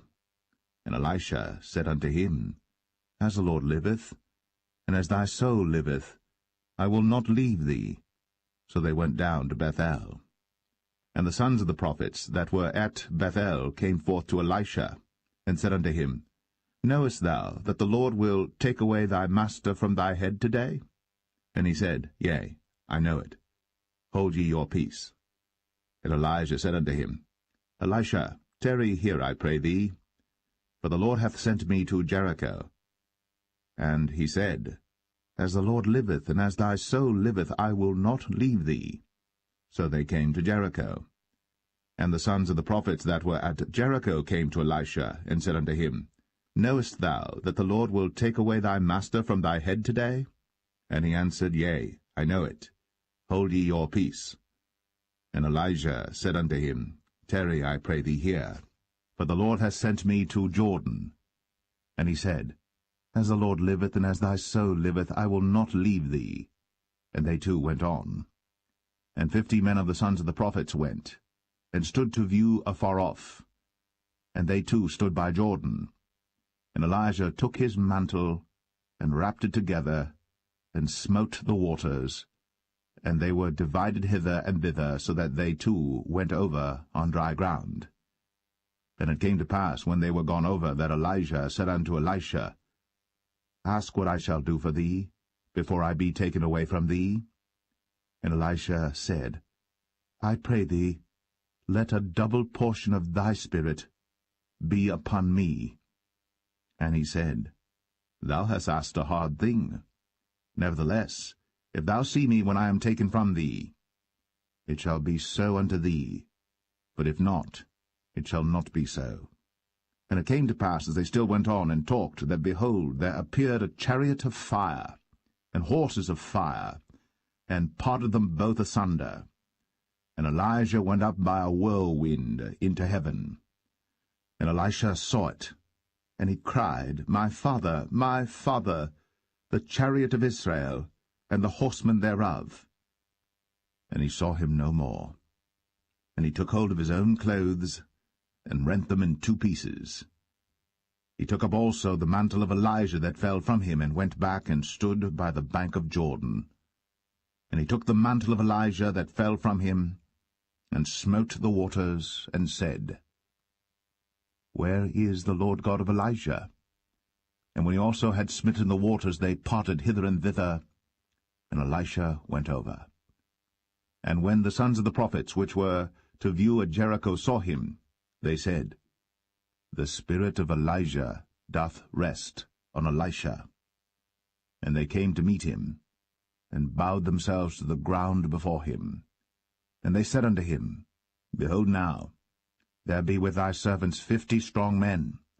Let them go, we pray thee, and seek thy master, lest peradventure the Spirit of the Lord hath taken him up, and cast him upon some mountain, or into some valley.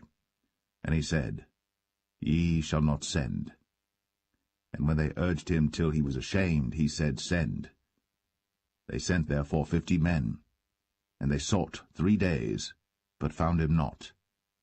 And when they came again to him, for he tarried at Jericho, he said unto them, Did I not say unto you, Go not? And the men of the city said unto Elisha, Behold, I pray thee, the situation of this city is pleasant, as my Lord seeth. But the water is not, and the ground barren. And he said, Bring me a new cruse, and put salt therein. And they brought it to him. And he went forth unto the spring of the waters, and cast the salt in there, and said, Thus saith the Lord, I have healed these waters.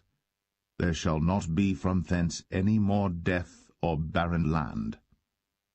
So the waters were healed unto this day, according to the saying of Elisha which he spake. And he went up from thence unto Bethel, and as he was going up by the way, there came forth little children out of the city, and mocked him, and said unto him, Go up, thou bald head, go up, thou bald head. And he turned back, and looked on them, and cursed them in the name of the Lord. And there came forth 2 she-bears out of the wood, and tare 42 children of them. And he went from thence to Mount Carmel, and from thence he returned to Samaria.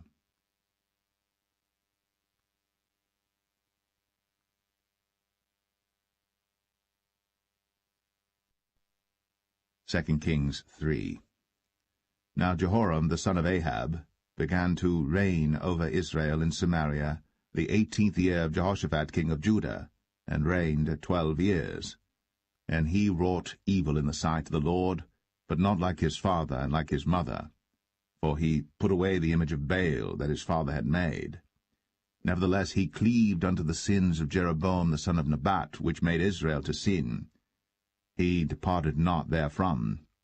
And Mesha king of Moab was a sheepmaster, and rendered unto the king of Israel 100,000 lambs and 100,000 rams with the wool. But it came to pass, when Ahab was dead, that the king of Moab rebelled against the king of Israel. And King Jehoram went out of Samaria the same time, and numbered all Israel. And he went and sent to Jehoshaphat the king of Judah, saying, The king of Moab hath rebelled against me. Wilt thou go with me against Moab to battle? And he said, I will go up. I am as thou art, my people as thy people, and my horses as thy horses. And he said, Which way shall we go up? And he answered, The way through the wilderness of Edom. So the king of Israel went, and the king of Judah, and the king of Edom, and they fetched a compass of 7 days' journey, and there was no water for the host, and for the cattle that followed them. And the king of Israel said, Alas, that the Lord hath called these 3 kings together to deliver them into the hand of Moab. But Jehoshaphat said, Is there not here a prophet of the Lord, that we may inquire of the Lord by him? And one of the king of Israel's servants answered and said, Here is Elisha the son of Shaphat, which poured water on the hands of Elijah. And Jehoshaphat said, The word of the Lord is with him. So the king of Israel and Jehoshaphat and the king of Edom went down to him. And Elisha said unto the king of Israel, What have I to do with thee? Get thee to the prophets of thy father, and to the prophets of thy mother. And the king of Israel said unto him, Nay, for the Lord hath called these 3 kings together to deliver them into the hand of Moab. And Elisha said, As the Lord of hosts liveth, before whom I stand, surely, Were it not that I regard the presence of Jehoshaphat the king of Judah, I would not look toward thee, nor see thee. But now bring me a minstrel. And it came to pass, when the minstrel played, that the hand of the Lord came upon him, and he said, Thus saith the Lord, Make this valley full of ditches.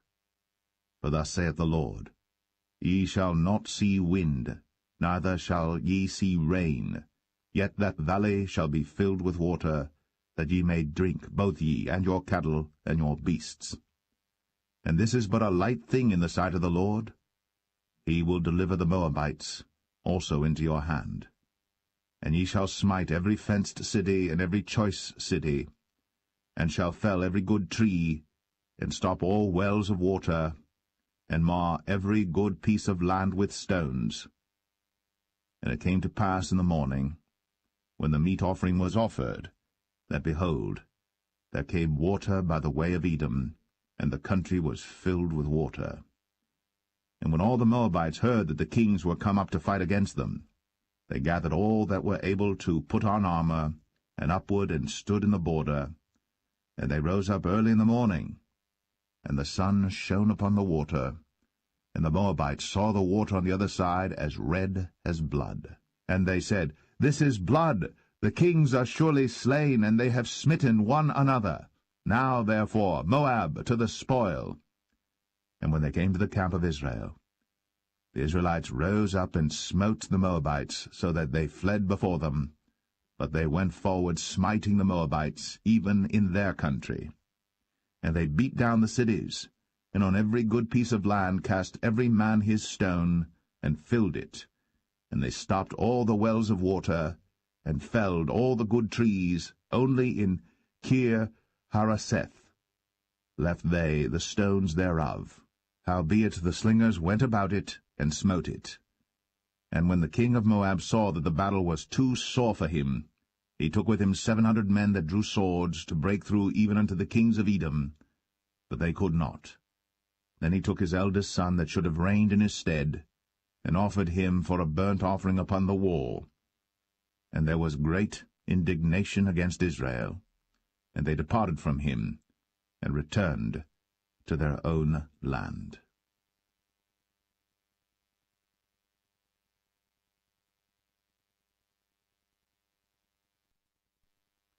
2 Kings 4. Now there cried a certain woman of the wives of the sons of the prophets unto Elisha, saying, Thy servant my husband is dead, and thou knowest that thy servant did fear the Lord, and the creditors come to take unto him my 2 sons to be bondmen. And Elisha said unto her, What shall I do for thee? Tell me, what hast thou in the house? And she said, Thine handmaid hath not anything in the house, save a pot of oil. Then he said, Go borrow thee vessels abroad of all thy neighbors, even empty vessels, borrow not a few. And when thou art come in, thou shalt shut the door upon thee and upon thy sons, and shalt pour out into all those vessels, and thou shalt set aside that which is full. So she went from him, and shut the door upon her and upon her sons, who brought the vessels to her, and she poured out. And it came to pass, when the vessels were full, that she said unto her son, Bring me yet a vessel. And he said unto her, There is not a vessel more. And the oil stayed. Then she came and told the man of God, and he said, Go sell the oil, and pay thy debt, and live thou and thy children of the rest. And it fell on a day that Elisha passed to Shunem, where was a great woman, and she constrained him to eat bread. And so it was, that as oft as he passed by, he turned in thither to eat bread. And she said unto her husband, Behold now, I perceive that this is an holy man of God, which passeth by us continually. Let us make a little chamber, I pray thee, on the wall, and let us set for him there a bed, and a table, and a stool, and a candlestick. And it shall be, when he cometh to us, that he shall turn in thither. And it fell on a day that he came thither, and he turned into the chamber, and lay there. And he said to Gehazi his servant, Call this Shunammite. And when he had called her, she stood before him. And he said unto him, Say now unto her, Behold, thou hast been careful for us with all this care. What is to be done for thee? Wouldst thou be spoken for to the king or to the captain of the host? And she answered, I dwell among mine own people. And he said, What then is to be done for her? And Gehazi answered, Verily, she hath no child, and her husband is old. And he said, Call her. And when he had called her, she stood in the door. And he said, About this season, according to the time of life, thou shalt embrace a son. And she said, Nay, my lord, thou man of God, do not lie unto thine handmaid. And the woman conceived, and bare a son at that season that Elisha had said unto her, according to the time of life. And when the child was grown, it fell on a day that he went out to his father to the reapers. And he said unto his father, My head, my head. And he said to a lad, Carry him to his mother. And when he had taken him, and brought him to his mother, he sat on her knees till noon, and then died. And she went up, and laid him on the bed of the man of God, and shut the door upon him, and went out. And she called unto her husband, and said, Send me, I pray thee, one of the young men, and one of the asses, that I may run to the man of God, and come again. And he said, Wherefore wilt thou go to him today? It is neither new moon nor Sabbath. And she said, It shall be well. Then she saddled an ass, and said to her servant, Drive, and go forward. Slack not thy riding for me, except I bid thee. So she went, and came unto the man of God to Mount Carmel. And it came to pass, when the man of God saw her afar off, that he said to Gehazi his servant, Behold, yonder is that Shunammite. Run now, I pray thee, to meet her, and say unto her, Is it well with thee? Is it well with thy husband? Is it well with the child? And she answered, It is well. And when she came to the man of God to the hill, she caught him by the feet. But Gehazi came near to thrust her away. And the man of God said, Let her alone, for her soul is vexed within her. And the Lord hath hid it from me, and hath not told me.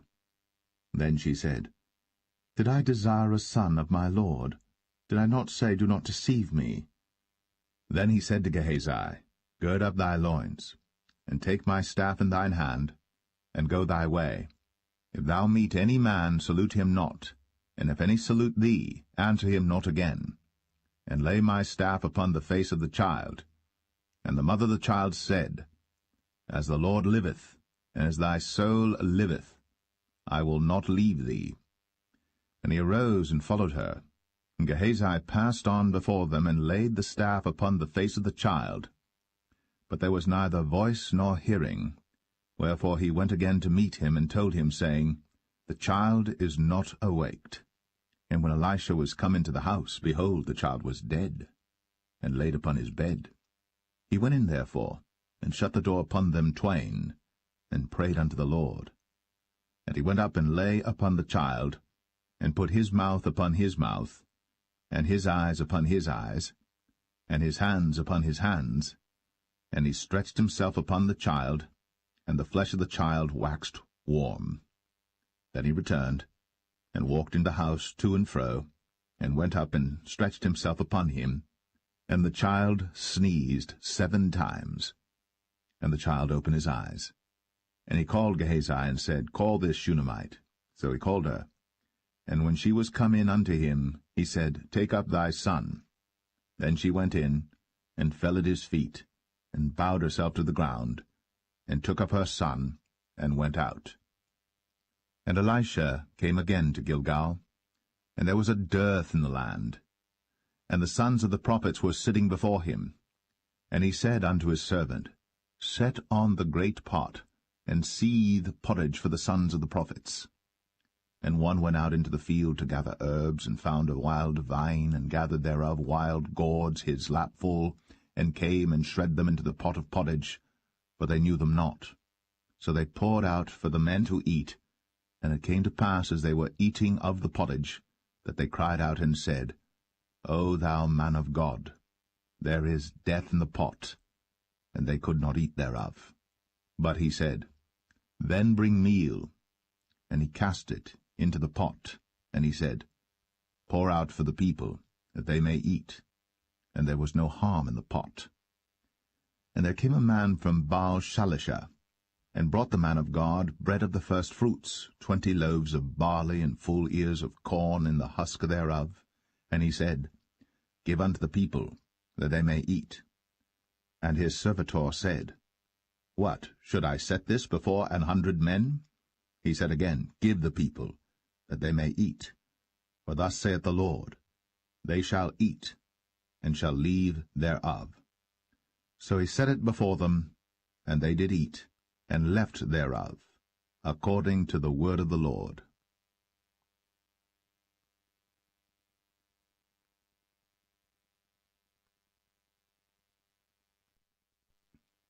Second Kings 5. Now Naaman, captain of the host of the king of Syria, was a great man with his master, and honorable, because by him the Lord had given deliverance unto Syria. He was also a mighty man in valor, but he was a leper. And the Syrians had gone out by companies, and had brought away captive out of the land of Israel a little maid, and she waited on Naaman's wife. And she said unto her mistress, Would God my lord were with the prophet that is in Samaria, for he would recover him of his leprosy. And one went in and told his lord, saying, Thus and thus said the maid that is of the land of Israel. And the king of Syria said, Go to, go, and I will send a letter unto the king of Israel. And he departed, and took with him 10 talents of silver, and 6,000 pieces of gold, and 10 changes of raiment. And he brought the letter to the king of Israel, saying, Now when this letter is come unto thee, behold, I have therewith sent Naaman my servant to thee, that thou mayest recover him of his leprosy. And it came to pass, when the king of Israel had read the letter, that he rent his clothes, and said, Am I God to kill and to make alive, that this man doth send unto me to recover a man of his leprosy? Wherefore consider, I pray you, and see how he seeketh a quarrel against me. And it was so, when Elisha the man of God had heard that the king of Israel had rent his clothes, that he sent to the king, saying, Wherefore hast thou rent thy clothes? Let him come now to me, and he shall know that there is a prophet in Israel. So Naaman came with his horses and with his chariot, and stood at the door of the house of Elisha. And Elisha sent a messenger unto him, saying, Go, and wash in Jordan 7 times, and thy flesh shall come again to thee, and thou shalt be clean. But Naaman was wroth, and went away, and said, Behold, I thought, he will surely come out to me, and stand, and call on the name of the Lord his God, and strike his hand over the place, and recover the leper. Are not Abana and Pharpar, rivers of Damascus, better than all the waters of Israel? May I not wash in them and be clean? So he turned, and went away in a rage. And his servants came near, and spake unto him, and said, My father, if the prophet had bid thee do some great thing, wouldst thou not have done it? How much rather then, when he saith to thee, Wash and be clean? Then went he down, and dipped himself 7 times in Jordan, according to the saying of the man of God. And his flesh came again like unto the flesh of a little child, and he was clean.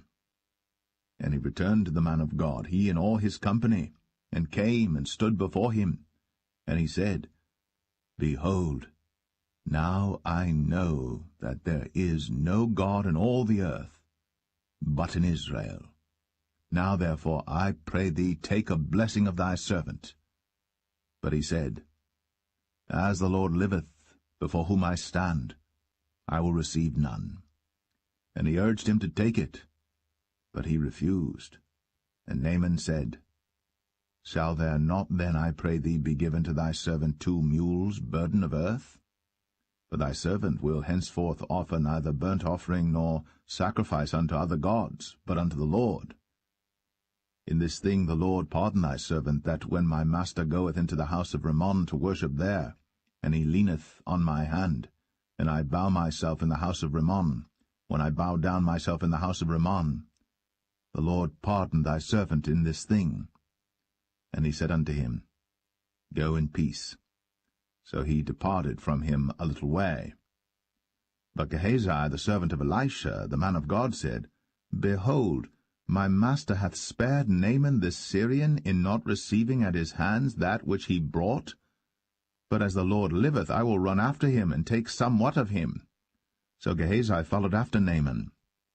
And when Naaman saw him running after him, he lighted down from the chariot to meet him, and said, Is all well? And he said, All is well. My master hath sent me, saying, Behold, even now there be come to me from Mount Ephraim 2 young men of the sons of the prophets. Give them, I pray thee, a talent of silver, and 2 changes of garments. And Naaman said, Be content, take 2 talents. And he urged him, and bound 2 talents of silver in 2 bags, with 2 changes of garments, and laid them upon 2 of his servants, and they bare them before him. And when he came to the tower, he took them from their hand, and bestowed them in the house. And he let the men go, and they departed. But he went in, and stood before his master. And Elisha said unto him, Whence comest thou, Gehazi? And he said, Thy servant went no whither. And he said unto him, Went not mine heart with thee, when the man turned again from his chariot to meet thee? Is it a time to receive money, and to receive garments and oliveyards, and vineyards, and sheep, and oxen, and men servants, and maidservants? The leprosy therefore of Naaman shall cleave unto thee, and unto thy seed for ever. And he went out from his presence, a leper as white as snow.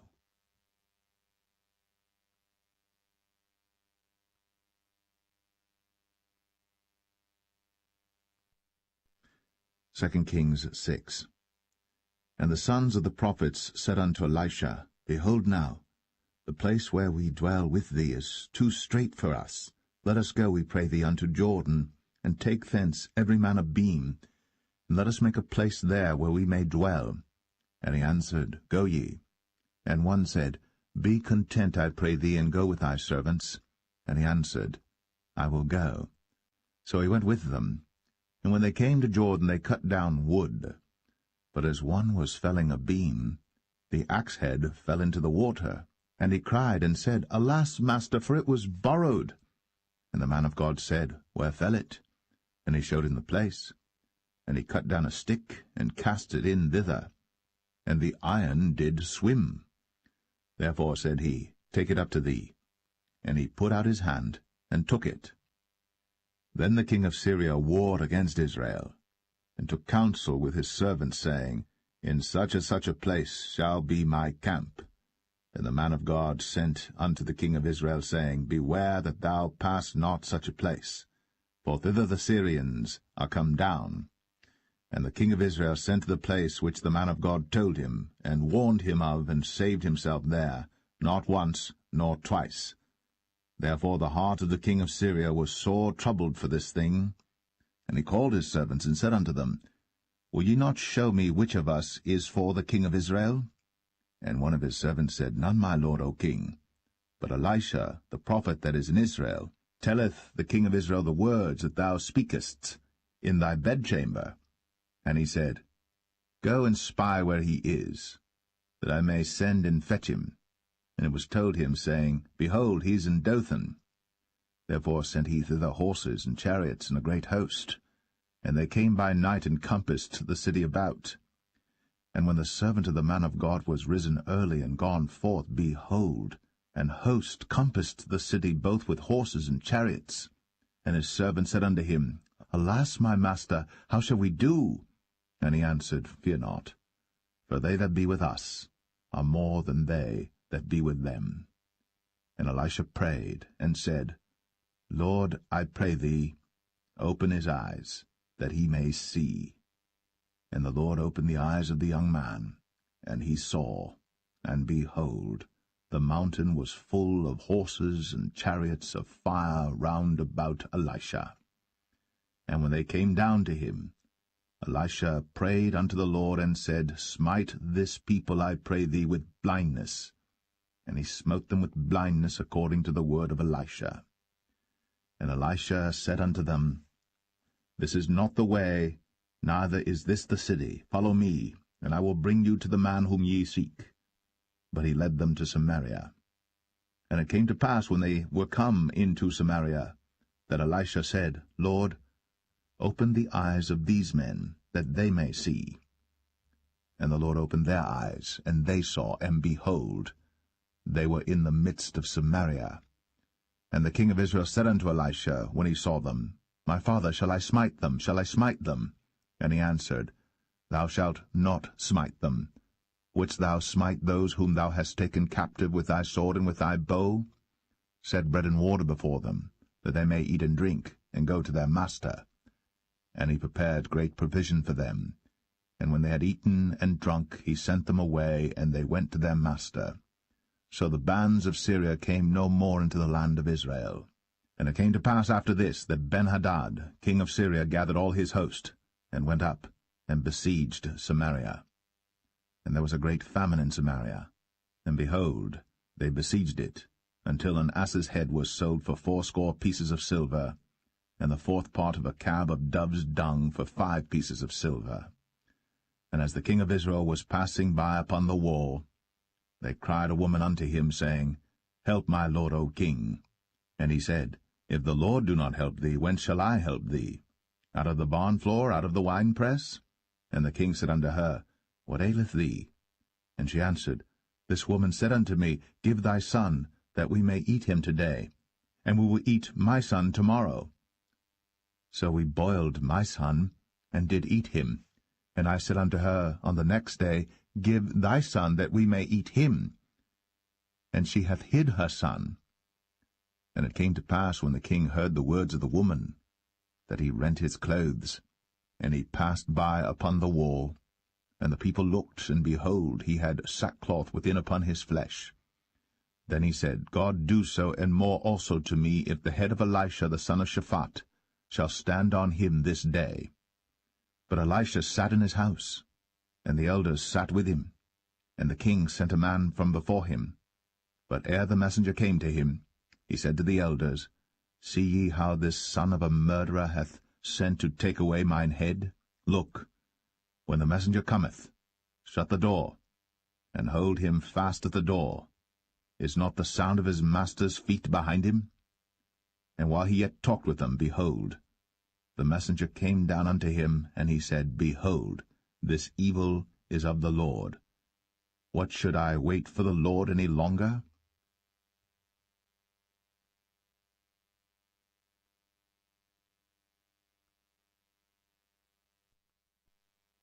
Second Kings 7. Then Elisha said, Hear ye the word of the Lord. Thus saith the Lord, Tomorrow about this time shall a measure of fine flour be sold for a shekel, and 2 measures of barley for a shekel, in the gate of Samaria. Then a lord, on whose hand the king leaned, answered the man of God, and said, Behold, if the Lord would make windows in heaven, might this thing be? And he said, Behold, thou shalt see it with thine eyes, but shalt not eat thereof. And there were 4 leprous men at the entering in of the gate, and they said one to another, Why sit we here until we die? If we say we will enter into the city, then the famine is in the city, and we shall die there. And if we sit still here, we die also. Now therefore come, and let us fall unto the host of the Syrians. If they save us alive, we shall live, and if they kill us, we shall but die. And they rose up in the twilight, to go unto the camp of the Syrians. And when they were come to the uttermost part of the camp of Syria, behold, there was no man there. For the Lord had made the host of the Syrians to hear a noise of chariots, and a noise of horses, even the noise of a great host.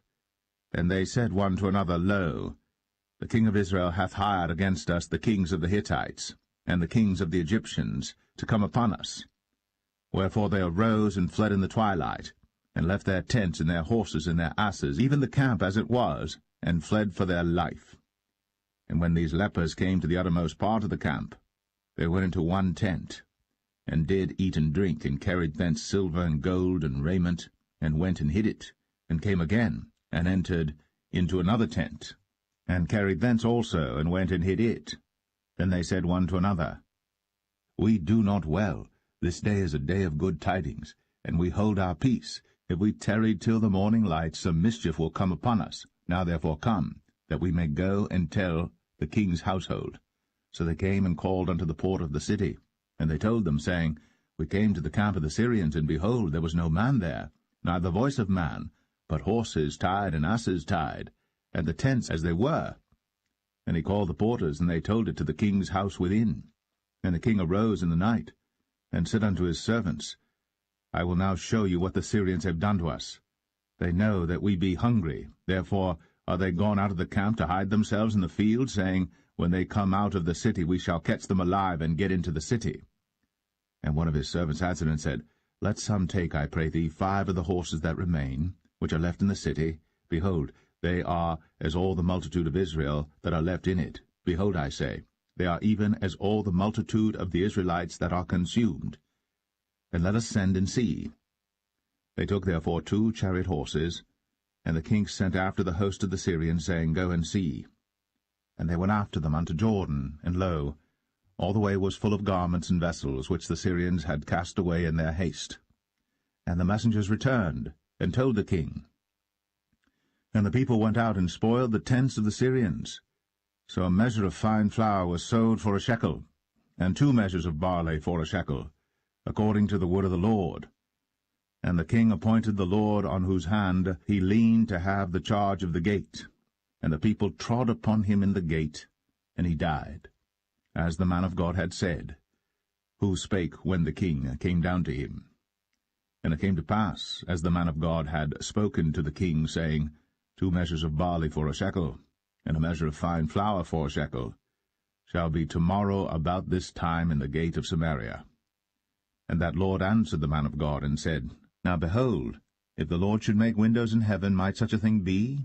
And he said, Behold, thou shalt see it with thine eyes, but shalt not eat thereof. And so it fell out unto him, for the people trod upon him in the gate, and he died.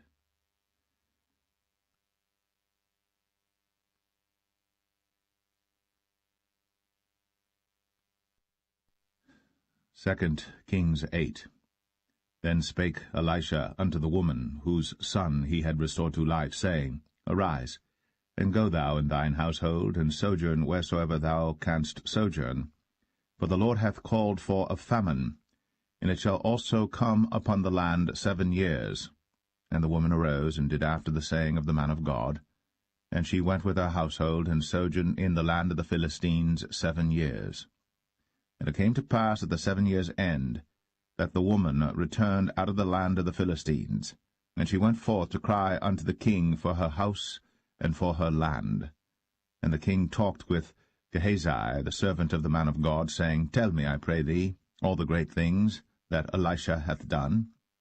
And it came to pass, as he was telling the king how he had restored a dead body to life, that, behold, the woman, whose son he had restored to life, cried to the king for her house and for her land. And Gehazi said, My lord, O king, this is the woman, and this is her son, whom Elisha restored to life. And when the king asked the woman, she told him. So the king appointed unto her a certain officer, saying, Restore all that was hers, and all the fruits of the field, since the day that she left the land, even until now. And Elisha came to Damascus, and Benhadad the king of Syria was sick. And it was told him, saying, The man of God is come hither. And the king said unto Hazael, Take a present in thine hand, and go, meet the man of God, and inquire of the Lord by him, saying, Shall I recover of this disease? So Hazael went to meet him, and took a present with him, even of every good thing of Damascus, 40 camels' burden, and came and stood before him, and said, Thy son Ben-Hadad king of Syria hath sent me to thee, saying, Shall I recover of this disease? And Elisha said unto him, Go, say unto him, Thou mayest certainly recover. Howbeit, the Lord hath shown me that he shall surely die. And he settled his countenance steadfastly, until he was ashamed. And the man of God wept. And Hazael said, Why weepeth my lord? And he answered, Because I know the evil that thou wilt do unto the children of Israel. Their strongholds wilt thou set on fire, and their young men wilt thou slay with the sword, and wilt dash their children, and rip up their women with child. And Hazael said, But what, is thy servant a dog, that he should do this great thing? And Elisha answered, The Lord hath shown me that thou shalt be king over Syria. So he departed from Elisha, and came to his master, who said to him, What said Elisha to thee? And he answered, He told me that thou shouldst surely recover. And it came to pass on the morrow that he took a thick cloth, and dipped it in water, and spread it on his face, so that he died. And Hazael reigned in his stead.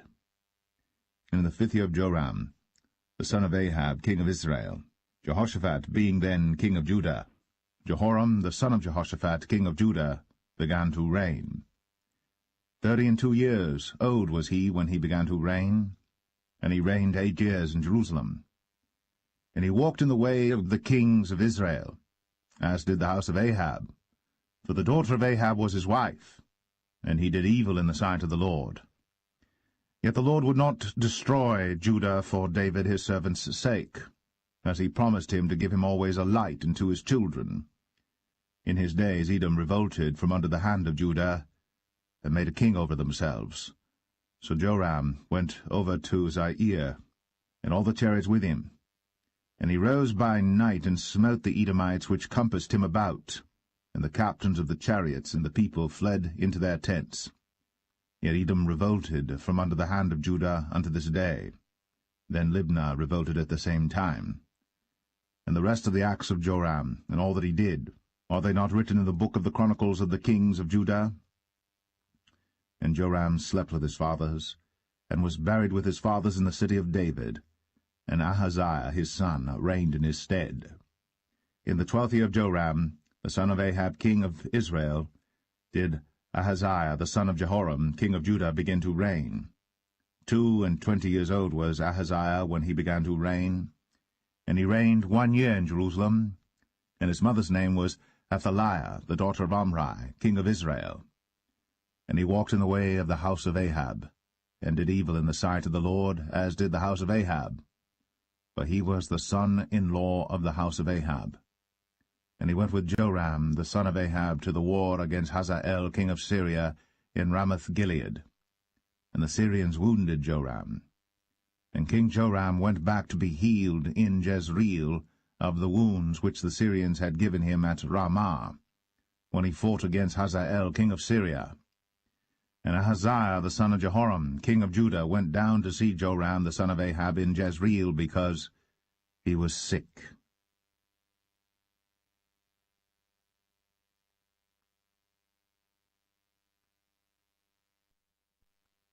Second Kings 9. And Elisha the prophet called one of the children of the prophets, and said unto him, Gird up thy loins, and take this box of oil in thine hand, and go to Ramoth-Gilead. And when thou comest thither, look out there Jehu the son of Jehoshaphat the son of Nimshi, and go in, and make him arise up from among his brethren, and carry him to an inner chamber. Then take the box of oil, and pour it on his head, and say, Thus saith the Lord, I have anointed thee king over Israel.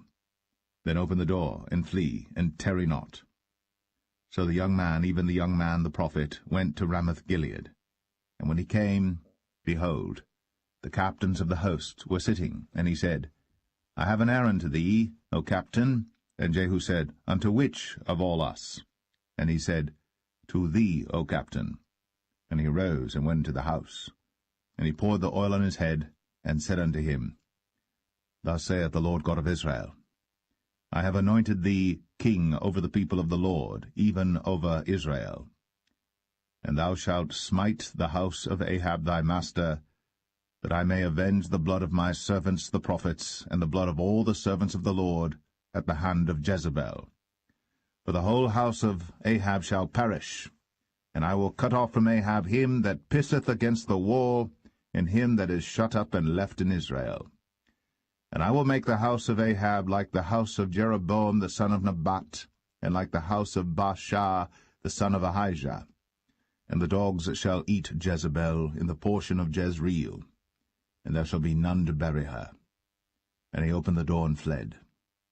Then Jehu came forth to the servants of his lord, and one said unto him, Is all well? Wherefore came this mad fellow to thee? And he said unto them, Ye know the man, and his communication. And they said, It is false. Tell us now. And he said, Thus and thus spake he to me, saying, Thus saith the Lord, I have anointed thee king over Israel. Then they hasted, and took every man his garment, and put it under him on the top of the stairs, and blew with trumpets, saying, Jehu is king. So Jehu, the son of Jehoshaphat, the son of Nimshi, conspired against Joram. Now Joram had kept Ramoth-Gilead, he and all Israel, because of Hazael king of Syria. But King Joram was returned to be healed in Jezreel of the wounds which the Syrians had given him, when he fought with Hazael king of Syria. And Jehu said, If it be your minds, then let none go forth nor escape out of the city to go to tell it in Jezreel. So Jehu rode in a chariot, and went to Jezreel. For Joram lay there, and Ahaziah king of Judah was come down to see Joram. And there stood a watchman on the tower in Jezreel. And he spied the company of Jehu as he came, and said, I see a company. And Joram said, Take an horseman, and send to meet them, and let him say, Is it peace? So there went one on horseback to meet him, and said, Thus saith the king, Is it peace? And Jehu said, What hast thou to do with peace? Turn thee behind me. And the watchman told, saying, The messenger came to them, but he cometh not again. Then he sent out a second on horseback, which came to them, and said, Thus saith the king, Is it peace? And Jehu answered, What hast thou to do with peace? Turn thee behind me. And the watchman told, saying, He came even unto them, and cometh not again. And the driving is like the driving of Jehu the son of Nimshi, for he driveth furiously. And Joram said, Make ready. And his chariot was made ready. And Joram king of Israel, and Ahaziah king of Judah went out, each in his chariot. And they went out against Jehu, and met him in the portion of Naboth the Jezreelite. And it came to pass, when Joram saw Jehu, that he said, Is it peace, Jehu? And he answered, What peace, so long as the whoredoms of thy mother Jezebel and her witchcrafts are so many? And Joram turned his hands and fled, and said to Ahaziah, There is treachery, O Ahaziah. And Jehu drew a bow with his full strength, and smote Jehoram between his arms, and the arrow went out at his heart, and he sunk down in his chariot. Then said Jehu to Bidkar his captain, Take up, and cast him in the portion of the field of Naboth the Jezreelite. Remember how that when I and thou rode together after Ahab his father, the Lord laid this burden upon him. Surely I have seen yesterday the blood of Naboth and the blood of his sons, saith the Lord. And I will requite thee in this plat, saith the Lord. Now therefore take and cast him into the plat of ground, according to the word of the Lord. But when Ahaziah the king of Judah saw this, he fled by the way of the garden house. And Jehu followed after him, and said, Smite him also in the chariot. And they did so at the going up to Gur, which is by Ibleam. And he fled to Megiddo, and died there. And his servants carried him in a chariot to Jerusalem, and buried him in his sepulchre with his fathers in the city of David. And in the 11th year of Joram the son of Ahab began Ahaziah to reign over Judah. And when Jehu was come to Jezreel, Jezebel heard of it, and she painted her face, and tired her head, and looked out at a window. And as Jehu entered in at the gate, she said, Had Zimri peace, who slew his master? And he lifted up his face to the window, and said, Who is on my side? Who? And there looked out to him 2 or 3 eunuchs. And he said, Throw her down. So they threw her down, and some of her blood was sprinkled on the wall and on the horses, and he trode her under foot. And when he was come in, he did eat and drink, and said, Go, see now this cursed woman, and bury her, for she is a king's daughter. And they went to bury her. But they found no more of her than the skull, and the feet, and the palms of her hands. Wherefore they came again and told him, and he said, This is the word of the Lord, which he spake by his servant Elijah the Tishbite, saying, In the portion of Jezreel shall dogs eat the flesh of Jezebel, and the carcass of Jezebel shall be as dung upon the face of the field in the portion of Jezreel, so that they shall not say, This is Jezebel.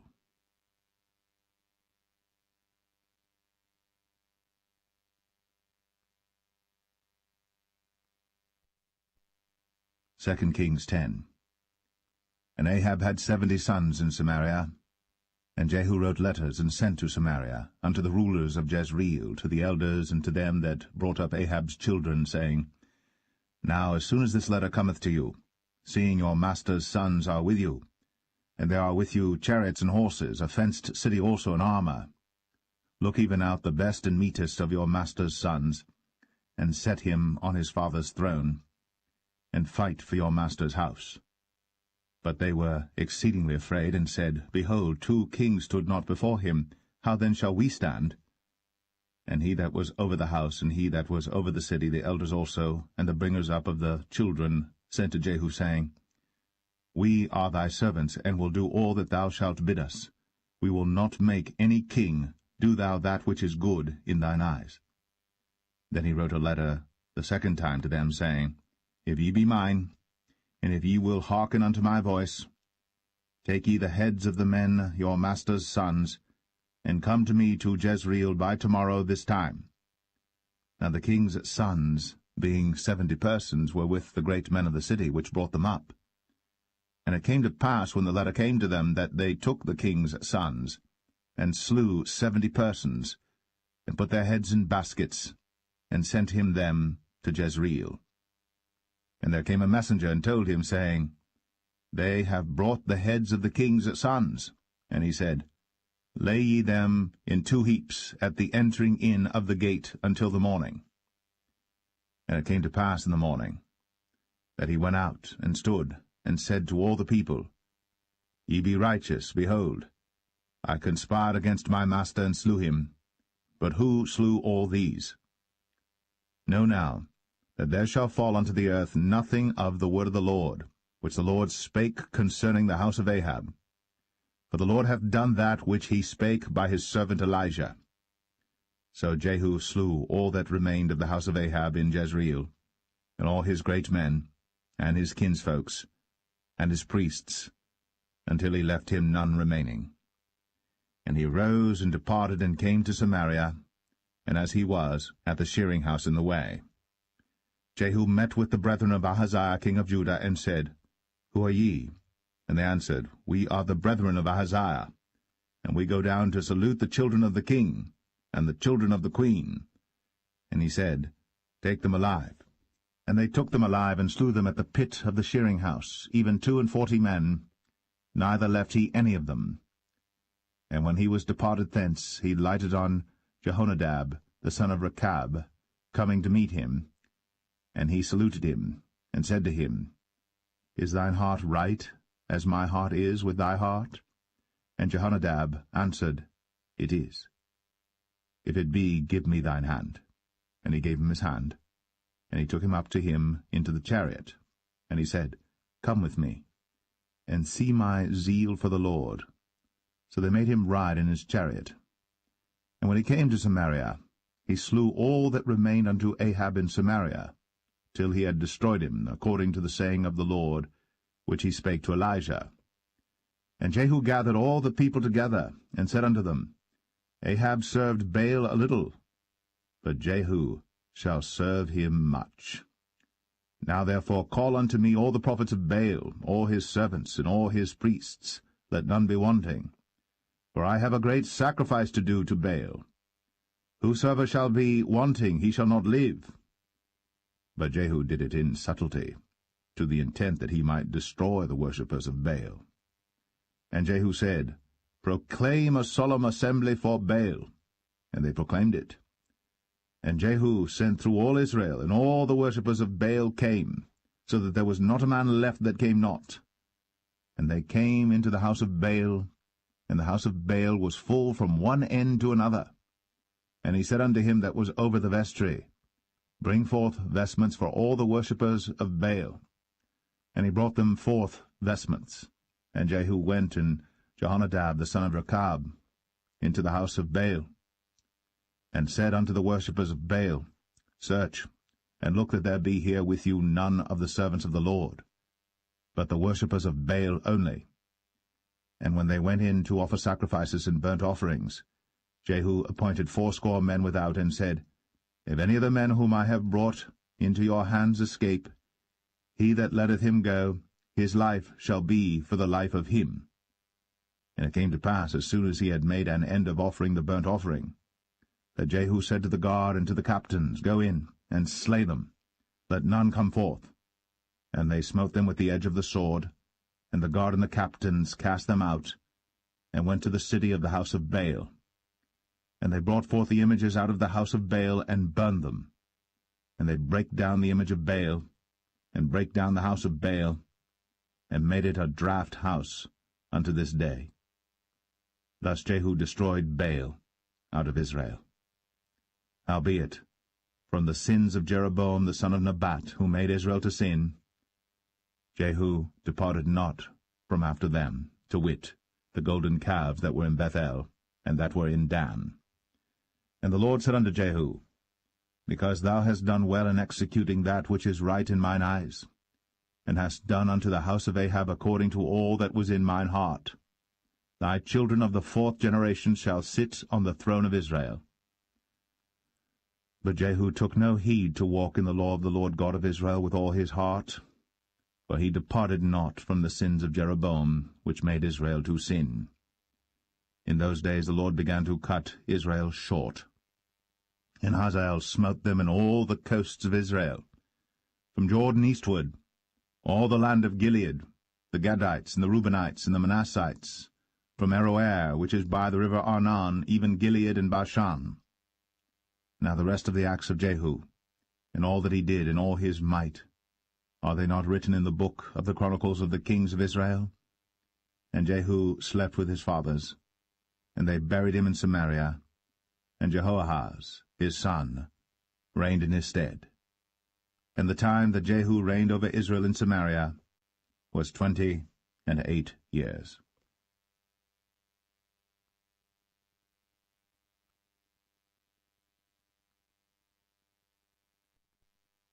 2 Kings 11. And when Athaliah, the mother of Ahaziah, saw that her son was dead, she arose and destroyed all the seed royal. Then Jehosheba, the daughter of King Joram, sister of Ahaziah, took Joash the son of Ahaziah, and stole him from among the king's sons which were slain. And they hid him, even him and his nurse, in the bedchamber from Athaliah, so that he was not slain. And he was with her hid in the house of the Lord 6 years. And Athaliah did reign over the land. And the 7th year Jehoiada sent and fetched the rulers over hundreds, with the captains and the guard, and brought them to him into the house of the Lord, and made a covenant with them, and took an oath of them in the house of the Lord, and showed them the king's son. And he commanded them, saying, This is the thing that ye shall do.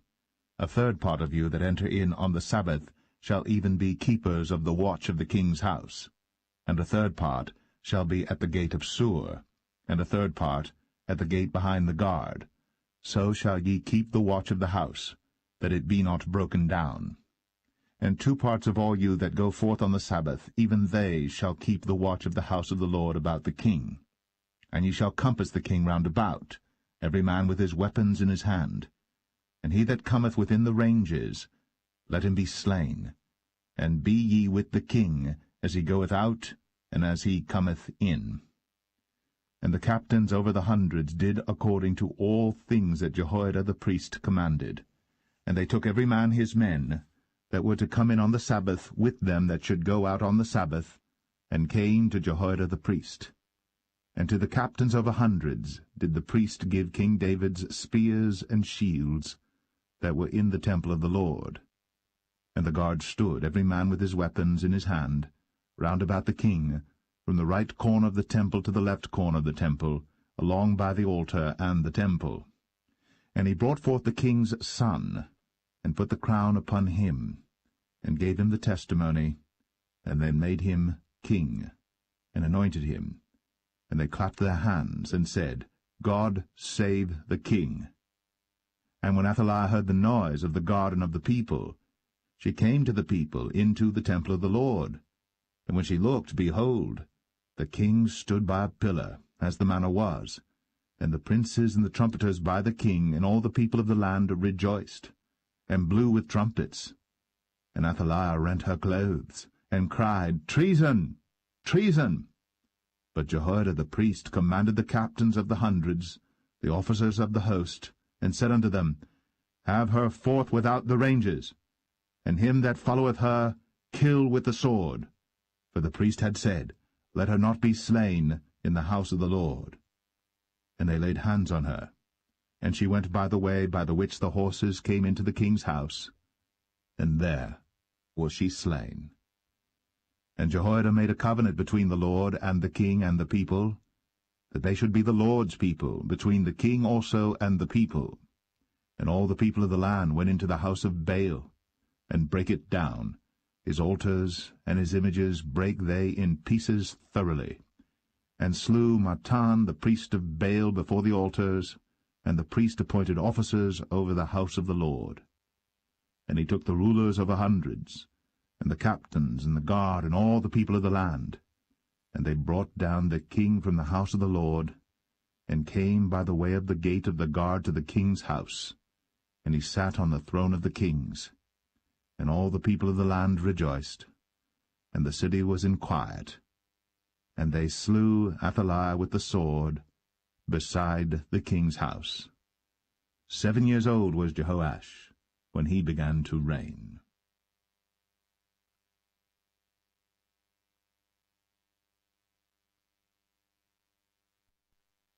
2 Kings 12.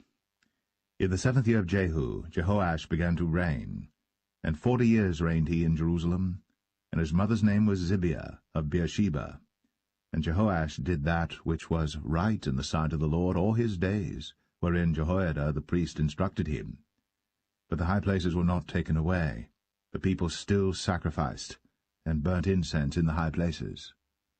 And Jehoash said to the priests, All the money of the dedicated things that is brought into the house of the Lord, even the money of every one that passeth the account, the money that every man is set at, and all the money that cometh into any man's heart to bring into the house of the Lord, let the priests take it to them, every man of his acquaintance, and let them repair the breaches of the house, wheresoever any breach shall be found.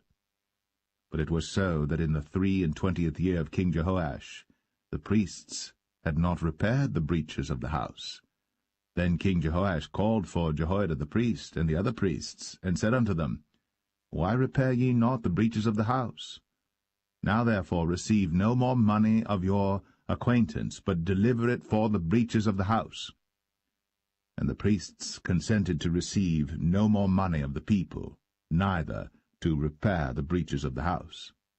But Jehoiada the priest took a chest, and bored a hole in the lid of it, and set it beside the altar, on the right side as one cometh into the house of the Lord. And the priests that kept the door put therein all the money that was brought into the house of the Lord.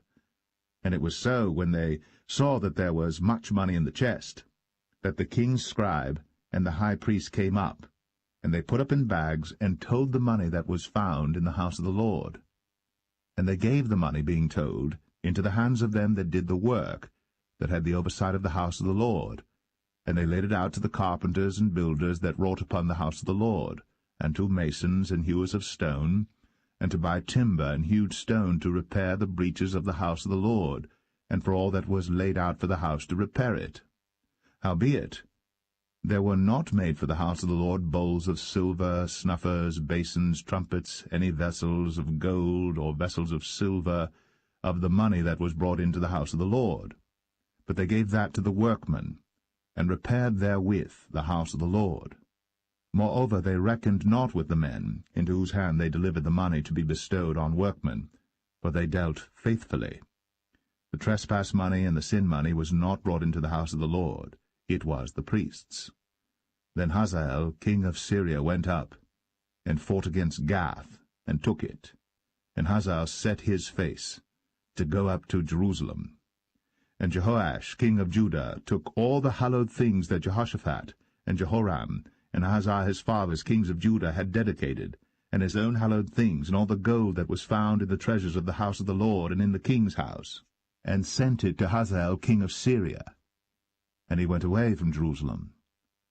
And the rest of the acts of Joash, and all that he did, are they not written in the book of the chronicles of the kings of Judah? And his servants arose and made a conspiracy, and slew Joash in the house of Millo, which goeth down to Silla. For Josachar the son of Shemaeth, and Jehozabad the son of Shomer, his servants, smote him, and he died. And they buried him with his fathers in the city of David. And Amaziah his son reigned in his stead.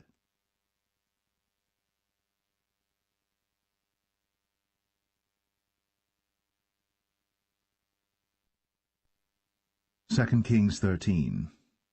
In the 23 year of Joash, the son of Ahaziah, king of Judah, Jehoahaz, the son of Jehu, began to reign over Israel in Samaria, and reigned 17 years. And he did that which was evil in the sight of the Lord, and followed the sins of Jeroboam the son of Nebat, which made Israel to sin. He departed not therefrom. And the anger of the Lord was kindled against Israel, and he delivered them into the hand of Hazael king of Syria, and into the hand of Benhadad the son of Hazael all their days. And Jehoahaz besought the Lord, and the Lord hearkened unto him, for he saw the oppression of Israel, because the king of Syria oppressed them. And the Lord gave Israel a Saviour, so that they went out from under the hand of the Syrians, and the children of Israel dwelt in their tents as beforetime. Nevertheless, they departed not from the sins of the house of Jeroboam, who made Israel sin, but walked therein. And they remained at the grove also in Samaria.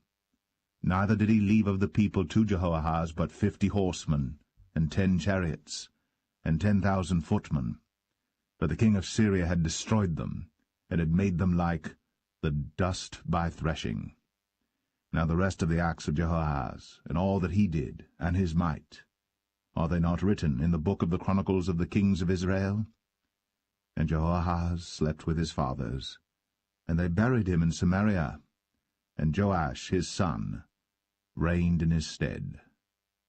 In the 37th year of Joash king of Judah began Jehoash the son of Jehoahaz to reign over Israel in Samaria, and reigned 16 years. And he did that which was evil in the sight of the Lord. He departed not from all the sins of Jeroboam the son of Nebat, who made Israel sin, but he walked therein. And the rest of the acts of Joash, and all that he did, and his might wherewith he fought against Amaziah king of Judah, are they not written in the book of the chronicles of the kings of Israel? And Joash slept with his fathers, and Jeroboam sat upon his throne, and Joash was buried in Samaria with the kings of Israel. Now Elisha was fallen sick of his sickness whereof he died. And Joash the king of Israel came down unto him, and wept over his face, and said, O my father, the chariot of Israel, and the horsemen thereof. And Elisha said unto him, Take bow and arrows. And he took unto him bow and arrows. And he said to the king of Israel, Put thine hand upon the bow. And he put his hand upon it. And Elisha put his hands upon the king's hands. And he said, Open the window eastward. And he opened it. Then Elisha said, Shoot. And he shot. And he said, The arrow of the Lord's deliverance, and the arrow of deliverance from Syria. For thou shalt smite the Syrians in Aphek, till thou have consumed them. And he said, Take the arrows. And he took them. And he said unto the king of Israel, Smite upon the ground. And he smote thrice, and stayed. And the man of God was wroth with him, and said, Thou shouldst have smitten 5 or 6 times. Then hadst thou smitten Syria till thou hadst consumed it, whereas now thou shalt smite Syria but thrice. And Elisha died. and they buried him. And the bands of the Moabites invaded the land at the coming in of the year. And it came to pass, as they were burying a man, that, behold, they spied a band of men, and they cast the man into the sepulchre of Elisha. And when the man was let down and touched the bones of Elisha, he revived and stood up on his feet. But Hazael, king of Syria, oppressed Israel all the days of Jehoahaz. And the Lord was gracious unto them, and had compassion on them, and had respect unto them, because of his covenant with Abraham, Isaac, and Jacob, and would not destroy them, neither cast he them from his presence as yet. So Hazael, king of Syria, died, and Ben-Hadad his son reigned in his stead. And Jehoash, the son of Jehoahaz, took again out of the hand of Ben-Hadad the son of Hazael the cities which he had taken out of the hand of Jehoahaz his father by war. 3 times did Joash beat him, and recovered the cities of Israel.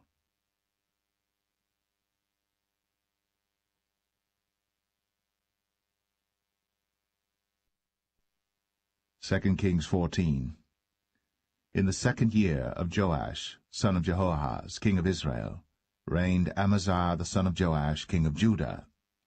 He was 25 years old when he began to reign, and reigned 29 years in Jerusalem.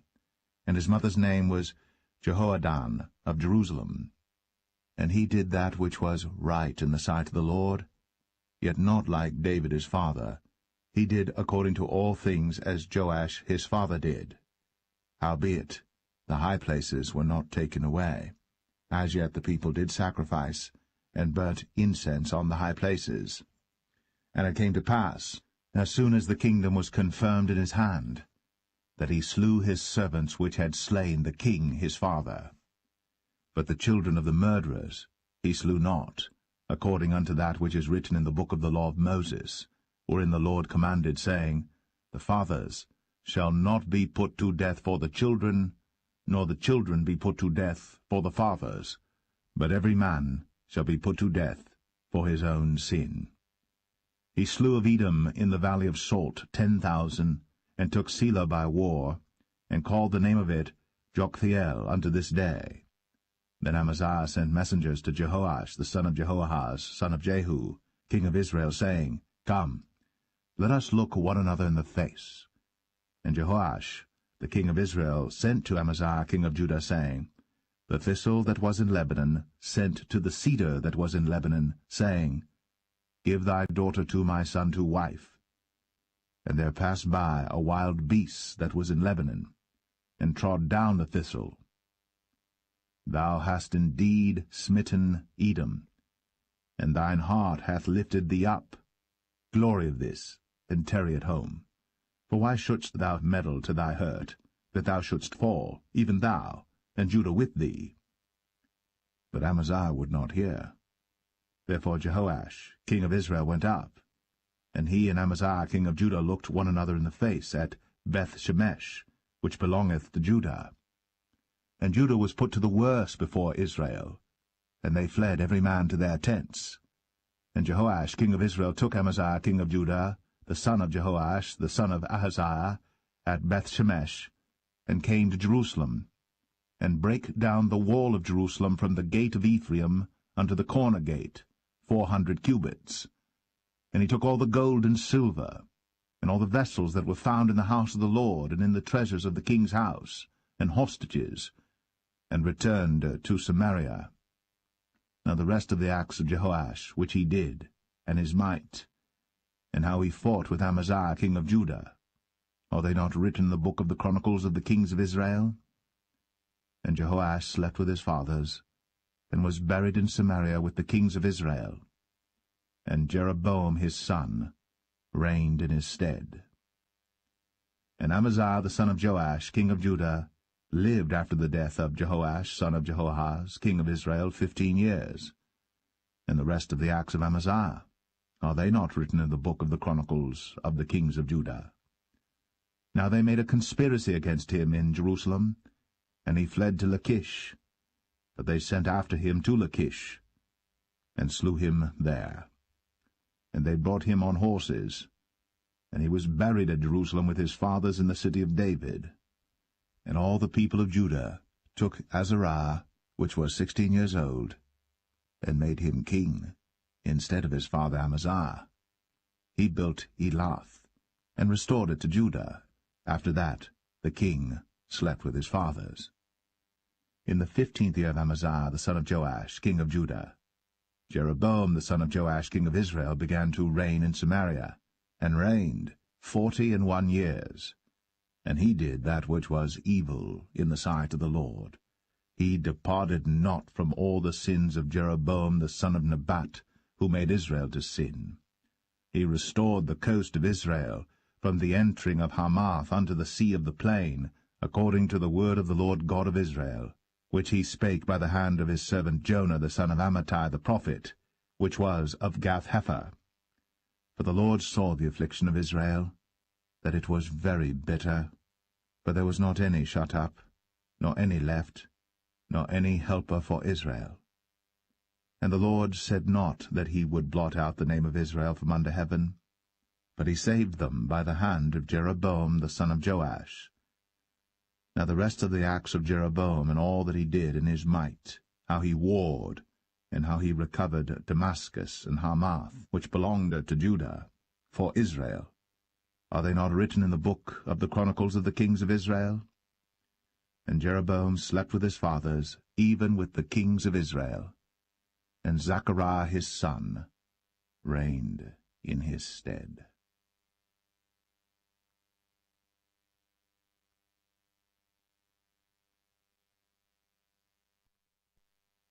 2 Kings 15. In the 27th year of Jeroboam king of Israel began Azariah son of Amaziah king of Judah to reign.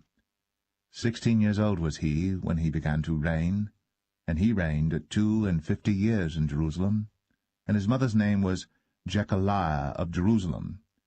And he did that which was right in the sight of the Lord, according to all that his father Amaziah had done, save that the high places were not removed. The people sacrificed, and burnt incense still on the high places. And the Lord smote the king, so that he was a leper unto the day of his death, and dwelt in a several house. And Jotham the king's son was over the house, judging the people of the land. And the rest of the acts of Azariah, and all that he did, are they not written in the book of the chronicles of the kings of Judah? So Azariah slept with his fathers, and they buried him with his fathers in the city of David, and Jotham his son reigned in his stead. In the 38th year of Azariah king of Judah did Zechariah the son of Jeroboam reign over Israel in Samaria 6 months. And he did that which was evil in the sight of the Lord, as his fathers had done. He departed not from the sins of Jeroboam the son of Nebat, who made Israel to sin. And Shallum the son of Jabesh conspired against him, and smote him before the people, and slew him, and reigned in his stead. And the rest of the acts of Zechariah, behold, they are written in the book of the chronicles of the kings of Israel. This was the word of the Lord, which he spake unto Jehu, saying, Thy sons shall sit on the throne of Israel unto the 4th generation. And so it came to pass. Shallum the son of Jabesh began to reign in the 39th year of Uzziah king of Judah. And he reigned a full month in Samaria. For Menahem the son of Gadai went up from Tirzah, and came to Samaria, and smote Shallum the son of Jabesh in Samaria, and slew him, and reigned in his stead. And the rest of the acts of Shallum, and his conspiracy which he made, behold, they are written in the book of the chronicles of the kings of Israel. Then Menahem smote Tiphsah, and all that were therein, and the coasts thereof from Tirzah, because they opened not to him. Therefore he smote it, and all the women therein that were with child he ripped up. In the 39th year of Azariah king of Judah began Menahem the son of Gadai to reign over Israel. and reigned 10 years in Samaria. And he did that which was evil in the sight of the Lord. He departed not all his days from the sins of Jeroboam the son of Nebat, who made Israel to sin. And Pul, the king of Assyria, came against the land. And Menahem gave Pul 1,000 talents of silver, that his hand might be with him to confirm the kingdom in his hand. And Menahem exacted the money of Israel, even of all the mighty men of wealth, of each man 50 shekels of silver, to give to the king of Assyria. So the king of Assyria turned back, and stayed not there in the land. And the rest of the acts of Menahem, and all that he did, are they not written in the book of the Chronicles of the kings of Israel? And Menahem slept with his fathers, and Pekahiah his son reigned in his stead. In the 50th year of Azariah king of Judah, Pekahiah the son of Menahem began to reign over Israel in Samaria, and reigned 2 years. And he did that which was evil in the sight of the Lord. He departed not from the sins of Jeroboam the son of Nebat, who made Israel to sin. But Pekah, the son of Remaliah, a captain of his, conspired against him, and smote him in Samaria in the palace of the king's house, with Argob and Arieh, and with him 50 men of the Gileadites. And he killed him, and reigned in his room. And the rest of the acts of Pekahiah, and all that he did, behold, they are written in the book of the Chronicles of the kings of Israel. In the 52nd year of Azariah king of Judah, Pekah, the son of Remaliah, began to reign over Israel in Samaria, and reigned 20 years. And he did that which was evil in the sight of the Lord. He departed not from the sins of Jeroboam the son of Nebat, who made Israel to sin. In the days of Pekah king of Israel came Tiglath-Pileser, king of Assyria, and took Ion, and Abel-Beth-Maachah, and Genoa, and Kadesh, and Hazor, and Gilead, and Galilee, all the land of Naphtali, and carried them captive to Assyria. And Hoshea, the son of Elah, made a conspiracy against Pekah the son of Remaliah, and smote him, and slew him, and reigned in his stead, in the 20th year of Jotham the son of Uzziah.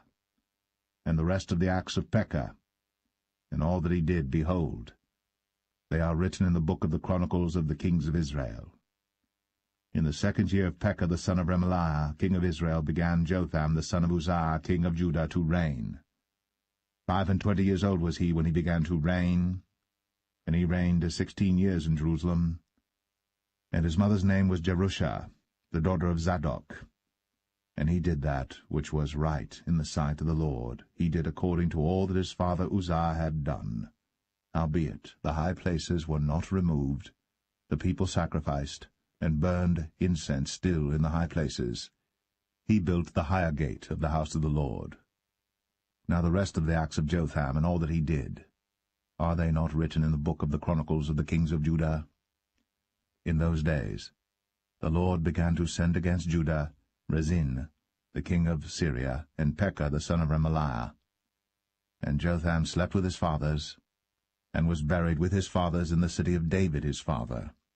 And Ahaz, his son, reigned in his stead.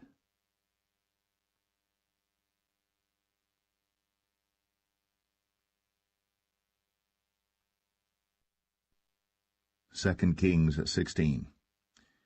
In the 17th year of Pekah the son of Remaliah, Ahaz the son of Jotham, king of Judah, began to reign. 20 years old was Ahaz when he began to reign, and reigned 16 years in Jerusalem, and did not that which was right in the sight of the Lord his God, like David his father. But he walked in the way of the kings of Israel, yea, and made his son to pass through the fire according to the abominations of the heathen, whom the Lord cast out from before the children of Israel. And he sacrificed and burnt incense in the high places, and on the hills, and under every green tree. Then Rezin, king of Syria, and Pekah, son of Remaliah, king of Israel, came up to Jerusalem to war. And they besieged Ahaz, but could not overcome him. At that time Rezin, king of Syria, recovered Elath to Syria, and drave the Jews from Elath. And the Syrians came to Elath, and dwelt there unto this day. So Ahaz sent messengers to Tiglath-Pileser, king of Assyria, saying, I am thy servant and thy son. Come up and save me out of the hand of the king of Syria, and out of the hand of the king of Israel, which rise up against me. And Ahaz took the silver and gold that was found in the house of the Lord, and in the treasures of the king's house, and sent it for a present to the king of Assyria. And the king of Assyria hearkened unto him, for the king of Assyria went up against Damascus, and took it, and carried the people of it captive to Kir, and slew Rezin. And King Ahaz went to Damascus to meet Tiglath-Pileser, king of Assyria, and saw an altar that was at Damascus, and King Ahaz sent to Urijah the priest the fashion of the altar, and the pattern of it, according to all the workmanship thereof. And Urijah the priest built an altar according to all that King Ahaz had sent from Damascus. So Urijah the priest made it, against King Ahaz came from Damascus. And when the king was come from Damascus, the king saw the altar, and the king approached to the altar and offered thereon. And he burnt his burnt offering and his meat offering, and poured his drink offering, and sprinkled the blood of his peace offerings upon the altar. And he brought also the brazen altar, which was before the Lord, from the forefront of the house, from between the altar and the house of the Lord, and put it on the north side of the altar. And King Ahaz commanded Urijah the priest, saying, Upon the great altar burn the morning burnt offering, and the evening meat offering, and the king's burnt sacrifice, and his meat offering, with the burnt offering of all the people of the land, and their meat offering, and their drink offerings, and sprinkle upon it all the blood of the burnt offering, and all the blood of the sacrifice, and the brazen altar shall be for me to inquire by. Thus did Urijah the priest, according to all that King Ahaz commanded. And King Ahaz cut off the borders of the bases, and removed the laver from off them, and took down the sea from off the brazen oxen that were under it, and put it upon a pavement of stones. And the covert for the Sabbath that they had built in the house, and the king's entry without, turned he from the house of the Lord for the king of Assyria. Now the rest of the acts of Ahaz which he did, are they not written in the book of the chronicles of the kings of Judah?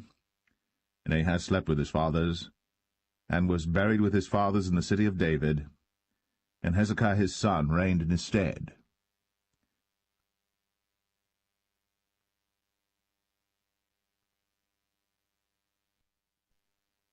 2 Kings 17. In the 12th year of Ahaz, king of Judah, began Hoshea the son of Elah to reign in Samaria over Israel 9 years. And he did that which was evil in the sight of the Lord, but not as the kings of Israel that were before him. Against him came up Shalmaneser, king of Assyria, and Hoshea became his servant, and gave him presents. And the king of Assyria found conspiracy in Hoshea, for he had sent messengers to So, king of Egypt, and brought no present to the king of Assyria, as he had done year by year. Therefore the king of Assyria shut him up, and bound him in prison. Then the king of Assyria came up throughout all the land, and went up to Samaria, and besieged it 3 years. In the 9th year of Hoshea the king of Assyria took Samaria, and carried Israel away into Assyria, and placed them in Halah and in Habor, by the river of Gozan, and in the cities of the Medes. For so it was, that the children of Israel had sinned against the Lord their God, which had brought them up out of the land of Egypt, from under the hand of Pharaoh king of Egypt, and had feared other gods, and walked in the statutes of the heathen, whom the Lord cast out from before the children of Israel, and of the kings of Israel which they had made. And the children of Israel did secretly those things that were not right against the Lord their God, and they built them high places in all their cities, from the tower of the watchman to the fenced city. And they set them up images and groves in every high hill, and under every green tree. And there they burnt incense in all the high places, as did the heathen whom the Lord carried away before them, and wrought wicked things to provoke the Lord to anger. For they served idols, whereof the Lord had said unto them, Ye shall not do this thing. Yet the Lord testified against Israel and against Judah by all the prophets, and by all the seers, saying, Turn ye from your evil ways, and keep my commandments and my statutes, according to all the law which I commanded your fathers, and which I sent to you by my servants the prophets. Notwithstanding they would not hear, but hardened their necks, like to the neck of their fathers, that did not believe in the Lord their God. And they rejected his statutes and his covenant that he made with their fathers, and his testimonies which he testified against them. And they followed vanity, and became vain, and went after the heathen that were round about them, concerning whom the Lord had charged them, that they should not do like them. And they left all the commandments of the Lord their God, and made them molten images, even 2 calves, and made a grove, and worshipped all the host of heaven, and served Baal. And they caused their sons and their daughters to pass through the fire, and used divination and enchantments, and sold themselves to do evil in the sight of the Lord, to provoke him to anger. Therefore the Lord was very angry with Israel, and removed them out of his sight. There was none left but the tribe of Judah only. Also Judah kept not the commandments of the Lord their God, but walked in the statutes of Israel which they made. And the Lord rejected all the seed of Israel, and afflicted them, and delivered them into the hand of spoilers, until he had cast them out of his sight. For he rent Israel from the house of David, and they made Jeroboam the son of Nebat king. And Jeroboam drave Israel from following the Lord, and made them sin a great sin. For the children of Israel walked in all the sins of Jeroboam which he did. They departed not from them, until the Lord removed Israel out of his sight, as he had said by all his servants the prophets. So was Israel carried away out of their own land to Assyria unto this day.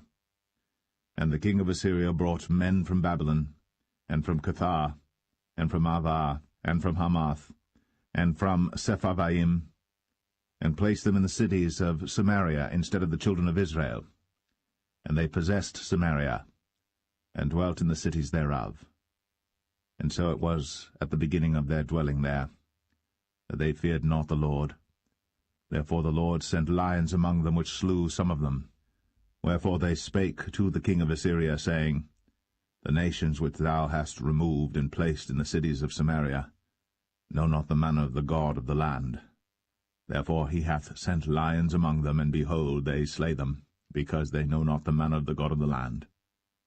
Then the king of Assyria commanded, saying, Carry thither one of the priests whom ye brought from thence, and let them go and dwell there, and let him teach them the manner of the God of the land. Then one of the priests whom they had carried away from Samaria came and dwelt in Bethel, and taught them how they should fear the Lord. Howbeit every nation made gods of their own, and put them in the houses of the high places which the Samaritans had made, every nation in their cities wherein they dwelt. And the men of Babylon made Succoth-Benoth, and the men of Cuth made Nergal, and the men of Hamath made Ashima, and the Avites made Nibhaz and Tartak, and the Sepharvites burnt their children in fire to Adramelech and Anamelech, the gods of Sepharvaim. So they feared the Lord, and made unto themselves of the lowest of them priests of the high places, which sacrificed for them in the houses of the high places. They feared the Lord, and served their own gods, after the manner of the nations whom they carried away from thence. Unto this day they do after the former manners. They fear not the Lord, neither do they after their statutes, or after their ordinances, or after the law and commandment which the Lord commanded the children of Jacob, whom he named Israel, with whom the Lord had made a covenant, and charged them, saying, Ye shall not fear other gods, nor bow yourselves to them, nor serve them, nor sacrifice to them. But the Lord who brought you up out of the land of Egypt with great power and a stretched out arm, him shall ye fear, and him shall ye worship, and to him shall ye do sacrifice. And the statutes and the ordinances and the law and the commandment, which he wrote for you, ye shall observe to do for evermore, and ye shall not fear other gods. And the covenant that I have made with you ye shall not forget, neither shall ye fear other gods. But the Lord your God ye shall fear, and he shall deliver you out of the hand of all your enemies. Howbeit they did not hearken, but they did after their former manner. So these nations feared the Lord, and served their graven images, both their children and their children's children, as did their fathers, so do they unto this day.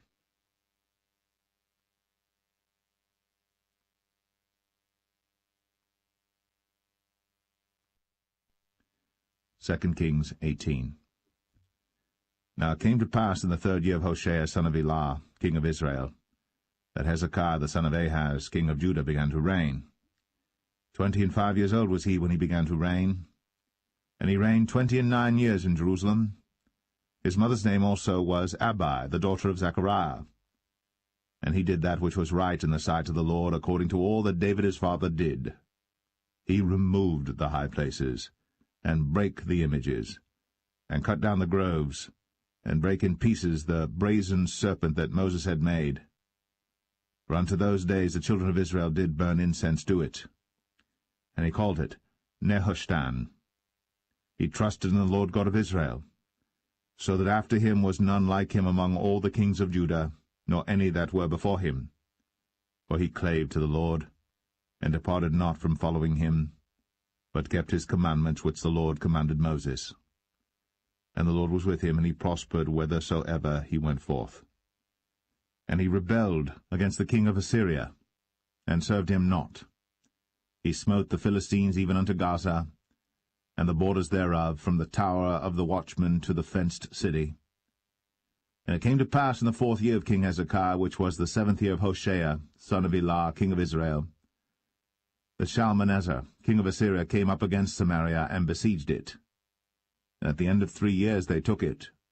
Even in the 6th year of Hezekiah, that is the 9th year of Hoshea, king of Israel, Samaria was taken. And the king of Assyria did carry away Israel unto Assyria, and put them in Halah, and in Habor by the river of Gozan, and in the cities of the Medes, because they obeyed not the voice of the Lord their God, but transgressed his covenant, and all that Moses the servant of the Lord commanded, and would not hear them, nor do them. Now in the 14th year of King Hezekiah did Sennacherib king of Assyria come up against all the fenced cities of Judah, and took them. And Hezekiah king of Judah sent to the king of Assyria to Lachish, saying, I have offended, return from me, that which thou puttest on me will I bear. And the king of Assyria appointed unto Hezekiah king of Judah 300 talents of silver, and 30 talents of gold. And Hezekiah gave him all the silver that was found in the house of the Lord, and in the treasures of the king's house. At that time did Hezekiah cut off the gold from the doors of the temple of the Lord, and from the pillars which Hezekiah king of Judah had overlaid, and gave it to the king of Assyria. And the king of Assyria sent Tartan, and Rabsaris, and Rabshakeh from Lachish to King Hezekiah with a great host against Jerusalem. And they went up and came to Jerusalem. And when they were come up, they came and stood by the conduit of the upper pool, which is in the highway of the fuller's field. And when they had called to the king, there came out to them Eliakim the son of Hilkiah, which was over the household, and Shebna the scribe, and Joah the son of Asaph the recorder. And Rabshakeh said unto them, Speak ye now to Hezekiah. Thus saith the great king, the king of Assyria, What confidence is this wherein thou trustest? Thou sayest, But they are but vain words. I have counsel and strength for the war. Now on whom dost thou trust, that thou rebellest against me? Now behold, thou trustest upon the staff of this bruised reed, even upon Egypt, on which, if a man lean, it will go into his hand, and pierce it. So is Pharaoh king of Egypt unto all that trust on him. But if ye say unto me, We trust in the Lord our God, is not that he whose high places and whose altars Hezekiah hath taken away, and hath said to Judah and Jerusalem, Ye shall worship before this altar in Jerusalem? Now therefore I pray thee, give pledges to my lord the king of Assyria, and I will deliver thee 2,000 horses, if thou be able on thy part to set riders upon them. How then wilt thou turn away the face of one captain of the least of my master's servants, and put thy trust on Egypt for chariots and for horsemen? Am I now come up without the Lord against this place to destroy it? The Lord said to me, Go up against this land and destroy it. Then said Eliakim the son of Hilkiah, and Shebna, and Joah, unto Rabshakeh, Speak, I pray thee, to thy servants in the Syrian language, for we understand it, and talk not with us in the Jews' language in the ears of the people that are on the wall. But Rabshakeh said unto them, Hath my master sent me to thy master, and to thee to speak these words? Hath he not sent me to the men which sit on the wall, that they may eat their own dung and drink their own piss with you? Then Rabshakeh stood and cried with a loud voice in the Jews' language, and spake, saying, Hear the word of the great king, the king of Assyria. Thus saith the king, Let not Hezekiah deceive you, for he shall not be able to deliver you out of his hand. Neither let Hezekiah make you trust in the Lord, saying, The Lord will surely deliver us, and the city shall not be delivered into the hand of the king of Assyria. Hearken not to Hezekiah, for thus saith the king of Assyria, Make an agreement with me by a present, and come out to me. And then eat ye every man of his own vine, and every one of his fig tree, and drink ye every one the waters of his cistern, until I come and take you away to a land like your own land, a land of corn and wine, a land of bread and vineyards, a land of oil olive and of honey, that ye may live and not die. And hearken not unto Hezekiah, when he persuadeth you, saying, The Lord will deliver us. Hath any of the gods of the nations delivered at all his land out of the hand of the king of Assyria? Where are the gods of Hamath and of Arpad? Where are the gods of Sepharvaim, Hena, and Eva? Have they delivered Samaria out of mine hand? Who are they among all the gods of the countries that have delivered their country out of mine hand, that the Lord should deliver Jerusalem out of mine hand? But the people held their peace, and answered him not a word, for the king's commandment was, saying, Answer him not. Then came Eliakim the son of Hilkiah, which was over the household, and Shebna the scribe, and Joah the son of Asaph the recorder, to Hezekiah with their clothes rent, and told him the words of Rabshakeh.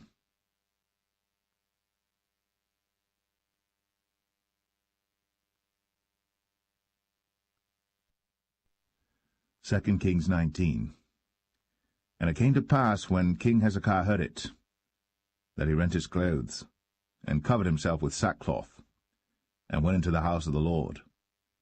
And he sent Eliakim, which was over the household, and Shebna the scribe, and the elders of the priests, covered with sackcloth, to Isaiah the prophet, the son of Amoz.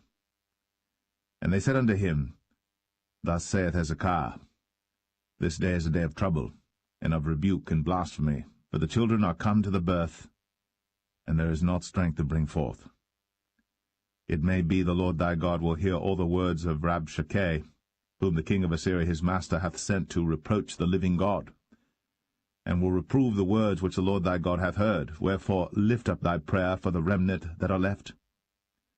So the servants of King Hezekiah came to Isaiah. And Isaiah said unto them, Thus shall ye say to your master, Thus saith the Lord, Be not afraid of the words which thou hast heard, with which the servants of the king of Assyria have blasphemed me. Behold, I will send a blast upon him, and he shall hear a rumour, and shall return to his own land, and I will cause him to fall by the sword in his own land. So Rabshakeh returned, and found the king of Assyria warring against Libnah, for he had heard that he was departed from Lachish. And when he heard say of Tirhakah, king of Ethiopia, Behold, he is come out to fight against thee, he sent messages again unto Hezekiah, saying, Thus shall ye speak to Hezekiah king of Judah, saying, Let not thy God in whom thou trustest deceive thee, saying, Jerusalem shall not be delivered into the hand of the king of Assyria. Behold, thou hast heard what the kings of Assyria have done to all lands by destroying them utterly, and shalt thou be delivered? Have the gods of the nations delivered them which my fathers have destroyed, as Gozan and Haran, and Rezeph, and the children of Eden, which were in Thelasar? Where is the king of Hamath, and the king of Arpad, and the king of the city of Sepharvaim, of Hena and Ivah?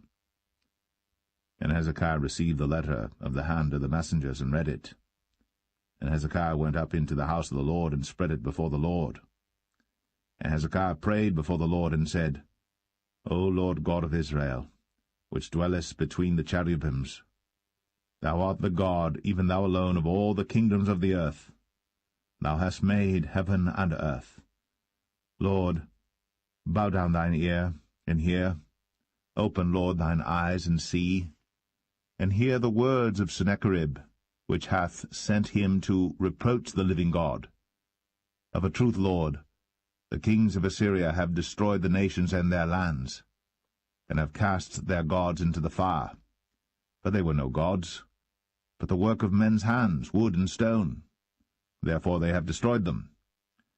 Now therefore, O Lord our God, I beseech thee, save thou us out of his hand, that all the kingdoms of the earth may know that thou art the Lord God, even thou only. Then Isaiah the son of Amoz sent to Hezekiah, saying, Thus saith the Lord God of Israel, That which thou hast prayed to me against Sennacherib, king of Assyria, I have heard. This is the word that the Lord hath spoken concerning him. The virgin, the daughter of Zion, hath despised thee, and laughed thee to scorn. The daughter of Jerusalem hath shaken her head at thee.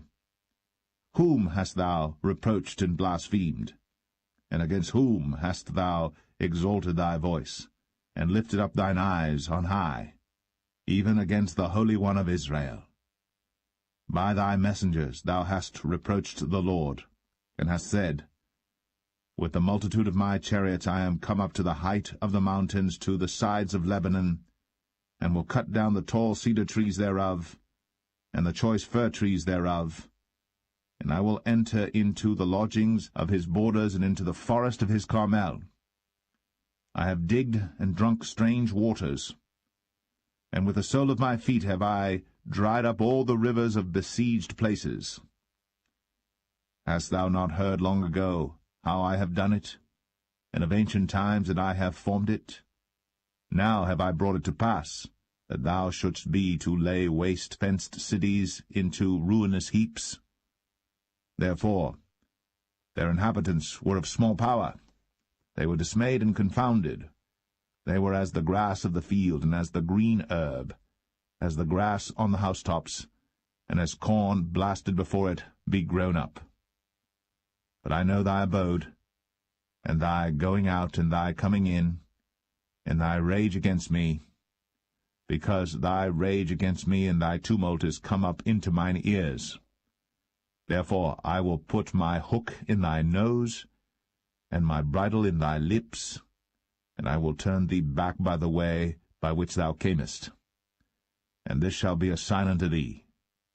Ye shall eat this year such things as grow of themselves, in the second year that which springeth of the same. And in the third year sow ye and reap, and plant vineyards, and eat the fruits thereof.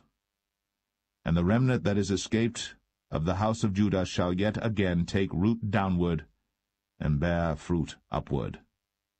For out of Jerusalem shall go forth a remnant, and they that escape out of Mount Zion. The zeal of the Lord of hosts shall do this.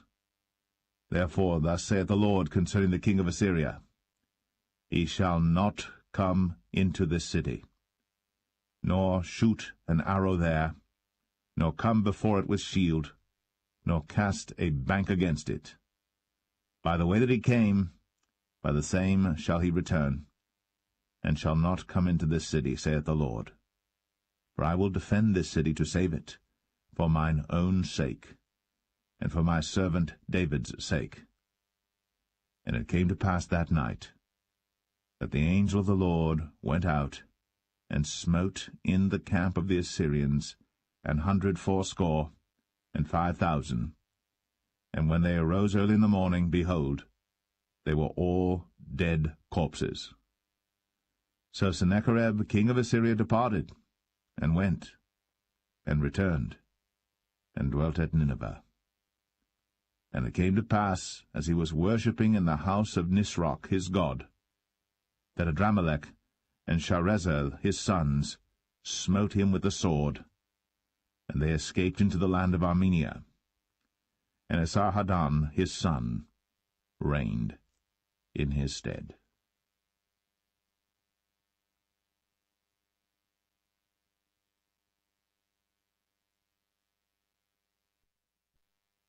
Second Kings 20. In those days was Hezekiah sick unto death. And the prophet Isaiah the son of Amoz came to him, and said unto him, Thus saith the Lord, Set thine house in order, for thou shalt die, and not live. Then he turned his face to the wall, and prayed unto the Lord, saying, I beseech thee, O Lord, remember now how I have walked before thee in truth, and with a perfect heart, and have done that which is good in thy sight. And Hezekiah wept sore. And it came to pass, afore Isaiah was gone out into the middle court, that the word of the Lord came to him, saying, Turn again, and tell Hezekiah, the captain of my people, Thus saith the Lord, the God of David thy father, I have heard thy prayer, I have seen thy tears. Behold, I will heal thee. On the 3rd day thou shalt go up into the house of the Lord. And I will add unto thy days 15 years. And I will deliver thee and this city out of the hand of the king of Assyria. And I will defend this city for mine own sake, and for my servant David's sake. Then Isaiah said, Take a lump of figs. And they took and laid it on the boil, and he recovered. And Hezekiah said unto Isaiah, What shall be the sign that the Lord will heal me, and that I shall go up into the house of the Lord the 3rd day? And Isaiah said, This sign shalt thou have of the Lord, that the Lord will do the thing that he hath spoken. Shall the shadow go forward 10 degrees, or go back 10 degrees?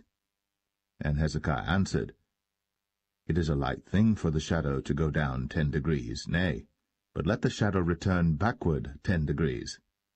And Isaiah the prophet cried unto the Lord, and he brought the shadow 10 degrees backward, by which it had gone down in the dial of Ahaz.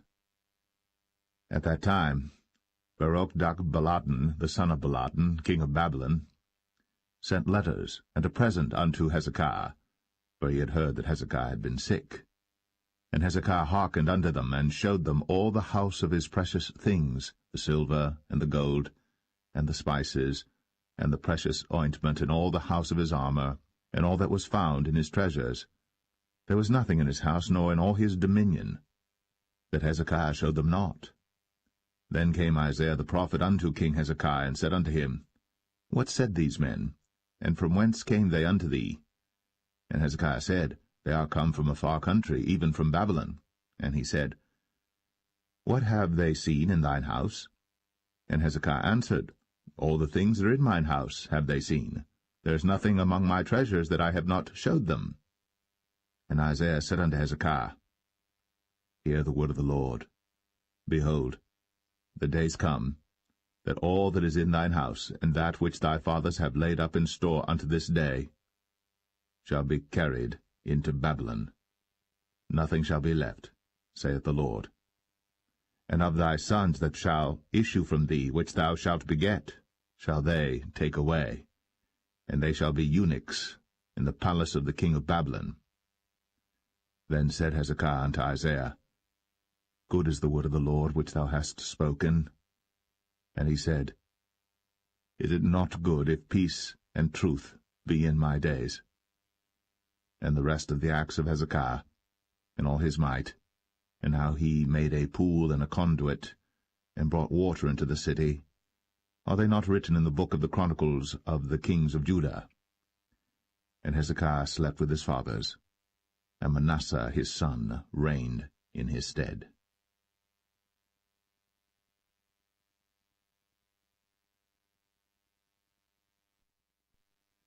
2 Kings 21.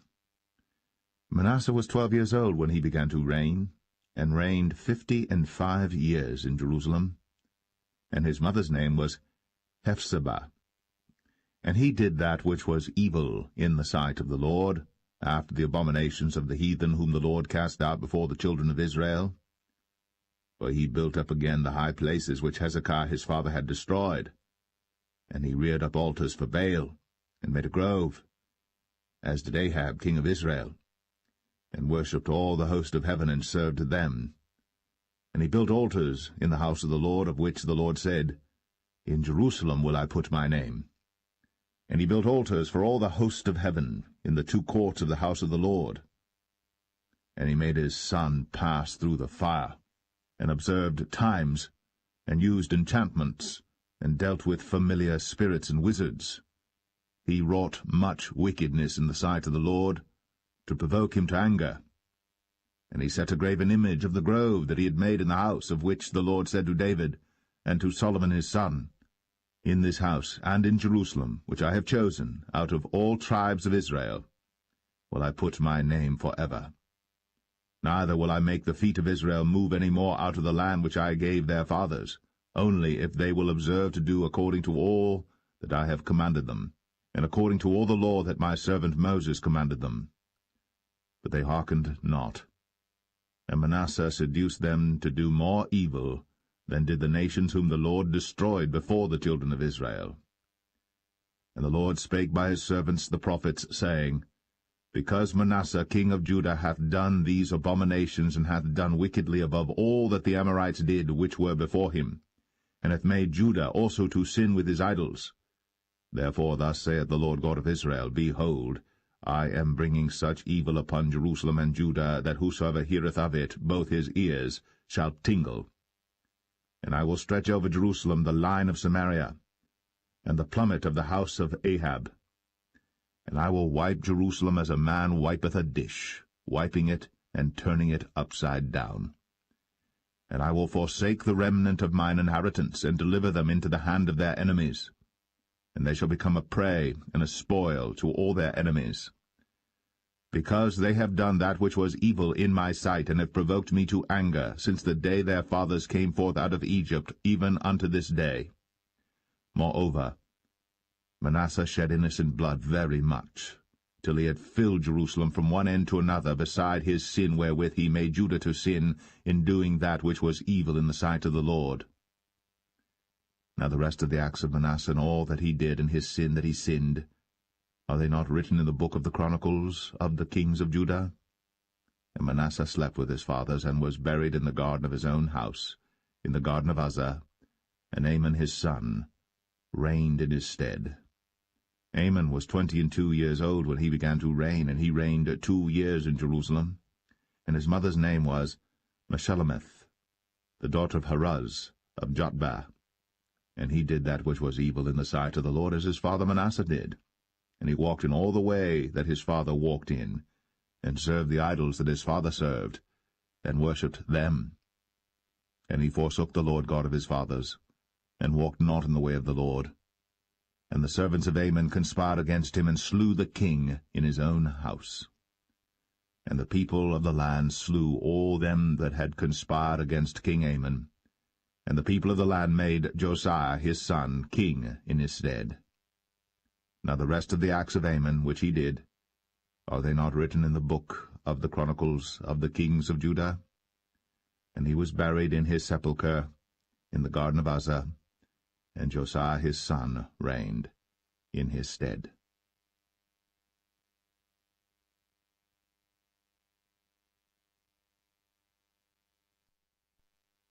2 Kings 22. Josiah was 8 years old when he began to reign, and he reigned 31 years in Jerusalem. And his mother's name was Jedidah, the daughter of Adaiah of Boscath. And he did that which was right in the sight of the Lord, and walked in all the way of David his father, and turned not aside to the right hand or to the left. And it came to pass in the 18th year of King Josiah that the king sent Shaphan the son of Azaliah, the son of Meshullam, the scribe, to the house of the Lord, saying, Go up to Hilkiah the high priest, that he may sum the silver which is brought into the house of the Lord, which the keepers of the door have gathered of the people, and let them deliver it into the hand of the doers of the work that have the oversight of the house of the Lord, and let them give it to the doers of the work which is in the house of the Lord, to repair the breaches of the house, unto carpenters and builders and masons, and to buy timber and hewn stone to repair the house. Howbeit there was no reckoning made with them of the money that was delivered into their hand, because they dealt faithfully. And Hilkiah the high priest said unto Shaphan the scribe, I have found the book of the law in the house of the Lord. And Hilkiah gave the book to Shaphan, and he read it. And Shaphan the scribe came to the king, and brought the king word again, and said, Thy servants have gathered money that was found in the house, and have delivered it into the hand of them that do the work, that have the oversight of the house of the Lord. And Shaphan the scribe showed the king, saying, Hilkiah the priest hath delivered me a book. And Shaphan read it before the king. And it came to pass, when the king had heard the words of the book of the law, that he rent his clothes. And the king commanded Hilkiah the priest, and Ahikam the son of Shaphan, and Achbor the son of Micaiah, and Shaphan the scribe, and Asahiah a servant of the king's, saying, Go ye, inquire the Lord for me, and for the people, and for all Judah, concerning the words of this book that is found. For great is the wrath of the Lord that is kindled against us, because our fathers have not hearkened unto the words of this book, to do according unto all that which is written concerning us. So Hilkiah the priest, and Ahikam, and Achbor, and Shaphan, and Asahiah, went unto Huldah the prophetess, the wife of Shallum the son of Tikvah, the son of Harhas, keeper of the wardrobe. Now she dwelt in Jerusalem in the college. And they communed with her. And she said unto them, Thus saith the Lord God of Israel, Tell the man that sent you to me, Thus saith the Lord, Behold, I will bring evil upon this place, and upon the inhabitants thereof, even all the words of the book which the king of Judah hath read, because they have forsaken me, and have burned incense unto other gods, that they might provoke me to anger with all the works of their hands. Therefore my wrath shall be kindled against this place, and shall not be quenched. But to the king of Judah, which sent you to inquire of the Lord, thus shall ye say to him, Thus saith the Lord God of Israel, as touching the words which thou hast heard, because thine heart was tender, and thou hast humbled thyself before the Lord, when thou heardest what I spake against this place, and against the inhabitants thereof, that they should become a desolation and a curse, and hast rent thy clothes, and wept before me. I also have heard thee, saith the Lord. Behold, therefore, I will gather thee unto thy fathers, and thou shalt be gathered into thy grave in peace. And thine eyes shall not see all the evil which I will bring upon this place. And they brought the king word again.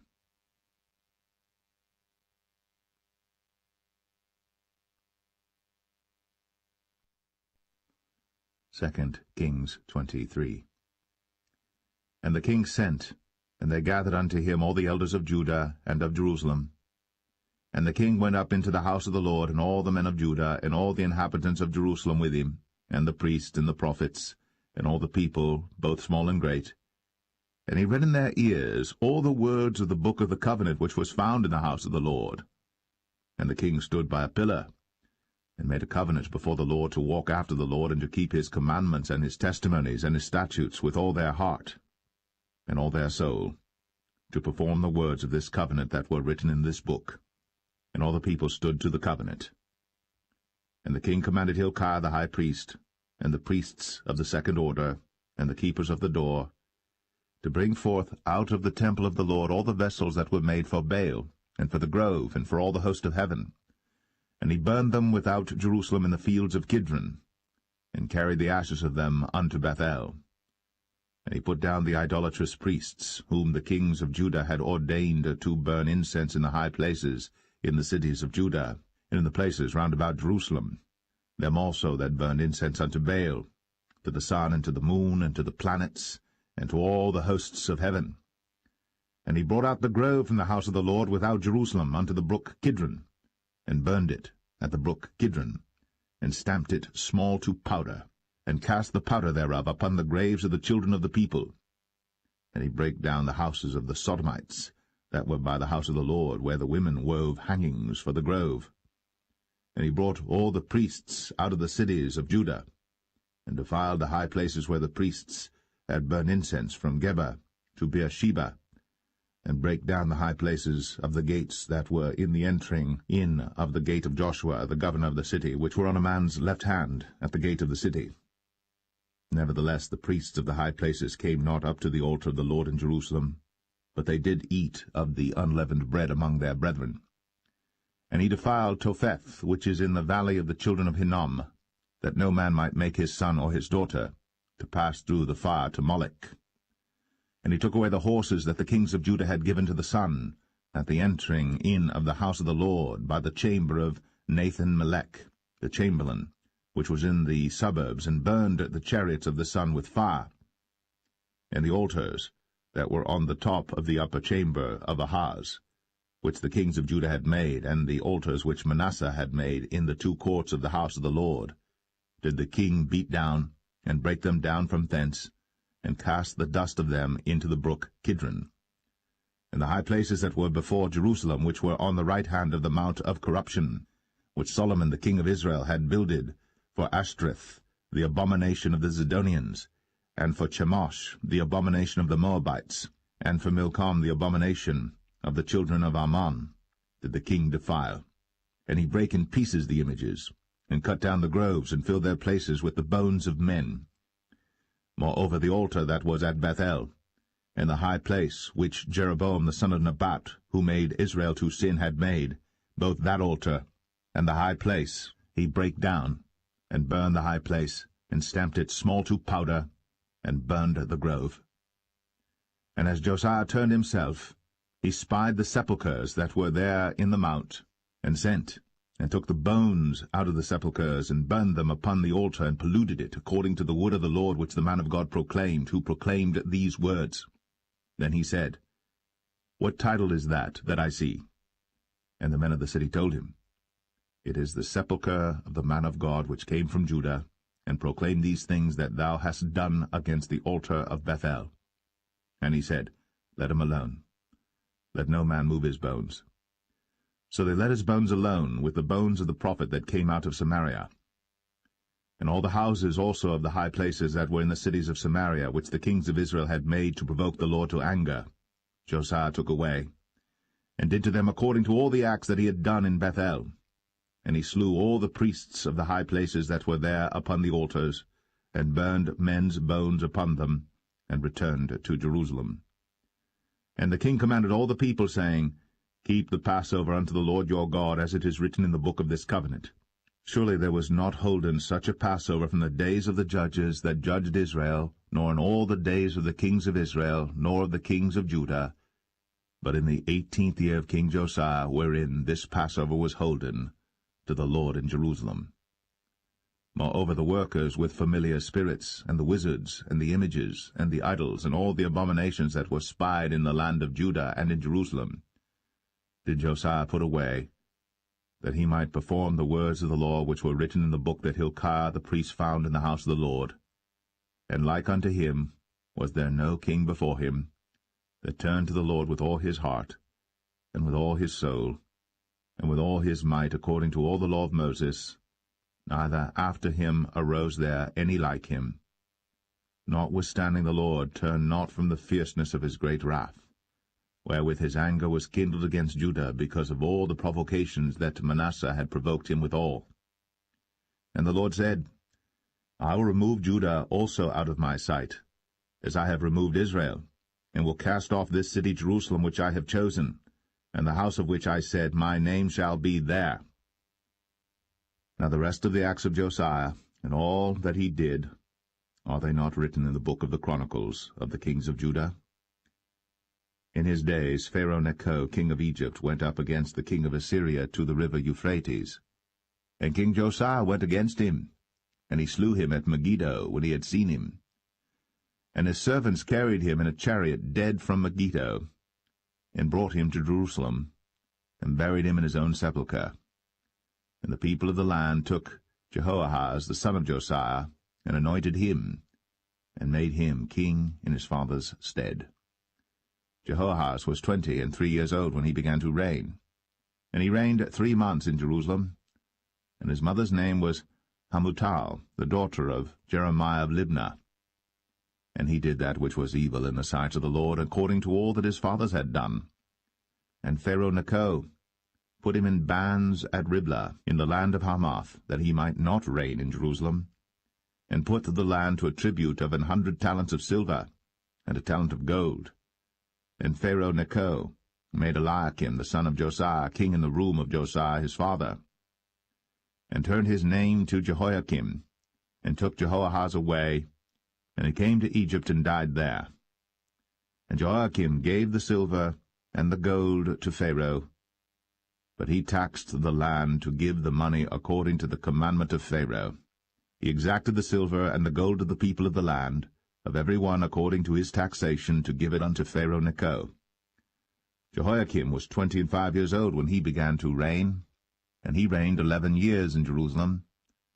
And his mother's name was Zebudah, the daughter of Pedaiah of Rumah.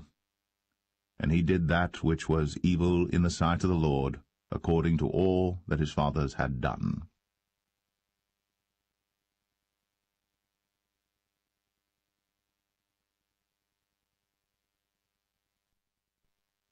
Second Kings 24. In his days Nebuchadnezzar king of Babylon came up, and Jehoiakim became his servant 3 years. Then he turned and rebelled against him. And the Lord sent against him bands of the Chaldees, and bands of the Syrians, and bands of the Moabites, and bands of the children of Ammon, and sent them against Judah to destroy it, according to the word of the Lord which he spake by his servants the prophets. Surely at the commandment of the Lord came this upon Judah, to remove them out of his sight, for the sins of Manasseh according to all that he did, and also for the innocent blood that he shed. For he filled Jerusalem with innocent blood which the Lord would not pardon. Now the rest of the acts of Jehoiakim, and all that he did, are they not written in the book of the Chronicles of the kings of Judah? So Jehoiakim slept with his fathers, and Jehoiachin his son reigned in his stead. And the king of Egypt came not again any more out of his land, for the king of Babylon had taken from the river of Egypt unto the river Euphrates all that pertained to the king of Egypt. Jehoiachin was 18 years old when he began to reign, and he reigned in Jerusalem 3 months. And his mother's name was Nehushta, the daughter of Elnathan of Jerusalem. And he did that which was evil in the sight of the Lord, according to all that his father had done. At that time the servants of Nebuchadnezzar king of Babylon came up against Jerusalem, and the city was besieged. And Nebuchadnezzar king of Babylon came against the city, and his servants did besiege it. And Jehoiachin the king of Judah went out to the king of Babylon, he and his mother and his servants, and his princes and his officers. And the king of Babylon took him in the 8th year of his reign. And he carried out thence all the treasures of the house of the Lord, and the treasures of the king's house, and cut in pieces all the vessels of gold which Solomon king of Israel had made in the temple of the Lord, as the Lord had said. And he carried away all Jerusalem, and all the princes, and all the mighty men of valor, even 10,000 captives, and all the craftsmen and smiths, none remained, save the poorest sort of the people of the land. And he carried away Jehoiachin to Babylon, and the king's mother, and the king's wives, and his officers, and the mighty of the land. Those carried he into captivity from Jerusalem to Babylon. And all the men of might, even 7,000, and craftsmen and smiths 1,000, all that was strong and apt for war, even them the king of Babylon brought captive to Babylon. And the king of Babylon made Mattaniah his father's brother king in his stead, and changed his name to Zedekiah. Zedekiah was 21 years old when he began to reign, and he reigned 11 years in Jerusalem. And his mother's name was Hamutal, the daughter of Jeremiah of Libnah. And he did that which was evil in the sight of the Lord, according to all that Jehoiakim had done. For through the anger of the Lord it came to pass in Jerusalem and Judah, until he had cast them out from his presence, that Zedekiah rebelled against the king of Babylon.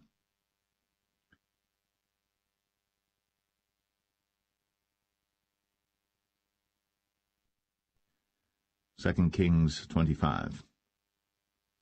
And it came to pass in the 9th year of his reign, in the 10th month, in the 10th day of the month, that Nebuchadnezzar king of Babylon came, he and all his host, against Jerusalem, and pitched against it. And they built forts against it round about. And the city was besieged unto the 11th year of King Zedekiah. And on the 9th day of the 4th month the famine prevailed in the city, and there was no bread for the people of the land. And the city was broken up, and all the men of war fled by night by the way of the gate between 2 walls, which is by the king's garden. Now the Chaldees were against the city round about, and the king went the way toward the plain, And the army of the Chaldees pursued after the king, and overtook him in the plains of Jericho, and all his army was scattered from him. So they took the king, and brought him up to the king of Babylon, to Riblah, and they gave judgment upon him. And they slew the sons of Zedekiah before his eyes, and put out the eyes of Zedekiah, and bound him with fetters of brass, and carried him to Babylon. And in the 5th month, on the 7th day of the month, which is the 19th year of King Nebuchadnezzar, king of Babylon, came Nebuzaradan, captain of the guard, a servant of the king of Babylon, unto Jerusalem. And he burnt the house of the Lord, and the king's house, and all the houses of Jerusalem, and every great man's house burnt he with fire. And all the army of the Chaldees that were with the captain of the guard brake down the walls of Jerusalem round about. Now the rest of the people that were left in the city, and the fugitives that fell away to the king of Babylon, with the remnant of the multitude, did Nebuzaradan, the captain of the guard, carry away. But the captain of the guard left of the poor of the land to be vine-dressers and husbandmen. And the pillars of brass that were in the house of the Lord, and the bases, and the brazen sea that was in the house of the Lord, did the Chaldees break in pieces, and carried the brass of them to Babylon. And the pots, and the shovels, and the snuffers, and the spoons, and all the vessels of brass wherewith they ministered, took they away. And the firepans, and the bowls, and such things as were of gold, in gold, and of silver, in silver, the captain of the guard took away. The 2 pillars, 1 sea, and the bases which Solomon had made for the house of the Lord, the brass of all these vessels was without weight. The height of the 1 pillar was 18 cubits, and the chapiter upon it was brass, and the height of the chapiter 3 cubits, and the wreathen work, and pomegranates upon the chapiter round about, all of brass, and like unto these had the 2nd pillar with wreathen work. And the captain of the guard took Seraiah the chief priest, and Zephaniah the 2nd priest, and the 3 keepers of the door. And out of the city he took an officer that was set over the men of war, and 5 men of them that were in the king's presence, which were found in the city, and the principal scribe of the host, which mustered the people of the land, and 60 men of the people of the land that were found in the city. And Nebuzaradan, captain of the guard, took these, and brought them to the king of Babylon to Riblah. And the king of Babylon smote them, and slew them at Riblah in the land of Hamath. So Judah was carried away out of their land. And as for the people that remained in the land of Judah, whom Nebuchadnezzar king of Babylon had left, even over them he made Gedaliah the son of Ahikam, the son of Shaphan, ruler. And when all the captains of the armies, they and their men, heard that the king of Babylon had made Gedaliah governor, there came to Gedaliah to Mizpah, even Ishmael the son of Nethaniah, and Johanan the son of Kareah, and Zeraiah the son of Tanhumeth the Netophathite, and Jaazaniah the son of a Maacathite, they and their men. And Gedaliah sware to them, and to their men, and said unto them, Fear not to be the servants of the Chaldees, dwell in the land, and serve the king of Babylon, and it shall be well with you. But it came to pass in the 7th month, that Ishmael the son of Nethaniah, the son of Elishama, of the seed royal, came, and 10 men with him, and smote Gedaliah, that he died, and the Jews and the Chaldees that were with him at Mizpah. And all the people, both small and great, and the captains of the armies, arose and came to Egypt, for they were afraid of the Chaldees. And it came to pass in the 37th year of the captivity of Jehoiachin king of Judah, in the 12th month, on the 27th day of the month, that Evil-Merodach king of Babylon, in the year that he began to reign, did lift up the head of Jehoiachin king of Judah out of prison, and he spake kindly to him, and set his throne above the throne of the kings that were with him in Babylon, and changed his prison garments, and he did eat bread continually before him all the days of his life. And his allowance was a continual allowance given him of the king, a daily rate for every day, all the days of his life.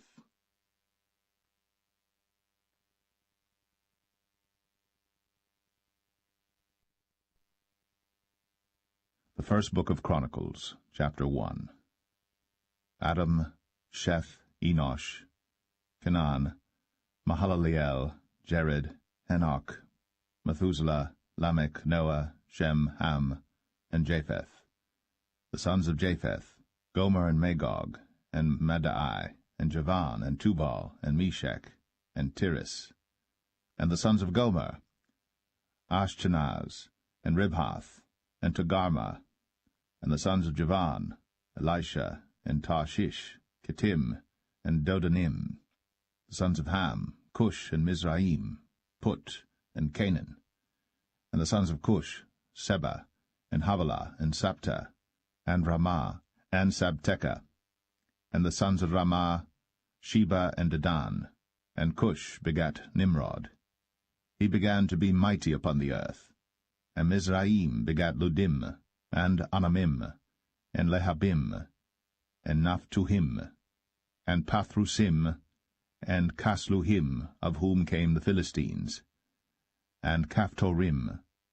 And Canaan begat Zidon, his firstborn, and Heth, the Jebusite also, and the Amorite, and the Girgashite, and the Hivite, and the Archite, and the Sinite, and the Arvadite, and the Zemarite, and the Hamathite. The sons of Shem, Elam, and Ashur, and Arphaxad, and Lud, and Aram, and Uz, and Hul, and Gether, and Meshach. And Arphaxad begat Shelah, and Shelah begat Eber. And unto Eber were born 2 sons. The name of the one was Peleg, because in his days the earth was divided. And his brother's name was Joktan. And Joktan begat Almadad, and Sheleph, and Hazarmaveth, and Jerah. Hadoram also, and Uzal, and Diklah, and Ebal, and Abimael, and Sheba, and Ophir, and Havilah, and Jobab. All these were the sons of Joktan. Shem, Arphaxad, Shelah, Eber, Peleg, Reu, Serug, Nahor, Terah, Abram. The same is Abraham. The sons of Abraham, Isaac, and Ishmael. These are their generations. The firstborn of Ishmael, Nebaioth, then Kedar, and Abiel, and Mibsam, Mishma, and Dumah, Massa, Hadad, and Tema, Jetur, Naphish, and Kedemah. These are the sons of Ishmael. Now the sons of Keturah, Abraham's concubine. She bare Zimran, and Jokshan, and Medan, and Midian, and Ishbak, and Shua. And the sons of Jokshan, Sheba, and Dedan. And the sons of Midian, Ephah, and Epher, and Henoch, and Abida, and Eldaah. All these are the sons of Keturah. And Abraham begat Isaac.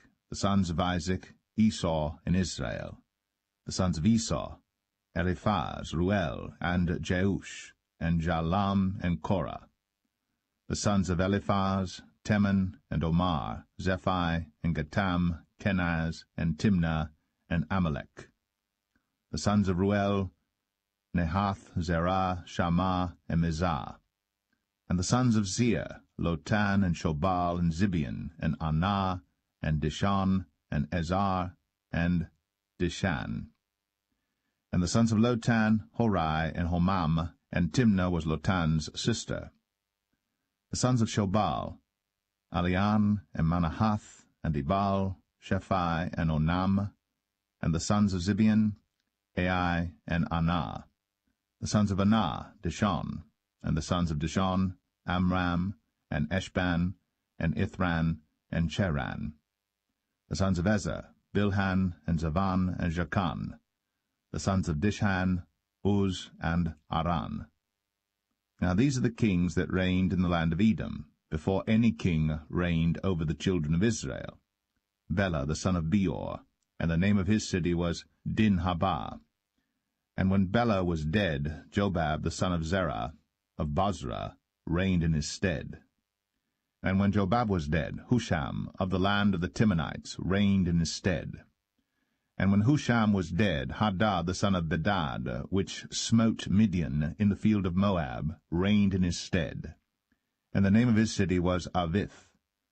And when Hadad was dead, Samlah of Masrekah reigned in his stead. And when Samlah was dead, Shaul of Rehoboth by the river reigned in his stead. And when Shaul was dead, Baal-Hanan the son of Achbor reigned in his stead. And when Baal-Hanan was dead, Hadad reigned in his stead, and the name of his city was Pai, and his wife's name was Mehetabel, the daughter of Matred, the daughter of Mezahab. Hadad died also, and the dukes of Edom were Duke Timnah, Duke Aliah, Duke Jetheth, Duke Oholibamah, Duke Elah, Duke Pinan, Duke Kenaz, Duke Teman, Duke Mibsar, Duke Magdiel, Duke Iram. These are the dukes of Edom.